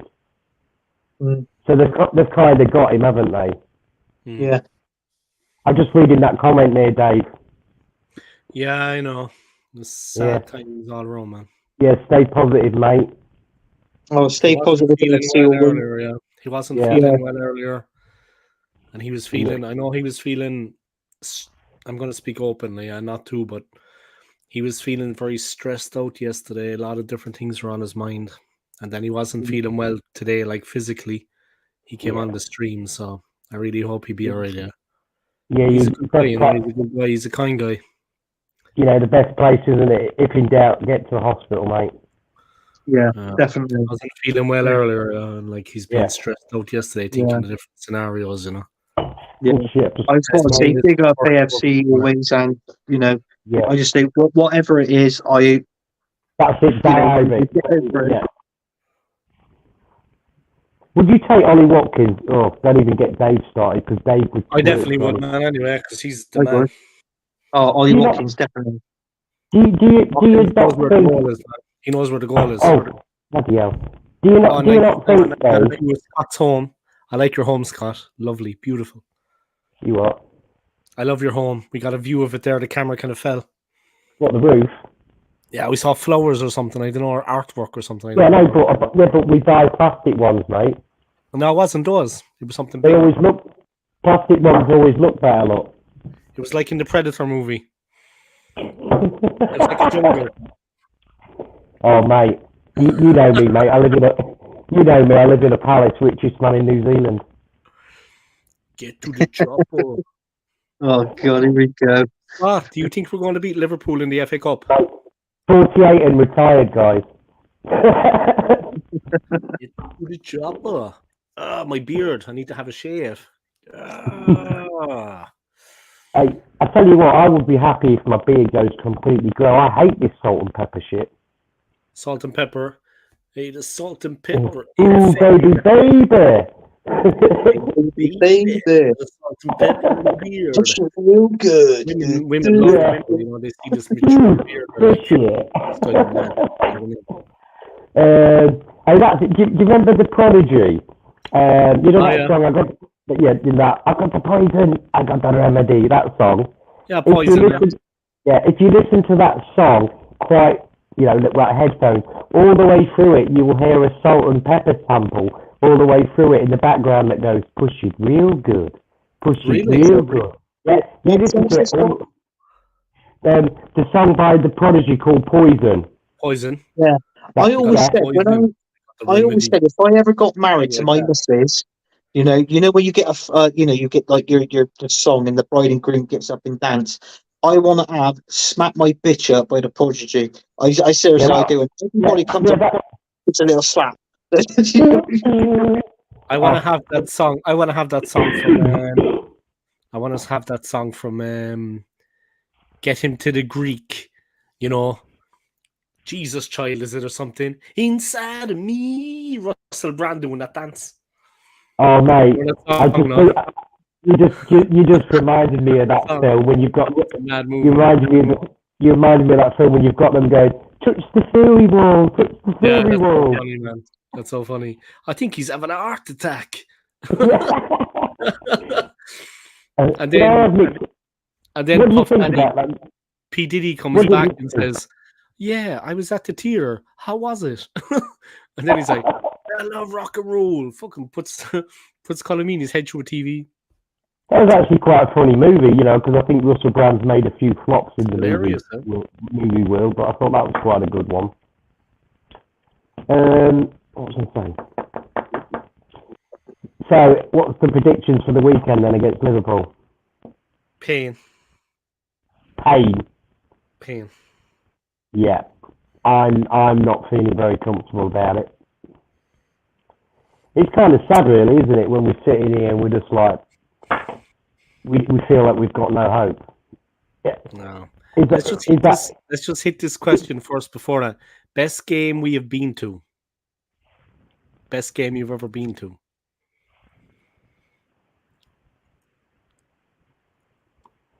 Me. Best game I was ever at. I saw a Champions League game back in 2000 and I think 11 or 2012, and it was Basel were actually playing Spurs, believe it or not, because when I was living in Switzerland, my friend had like a Basel ticket. Best game I was ever at, no, yeah, was this one. Best Arsenal game, I'll tell you in a minute. But it was Basel against Spurs. It went extra time, penalties, and Basel won at the end. And I'll never forget the scenes. Like, we went out to the bathroom to get away. We left our seats. We tried to get back in along the tribune, like to get down the steps, back into the seat. No chance. So we were stuck on the verge of like the outer part of the seating area, you know, like by the stadium, like in the belly of the stadium. But we could see out past all the people still onto the pitch. It was pandemonium, man. Holy shit. Pandemonium. The atmosphere, all the way to extra time, all the way to penalties. Best game I saw for Arsenal? I saw another Champions League game when I was in Switzerland and Arsenal played against Basel. They beat them 4-1. That was like a masterclass from Alexis Sanchez. Was you at the Knuckleball, game, crossbar. Dave? Was you at the game, Dave? I was there. He was I there. saw Alexis Sanchez in front of me.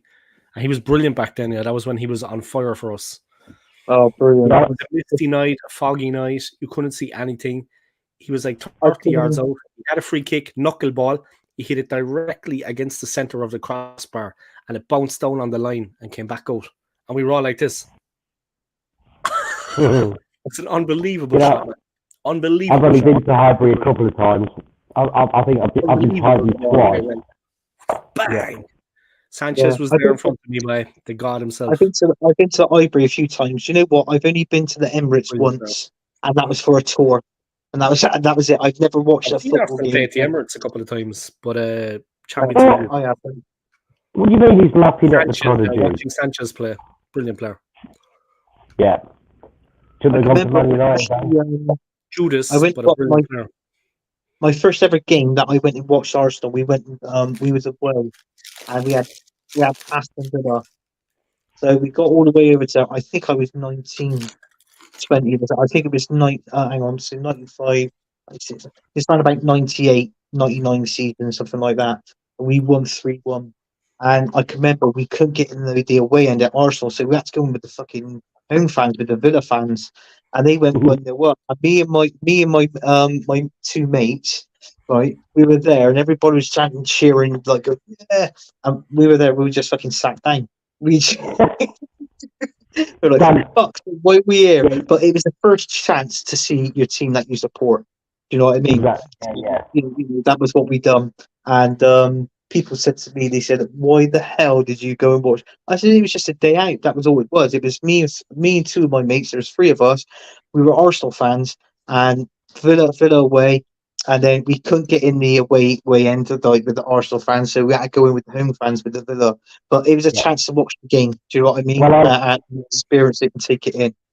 The two times I went to Highbury, I've only seen us play against Portsmouth and Everton, and both times I was sat in the away end too. because it's only one of the ways you can only get in, isn't it? Sometimes. Mm. Yeah. And when Ian Wright broke that Cliff Parsons record against Bolton, won it with Yeah, 178 or 179. Yeah. 179. I was there. I watched that one, and it was that flick what Bergkamp did when he flicked it onto Ian Wright, and then Ian Wright went on to score the goal. I was like that. That to me was just pure genius. That was a good footballing bring that we had there with Dennis Bergkamp. So yes, I was there at that one. So that's my best game. I hope to come back to the UK in the next 5 years and hopefully get to see the Emirates and go there. Because I've not been back home. It would be nice. It would be nice. I haven't been home for 20 odd years now, and it's I wouldn't say I miss the place, but you kind of miss the people and that sort of thing. Yeah, it's home. It's home at the end of the day, as such. It's where you came from. It's where you came from. It's like I have been in New Zealand a long time, but it doesn't matter how long I've been here, it still doesn't feel like it's actually my home. And you could go on AFTV, Scott. You could turn up outside the stadium and go on AFTV with Robbie.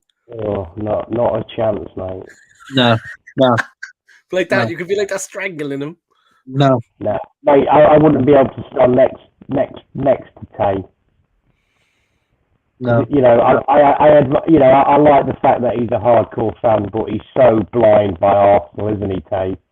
Where am I from? Oh, I'm from a hilly-billy area of England called Lincolnshire, where 99.9% of them are inbred, but I'm the 0.% that are not.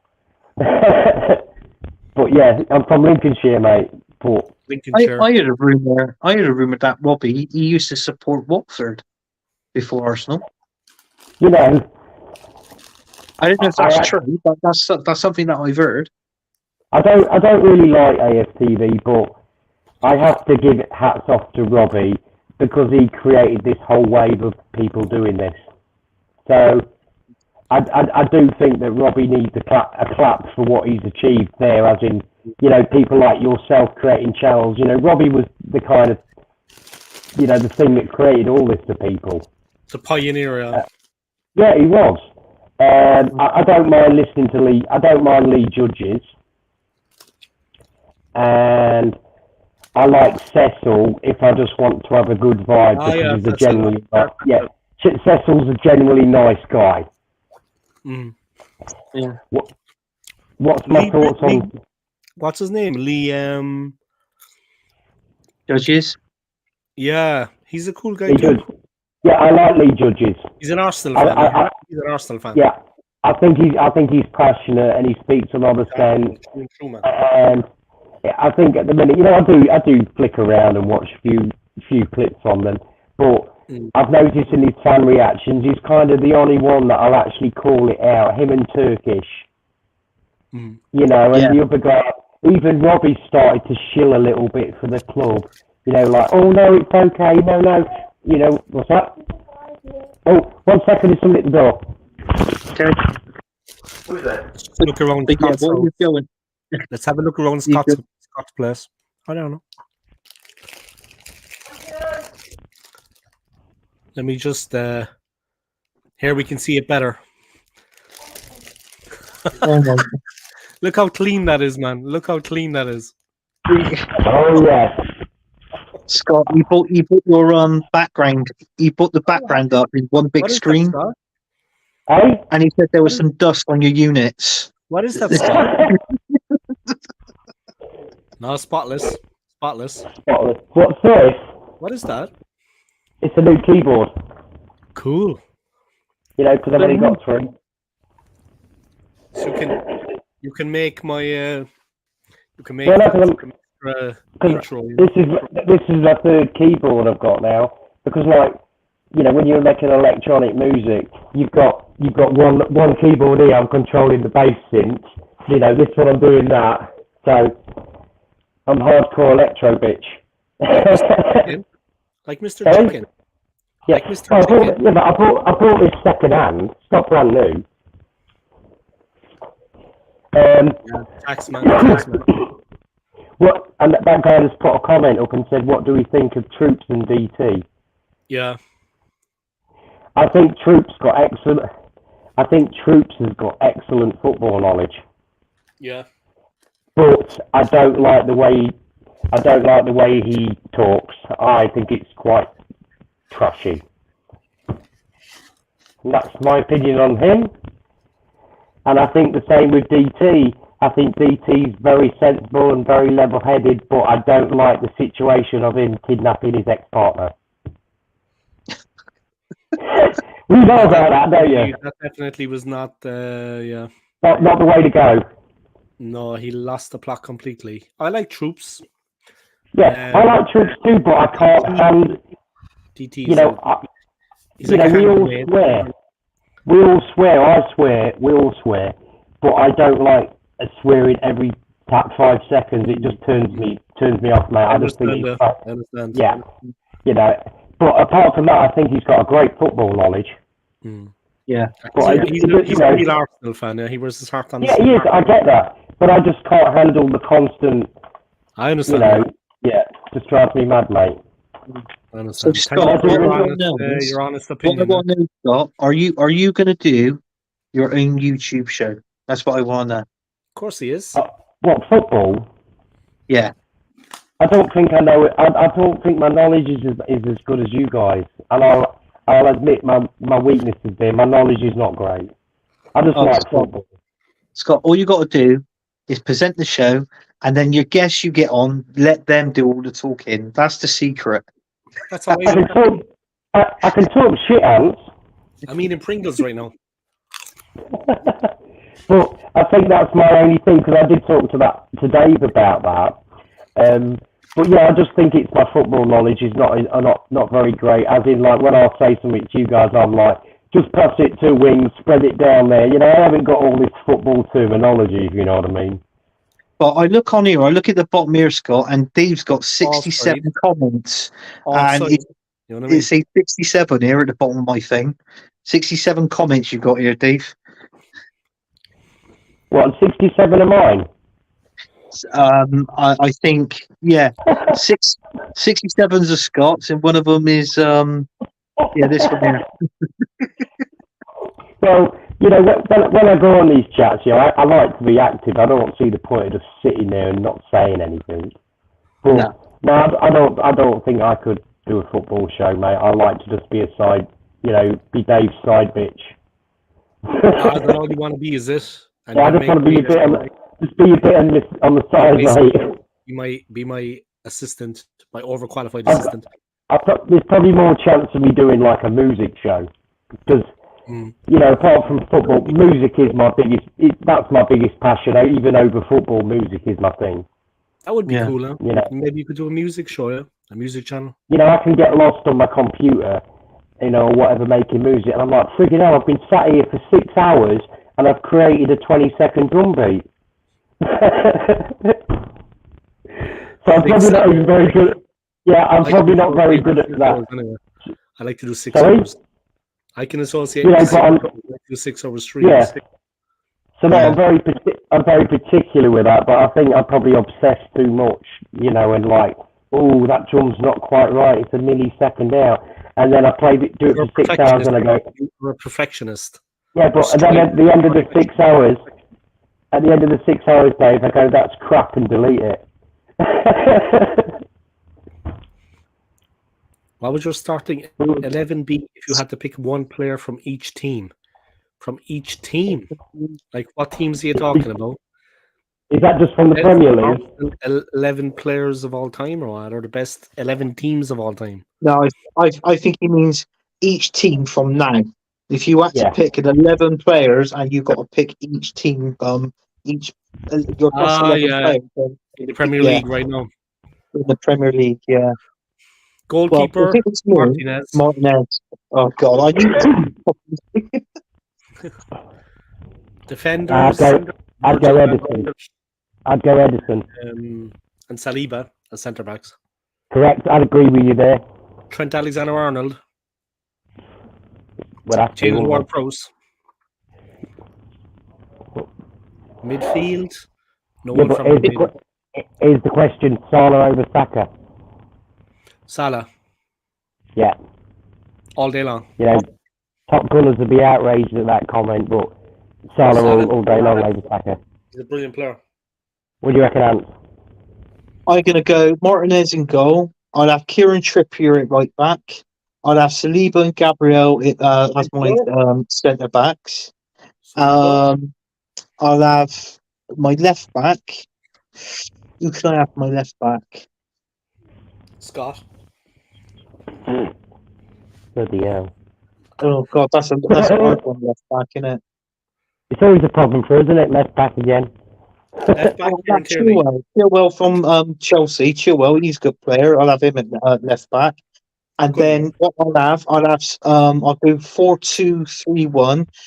My two DMs I would have and I do like him that I know he's being biased here.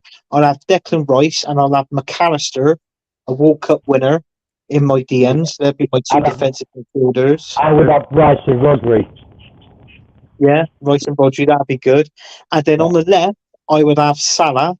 On the right, I'd have Saka. And then in the middle... you can't do that, Andy. No, you can. You can have Saka on the right and Salah on the left. And then in the middle, I'd have Maddison in the middle. And then up front, Haaland. Yeah, Haaland up front. Salah right for me. On the left, well, if you're doing that, I'm having Bowen on the left then. Instead of the right. You've done it. If you're playing that game, mate, I'm having Bowen on the left. Bowen is good, yeah. What, you'd have Maddison and Odegaard? I'll pick Maddison over Odegaard, definitely. Maddison. Mate, it's the player we should have got him. Yeah. But Rodri is a good strike mine. Kevin De Bruyne, I know Kevin De Bruyne is there, but do you know what? I think he's back. I think he's back at the end of this month, Kevin De Bruyne. I think he's back at the end of this month. He was actually on the bench in the last game. Game. Oh, was he? Yeah, I think De Bruyne is on his way out. I know people are probably going to get... He was signing autographs and everything. Yeah. Then he was like that. He was like this, I'm number one. He was like Usain Bolt. He was like that then. How long's Haaland out for? Haaland, he's back in he's training and he's back. I think he's back this weekend for the FA Cup. Yeah. Haaland. He's got the hair straightener, you know, the hair is he's fixing his hair before the game. What's that other player from Man City? Is it Doku? I think Doku's quite tasty. Jeremy Doku. Yeah. He's back. He's back as well. You know who's actually a brilliant player for Manchester City? The young English player. Foden. No, the defender. Oh, is it that Lewis guy? No. Yeah. Rico Lewis. Yeah, is that the one? Yeah. Brilliant player, man. Brilliant. Yeah. The thing is, though, Haaland doesn't work without De Bruyne, does he? Exactly. Yeah. Yeah. They just don't see. It seems to me that when Haaland plays without De Bruyne, no one finds him out with a pass. You know, and when De Bruyne is on, it's different. But I get it that Rodri's a bit of an arsehole, but I think he's a great DM, great player. Who, De Bruyne? Yeah. No, I think Rodri. Well, De Bruyne is a bell on the woman. I think De Bruyne is on his way out, mate. I think he's on the end. Yeah. Pushing Arteta, you know what I mean? Bell end, man. Yeah. I'll tell you a player I rate. Is it Alvarez? Come and push me. Oh, the Man City striker. Yeah, he's good. Yeah. I would like him at Arsenal. You know, there you go. You see, right? We have Eddie and Nketiah on the bench. Harry Kane at Arsenal. They have Alvarez. Yeah, you know, that's the difference, isn't it?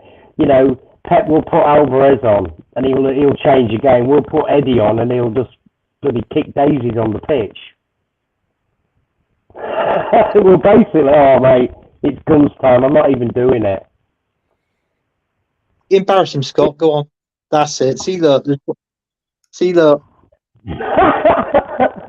know, the worst thing is Scott actually has more than me. That's the worst thing. No, I haven't. Yeah, I'm gonna enjoy it anyway. Yeah, but I've got a metal plate in my arm. Have you got one of them? Oh, where is it? Here, look. No. Oh, Oh shit. It's a good story how I found that, right? Get the captain. No. Right, I was on my push bike and I was biking around the corner, and you know the like foam telecom things that come out of the ground and they're about a foot out of the ground, and plastic tubes. Yeah. Well, I went round the corner and they'd put cones in like these things to like keep away from it because they were redoing it. I went round it. I caught my handle in the post that was keeping you off it. I fell off my bike and I hit my arm on the telecom post like that, and it broke my bloody arm. That's how I went on a push bike, lads. Yeah. Calvin Phillips, no, thank you. Old School was in his office last week in work just after Christmas, and he had an injury. He had a paper cut, and he said that was nasty. Me?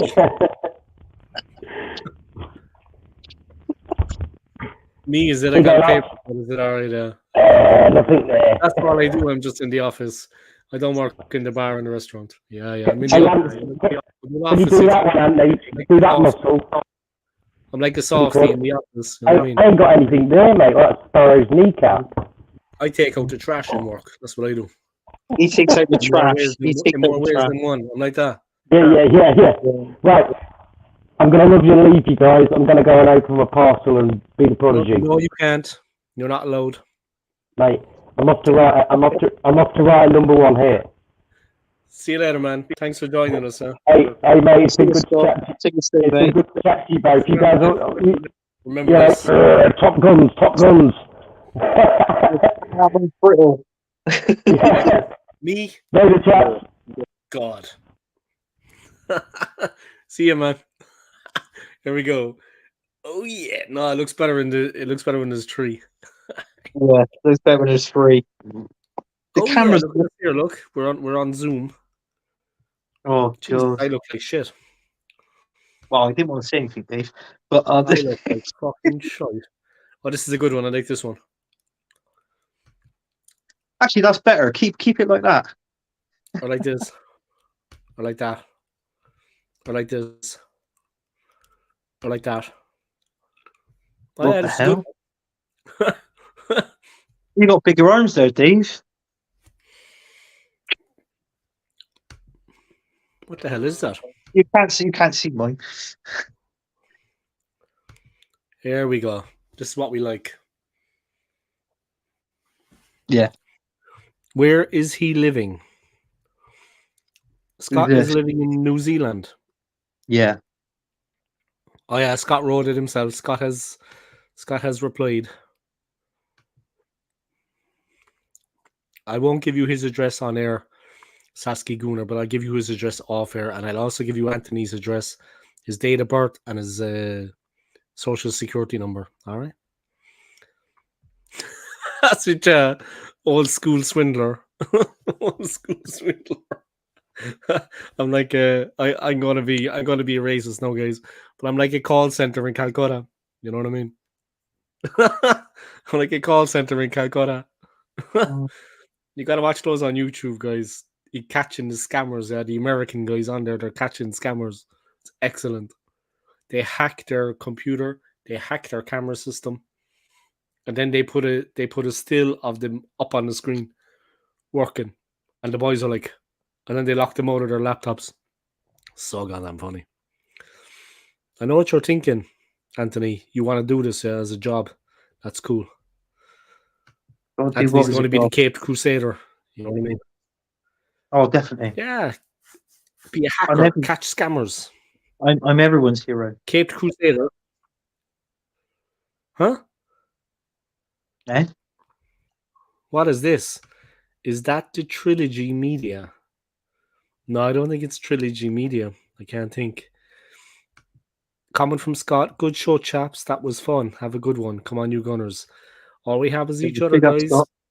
All we have is each other as Arsenal fans. Yeah, the club are just we're fucked this season, man. Serious. What is it again, Anthony? Exactly, channel. Need to resub. Oh, he wants to resub to your channel, Anthony. It's United TV, right? Yeah, it's Football United TV. Check this out. It is a Man United channel, but I host Arsenal show on there, which is Thursday nights at 9 o'clock. We didn't do one today. It'd be next Thursday now, and it's called Gunners from All Corners. And if you see it on there, just go on there. You can just see the channel and just press it, and you just see me hosting. With All Dave's United. been, Dave's been on there, and I've it been was on a good that, one. With and I yeah, survived. I lived to tell the tale. he It survived. He was, did tell the tale. yeah, it was like a high profile, high intensity, high octane interview. Yeah, It was yeah. high octane. This There was was no before limits. the show went live. Dave was like, "Oh yeah," and he was obviously doing his guns. He was doing that, and I said, "All right, Dave." And then I showed mine, and he went, "Fucking hell!" I went like this. I went from this to this. Don't hurt me, you know. You could land a plane on his back, guys. You could land a plane on his back. But it's like Heathrow Airport. We're coming into Bristol Airport. Let's land the plane on Anthony's back. All right. Yeah, definitely. Yeah, I was subbed as Across the Pond Sports Talk, but no, just did a Saskia Gooner. Ah, cool. You got a sub. And Scott Well, subbed as well, yeah? Scott subbed oh, as well. cheers, Big up, cheers, guys. Scott. Yeah, cheers, Big Scott. up to you, lads. Yeah. See, that's Yeah. the benefit of things like this. Like, I went on True Gooner's channel, like, yeah, maybe 2 weeks ago. I got a couple, you know what I mean? That wasn't the object of the exercise, but I picked Yeah. up a couple. Yeah, nice. That's what it's all about. Like, you spread. I mean, I got two. So I mean, when you come on mine and I put and you had a few come up, like, sub to you sort of thing, Dave. That's what it's all Mm. about in this YouTube community. And I mean, don't get me wrong. I'm subscribed to literally loads of Arsenal shows on YouTube, but Yeah, you're active, yeah. You're active. I can't watch all of them. To be honest with you, so. I'm sort of like, even though I'm subscribed to them, they still got my numbers and stuff. But I just pick out the few that I always watch because I've got sort of like my own bubble. The people that you can talk to and relate to, that sort of thing as well. So that's other things as well. We do as a community, but we like to spread the word. We like to go on different. Yeah, of course. Yeah. I've been on different channels. I've been on, believe it or not, I've been on Man United's. I've been on Burnley's. I've been on a Forest one. But as you know, the long-haired Yeti. Yeah, long-haired Yeti, yeah. He's a cool guy, Yeah. friendly guy. He's a good guy. I like I it. do my trilogy, my 3 streams, 31st, 1st, and 2nd. I'm going to get him to come on. I'm going to ask him, does he want to come on? Even one of the days. I'm going to get a couple of guests to come on. You know what I mean? I'm going to ask Kenny Ken. Kenny Ken likes to have a chat. I'm going to ask a couple of people to come on, though. I'm going to have them lined up. It's going to be an interesting stream. Live from here, though. You know what I mean? It'll just be high octane. You know what I mean? There'll be like petrol and jet sounds everywhere. And then there'll be me doing what I do best, creating groundbreaking content. I won't do a ceiling cam and I won't do a snoring cam. There are things I won't do. I'm going to save that. They're in my repertoire, but I'm going to save them for another time. Ceiling cam is exceptional. I mean, I frustrate a lot of people with that. Oh, comment here about Luca. What about Luca Rambo?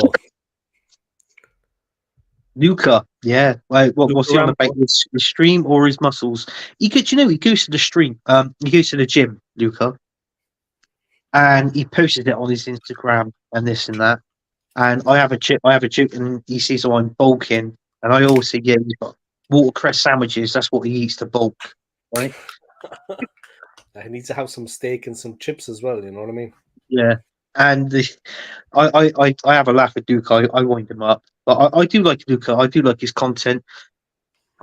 People do take the mick out of him, like, sort of thing, gives him stick. Listen, I'm one of those, but I do like his show. I like his content, and also, do you know what? I do agree with what Luca comes out and sees, mate. I do agree with what Luca comes out and sees. Like, not all, but every now and then I do. I should. Am I not allowed to say that? Clueless. I'm only joking, man. No, I never really listen to what he comes up with, to be honest. But yeah, it's cool, man. If you agree with it, cool. I never really listened to it, but he's a nice guy. I like Luca. Luca's a Yes, nice yes. guy. You can have a laugh with it. You can wind him up. He just accepts it and takes it on the chin and just moves on. Honestly, His arms, Luca, might be bigger than Lee Gunner's arms. Maybe maybe. Lee is the king of the. He cut people in two, though. Lee cuts people in two with his comments. I like the way he gives it to the team, though. When they're not doing well, he gives it to them. When they're doing well, he heaps praise on them. But when they're not doing well, he gives it to Arteta. I think yeah, but he's right. He's right in what he does. He's right. Everybody should have an opinion, and everybody should have a view. But I always say, if you want to have a go at the person, don't have a go at the person. Have a go at their opinions, their views. That is Yeah, fine. Do you know what I mean? I say, look, I don't agree with you there because of this, that, and the other. And to yeah. me, that's fine.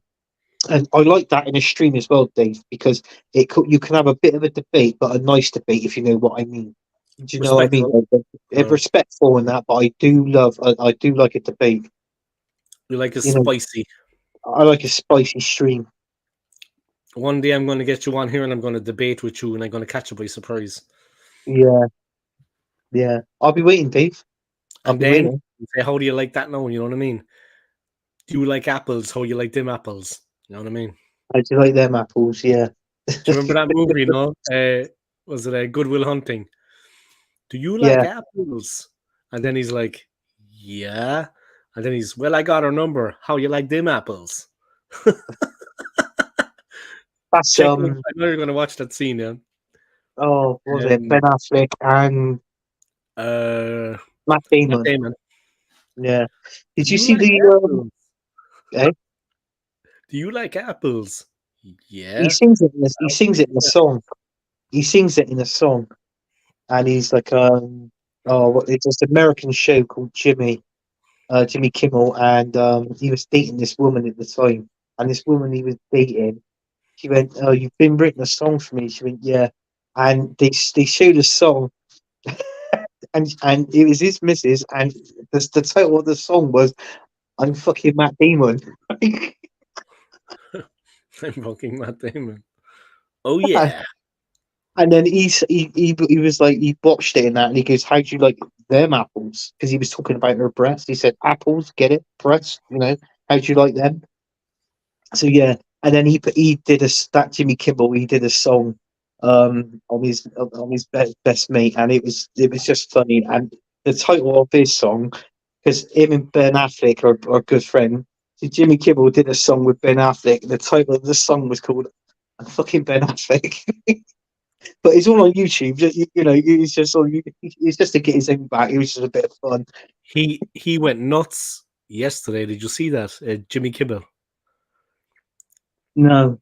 He picked on like an American football player, a famous one. I can't think of the guy's name. But I'm not going to get too into things, guys, because it's a bit of a touchy subject. But Jeffrey Epstein. Oh, I didn't. Yeah, I didn't know. I And didn't. they're after releasing some documents that were sealed. The courts have said they can be released, and a lot of people's names are going to be released that actually at some point came into contact with Epstein. This guy turned around, this American football player, and said that it could be Jimmy Kimmel, and he flipped. He said, "Don't ever make accusations like that if you can't back it up."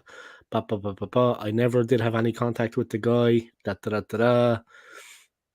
Interesting, but check it in the news. I won't say anymore because I could get in trouble on my channel. I would check it in the news, man. It's interesting. Oh, really?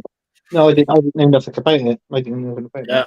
they were documents that were previously under lock and key, but the judge has given access to them now that they can actually be released. Yeah, say no more. Yeah, you know the whole situation is just disgusting. Anyway, it's bad. Yeah, from top to bottom, man. From top to bottom, man. Yeah, Stephen Hawking, Bill Clinton, so many. Yeah, but some of them were innocent enough. They literally just met him at like summer parties. They met him at Donald Trump's casino. And it honestly was just a meeting for an hour or two. They bumped into him, they were introduced to him, and that was it. A lot of people never had any dealings with him. They just met him through someone, but there was never any. It's true. You know what I mean? Anyway, let's get away from that. So, was he ever going to buy Arsenal Football Club? Maybe. Who knows? Stranger things have happened. Do you know who I reckon should buy Arsenal Football Club and's got the money to do it? Hmm? Do you know who I reckon he's got the money to do it, to buy Arsenal Football Club? Donald Trump. No. An ex-player of ours, Matthew Flamini. He is worth 25 billion. 25 billion he is worth. Now, Dave, you're next to a computer. Google it. He's worth billions, this Matthew Flamini. Do you remember our old DM, our defensive midfielder, Matthew Flamini? I remember. Honestly, Google it. You punch it in now, and it tell you bring up his, have a look at his net worth, and he can buy Arsenal Football Club. No word of a lie.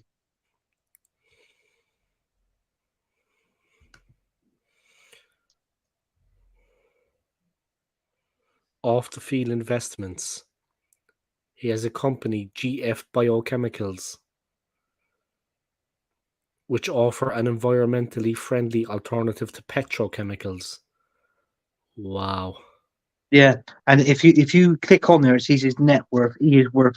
I might have said too high, his 20 odd billion or whatever, but he is worth billions. Honestly, I mean, you think of it, Stan Kroenke, he's worth. I think Stan Kroenke is worth something in the region of 10 billion, maybe 12 billion. And his wife owns Walmart. We know all that there. She's worth about 20 billion. But just him alone, I think he's worth. Stan Kroenke's wife owns Walmart. Yeah, she owns Walmart. She's worth 18 billion, and he's worth 10 or 12 billion. That's crazy. So you add that up in that family household, right? So what's that? That's 30 billion. But they never ever put their hands in their pocket to turn around and say, well, there you go. Here's 50 million or 60 million on this player. Is all our money comes from Arsenal Football Club, how we done the season before.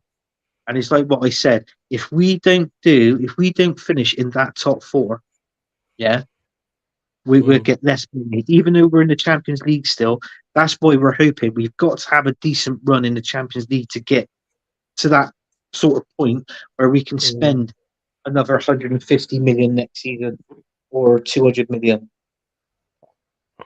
But yeah, honestly, Matthew Flamini, he is worth absolute billions. It's crazy, yeah. Yeah, it's crazy. But he invested his money in the right area, in the right field. Do you know what I mean? Yeah. Biochemicals. Yeah. I don't know if it comes up his net worth. If you could punch up his net, it'll tell you how much he's worth. Yeah. That's crazy. Matthew Flamini, net worth.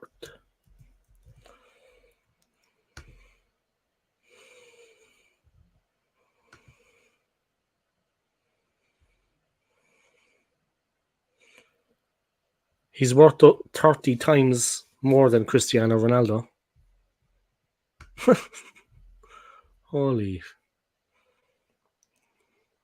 He's got money.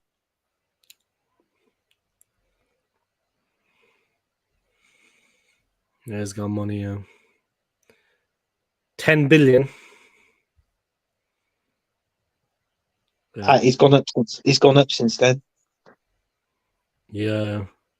Honestly, he's gone up since then. That was the start of his business and all this and that. 10 billion. But then again, not being funny.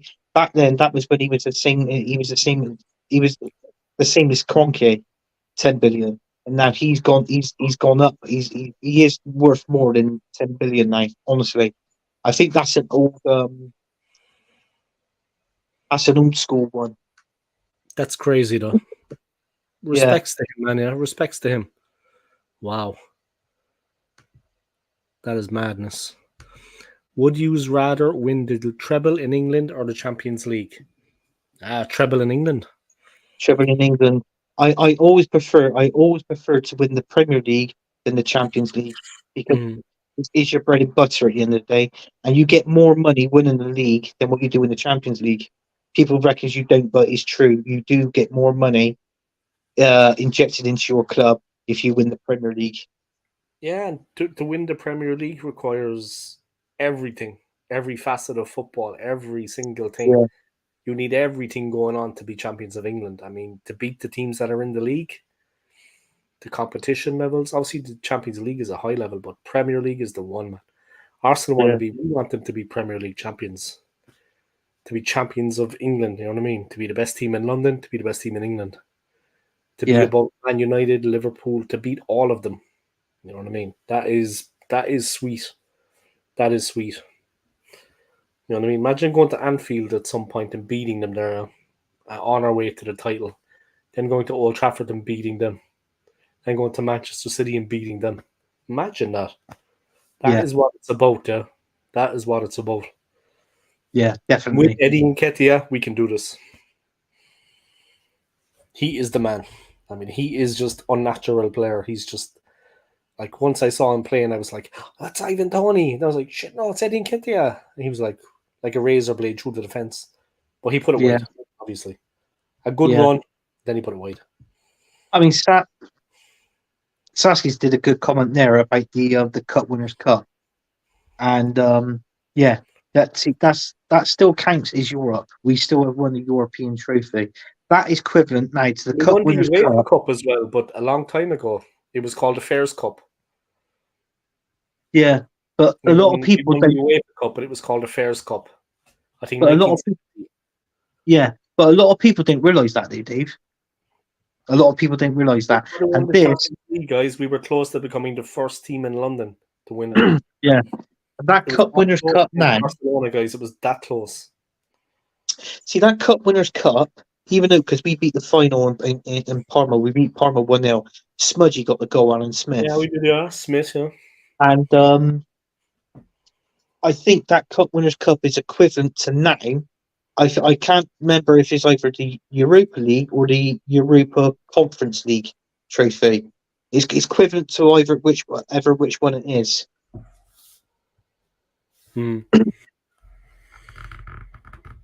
Sorry, I was just playing with the laptop there. I know it's that. You go in. I lifted it up and I put it back down. So this I is use me, my belt. guys. 2024. I look exactly like in 2023. Soon I'll be in Switzerland and I look exactly the same, just a different background. And you'll be like, way to go, old school. You really made something of yourself. You know what I mean? I'll be like, thanks, everyone. My fans, my community, my fans. It's great to Yeah. have fans. You know what I mean? So in Switzerland, Dave, what is it? Is it like would you be in like an apartment or Well, first I'm going to do like here. It's going to be a house share, just like Oh, right. renting a room. But after that, I'm going to get my own place. Yeah. Yeah. Yeah, definitely. At the start, I'm just going to start small, like here, and then I'm going to get my own place. But it's comfortable. I mean, it's comfortable. It's going to be fine. Getting used to new people, of course, and everyone is very respectful in Switzerland. So when I move in, people are going to be like, obviously, respectful. You know what I mean? There's Yeah. going to be no mess when I go to cook. There's going to be no mess around the washing machine. Not like here. Not like with the animals I'm living with here. You know, it's more respectful. People are more kind of like conscientious to other people, and yeah, it's going to be a house share Yeah. will be fun, you know, and it'll be contact with other people for me.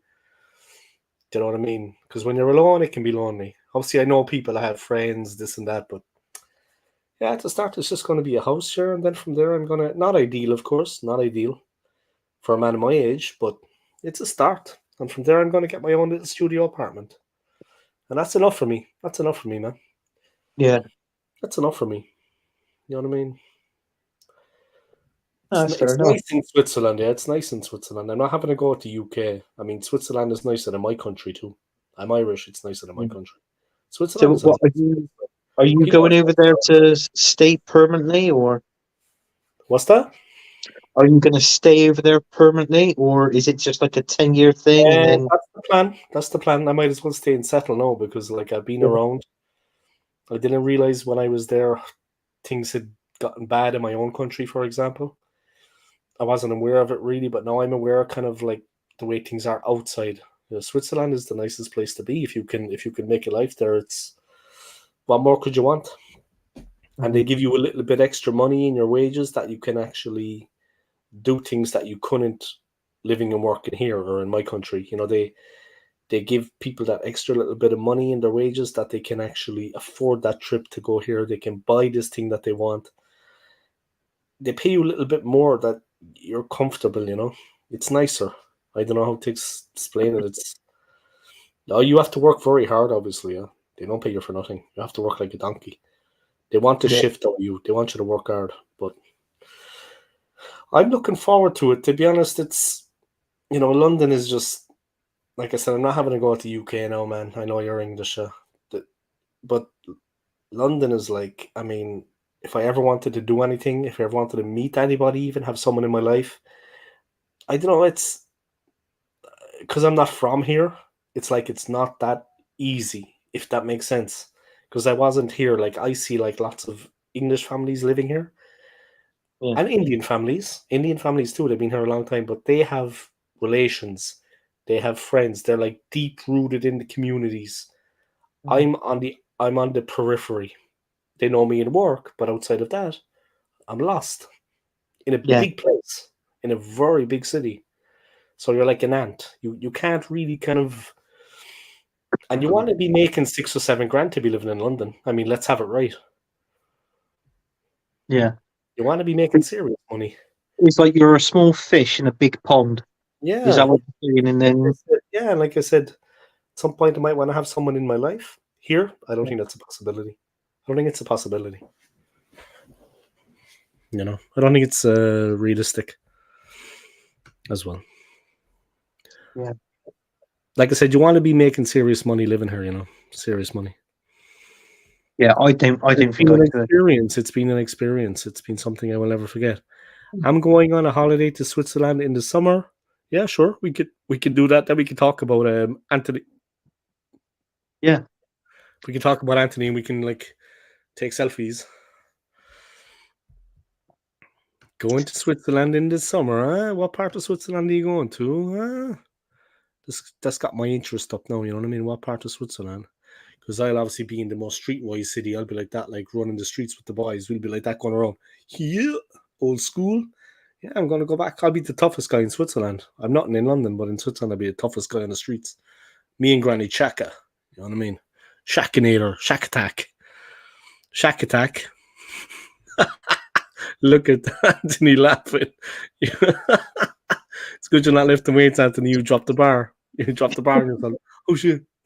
Shack Attack. I almost did today in the gym. I almost dropped the bar. I thought, bloody hell, it was like, what was it? I think it was something like 80 kgs, and I was like, shit. I push it right up so I could put it back on the thing.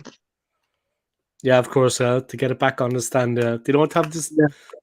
They don't have the safety ones, no. Like the ones that like they're like slower when they come down and slower when they go up, and you can attach it on at different points. Attach it on a different. Yeah, they got that one there, but some bastard was using it at that time when I got there. Yeah, it's better to use the real iron one anyway because there's more kind of more resistance, or it's real weightlifting. You know what I mean? I know the safety one though is like hook it on, hook it off. Oh yeah, but I'll see you there. When you hook it on and hook it off, it's like if you do, hang on, let me get my hand. If you do that to hook it off, to a certain extent, that's how you're lifting the bloody bar. Do you know what I mean? So you're feeling the attention in your hands and in your wrist as well. And you're like, bloody hell. So you do something like 10 or 12 of those, and then that's it. You've got to put back on, like flip your hand back so you can place it back onto the hook, like. Yeah, it's but it's like what you said. I prefer the other one where you just lift it and you just plonk it straight on. I prefer that one. It's more natural. Yeah. And you're lifting the, there's no kind of slow up and so on. It takes a lot. God, even thinking about it now. Jesus, that takes a lot. We did a deadlift as well today. Done a deadlift as well, and my stepson was in on that one, and it was quite funny actually because as he picks it up, he strained to pick it up, and all I heard was, I went, oh, you better put effort, that yeah. down. Go to the toilets and have a check on that. Once he didn't follow through, Yeah, pressure. yeah. He Pressure on was the lucky. body, it can happen. He was lucky he didn't. I was there and I was benching once and I was on my own because the fella training with me, he'd been out on the beer. Yeah, it's Ireland there. So I went to the gym on a Sunday morning and there was a Polish guy working out there. Now there was many Polish in my country at this point, and a lot of them it's like a national sport to be into bodybuilding and weightlifting. So he had like a t-shirt on that he had been in like national competition. You could see it there that he had the t-shirt with like, that he had taken part in an event. He was a nice guy, yeah. Actually, a lot of them were mad aggressive, like roid rage, but he was actually all right, yeah. He was a friendly guy. Looked like a family man, clean cut, massive guy, just enormous Polish guy. But he was doing you could see he knew what he was doing, yeah, because he was massive. But I was doing the bench and I had the things on the side to hold on the weights. So of course when I got into trouble, I got crushed underneath it. He came over and lifted it off me. And he was very strong, yeah. And then he turned around and he said to me, when you're benching on your own, don't put on the things at the side to hold the weight on you. He said, don't put on the clasps on the side. He said, leave them off. You're benching on your own. When you collapse, the weight will just slide off the bar and you'll be grand. He said, don't put them on when you're benching on your own. He was a smart guy, yeah, a nice guy. But yeah, you could see by looking at him, he knew what he was talking about. The guy knew how to work out. His body was just perfect. I mean, symmetry and everything. You know what I mean? He was, you could see that he knew what he was doing. He was perfect. Yeah, just like me, Dave. Serious shape. Yeah, nice guy. Whereas a lot of them, they were just ride heads. They were just looking to beat the crap out of you. But he was alright. A lot of them were just thugs. You know what I mean? Anyway, I won't say any more about that. But there are. I saved the woman, then she was benching. She was like that, and I could see I was doing like the lat pull down. I was doing the pull down, so like that. And then the bench was like there, and I could see that you could see she was starting to, the lactic acid, yeah. You could see she was like just slow. There was nothing more coming. Next minute, she was underneath it. I got up, took a lot of strength to lift it off her. No, she was lifting heavy, but I lifted it off her and put it back on the bar. And then I said what he had told me. I said, when you're working out alone, I said, benching, don't leave those on you. Take them off. The weight will slide off. You'll be safe. And then she was looking at me like my hero, and I was thinking of slipping them in there and then, but it wasn't the right time or the place. It was a busy gym. You know what I mean? Like you couldn't get away with that. In all honesty, she wanted it, but you couldn't get away with it there and that. You know what I mean? Pants down. I mean, it's not going to run. It's not going to run. That's not possible. No. Ban me off YouTube, guys. Prove me wrong. They would never do that, you see, because the people want me.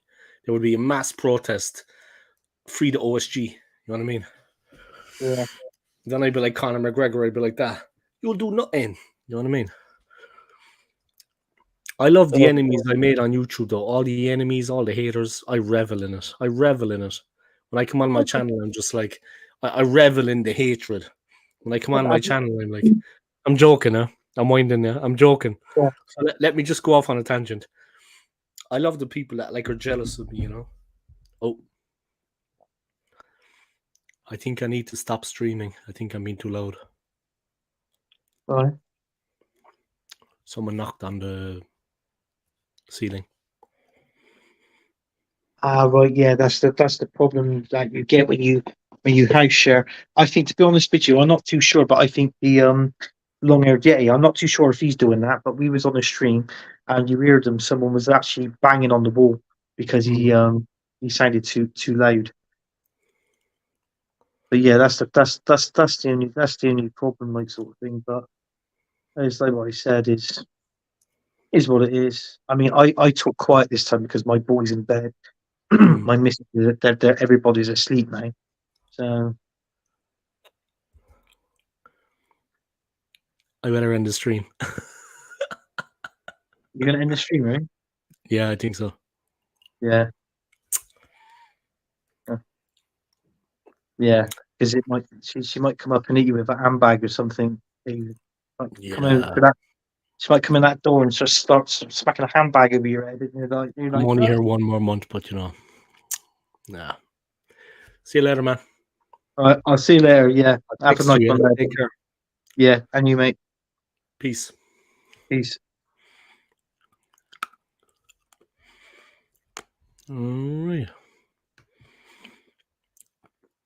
All right, guys. I'm going to wrap up the stream there. I'll be making too much noise, I think. See you next time.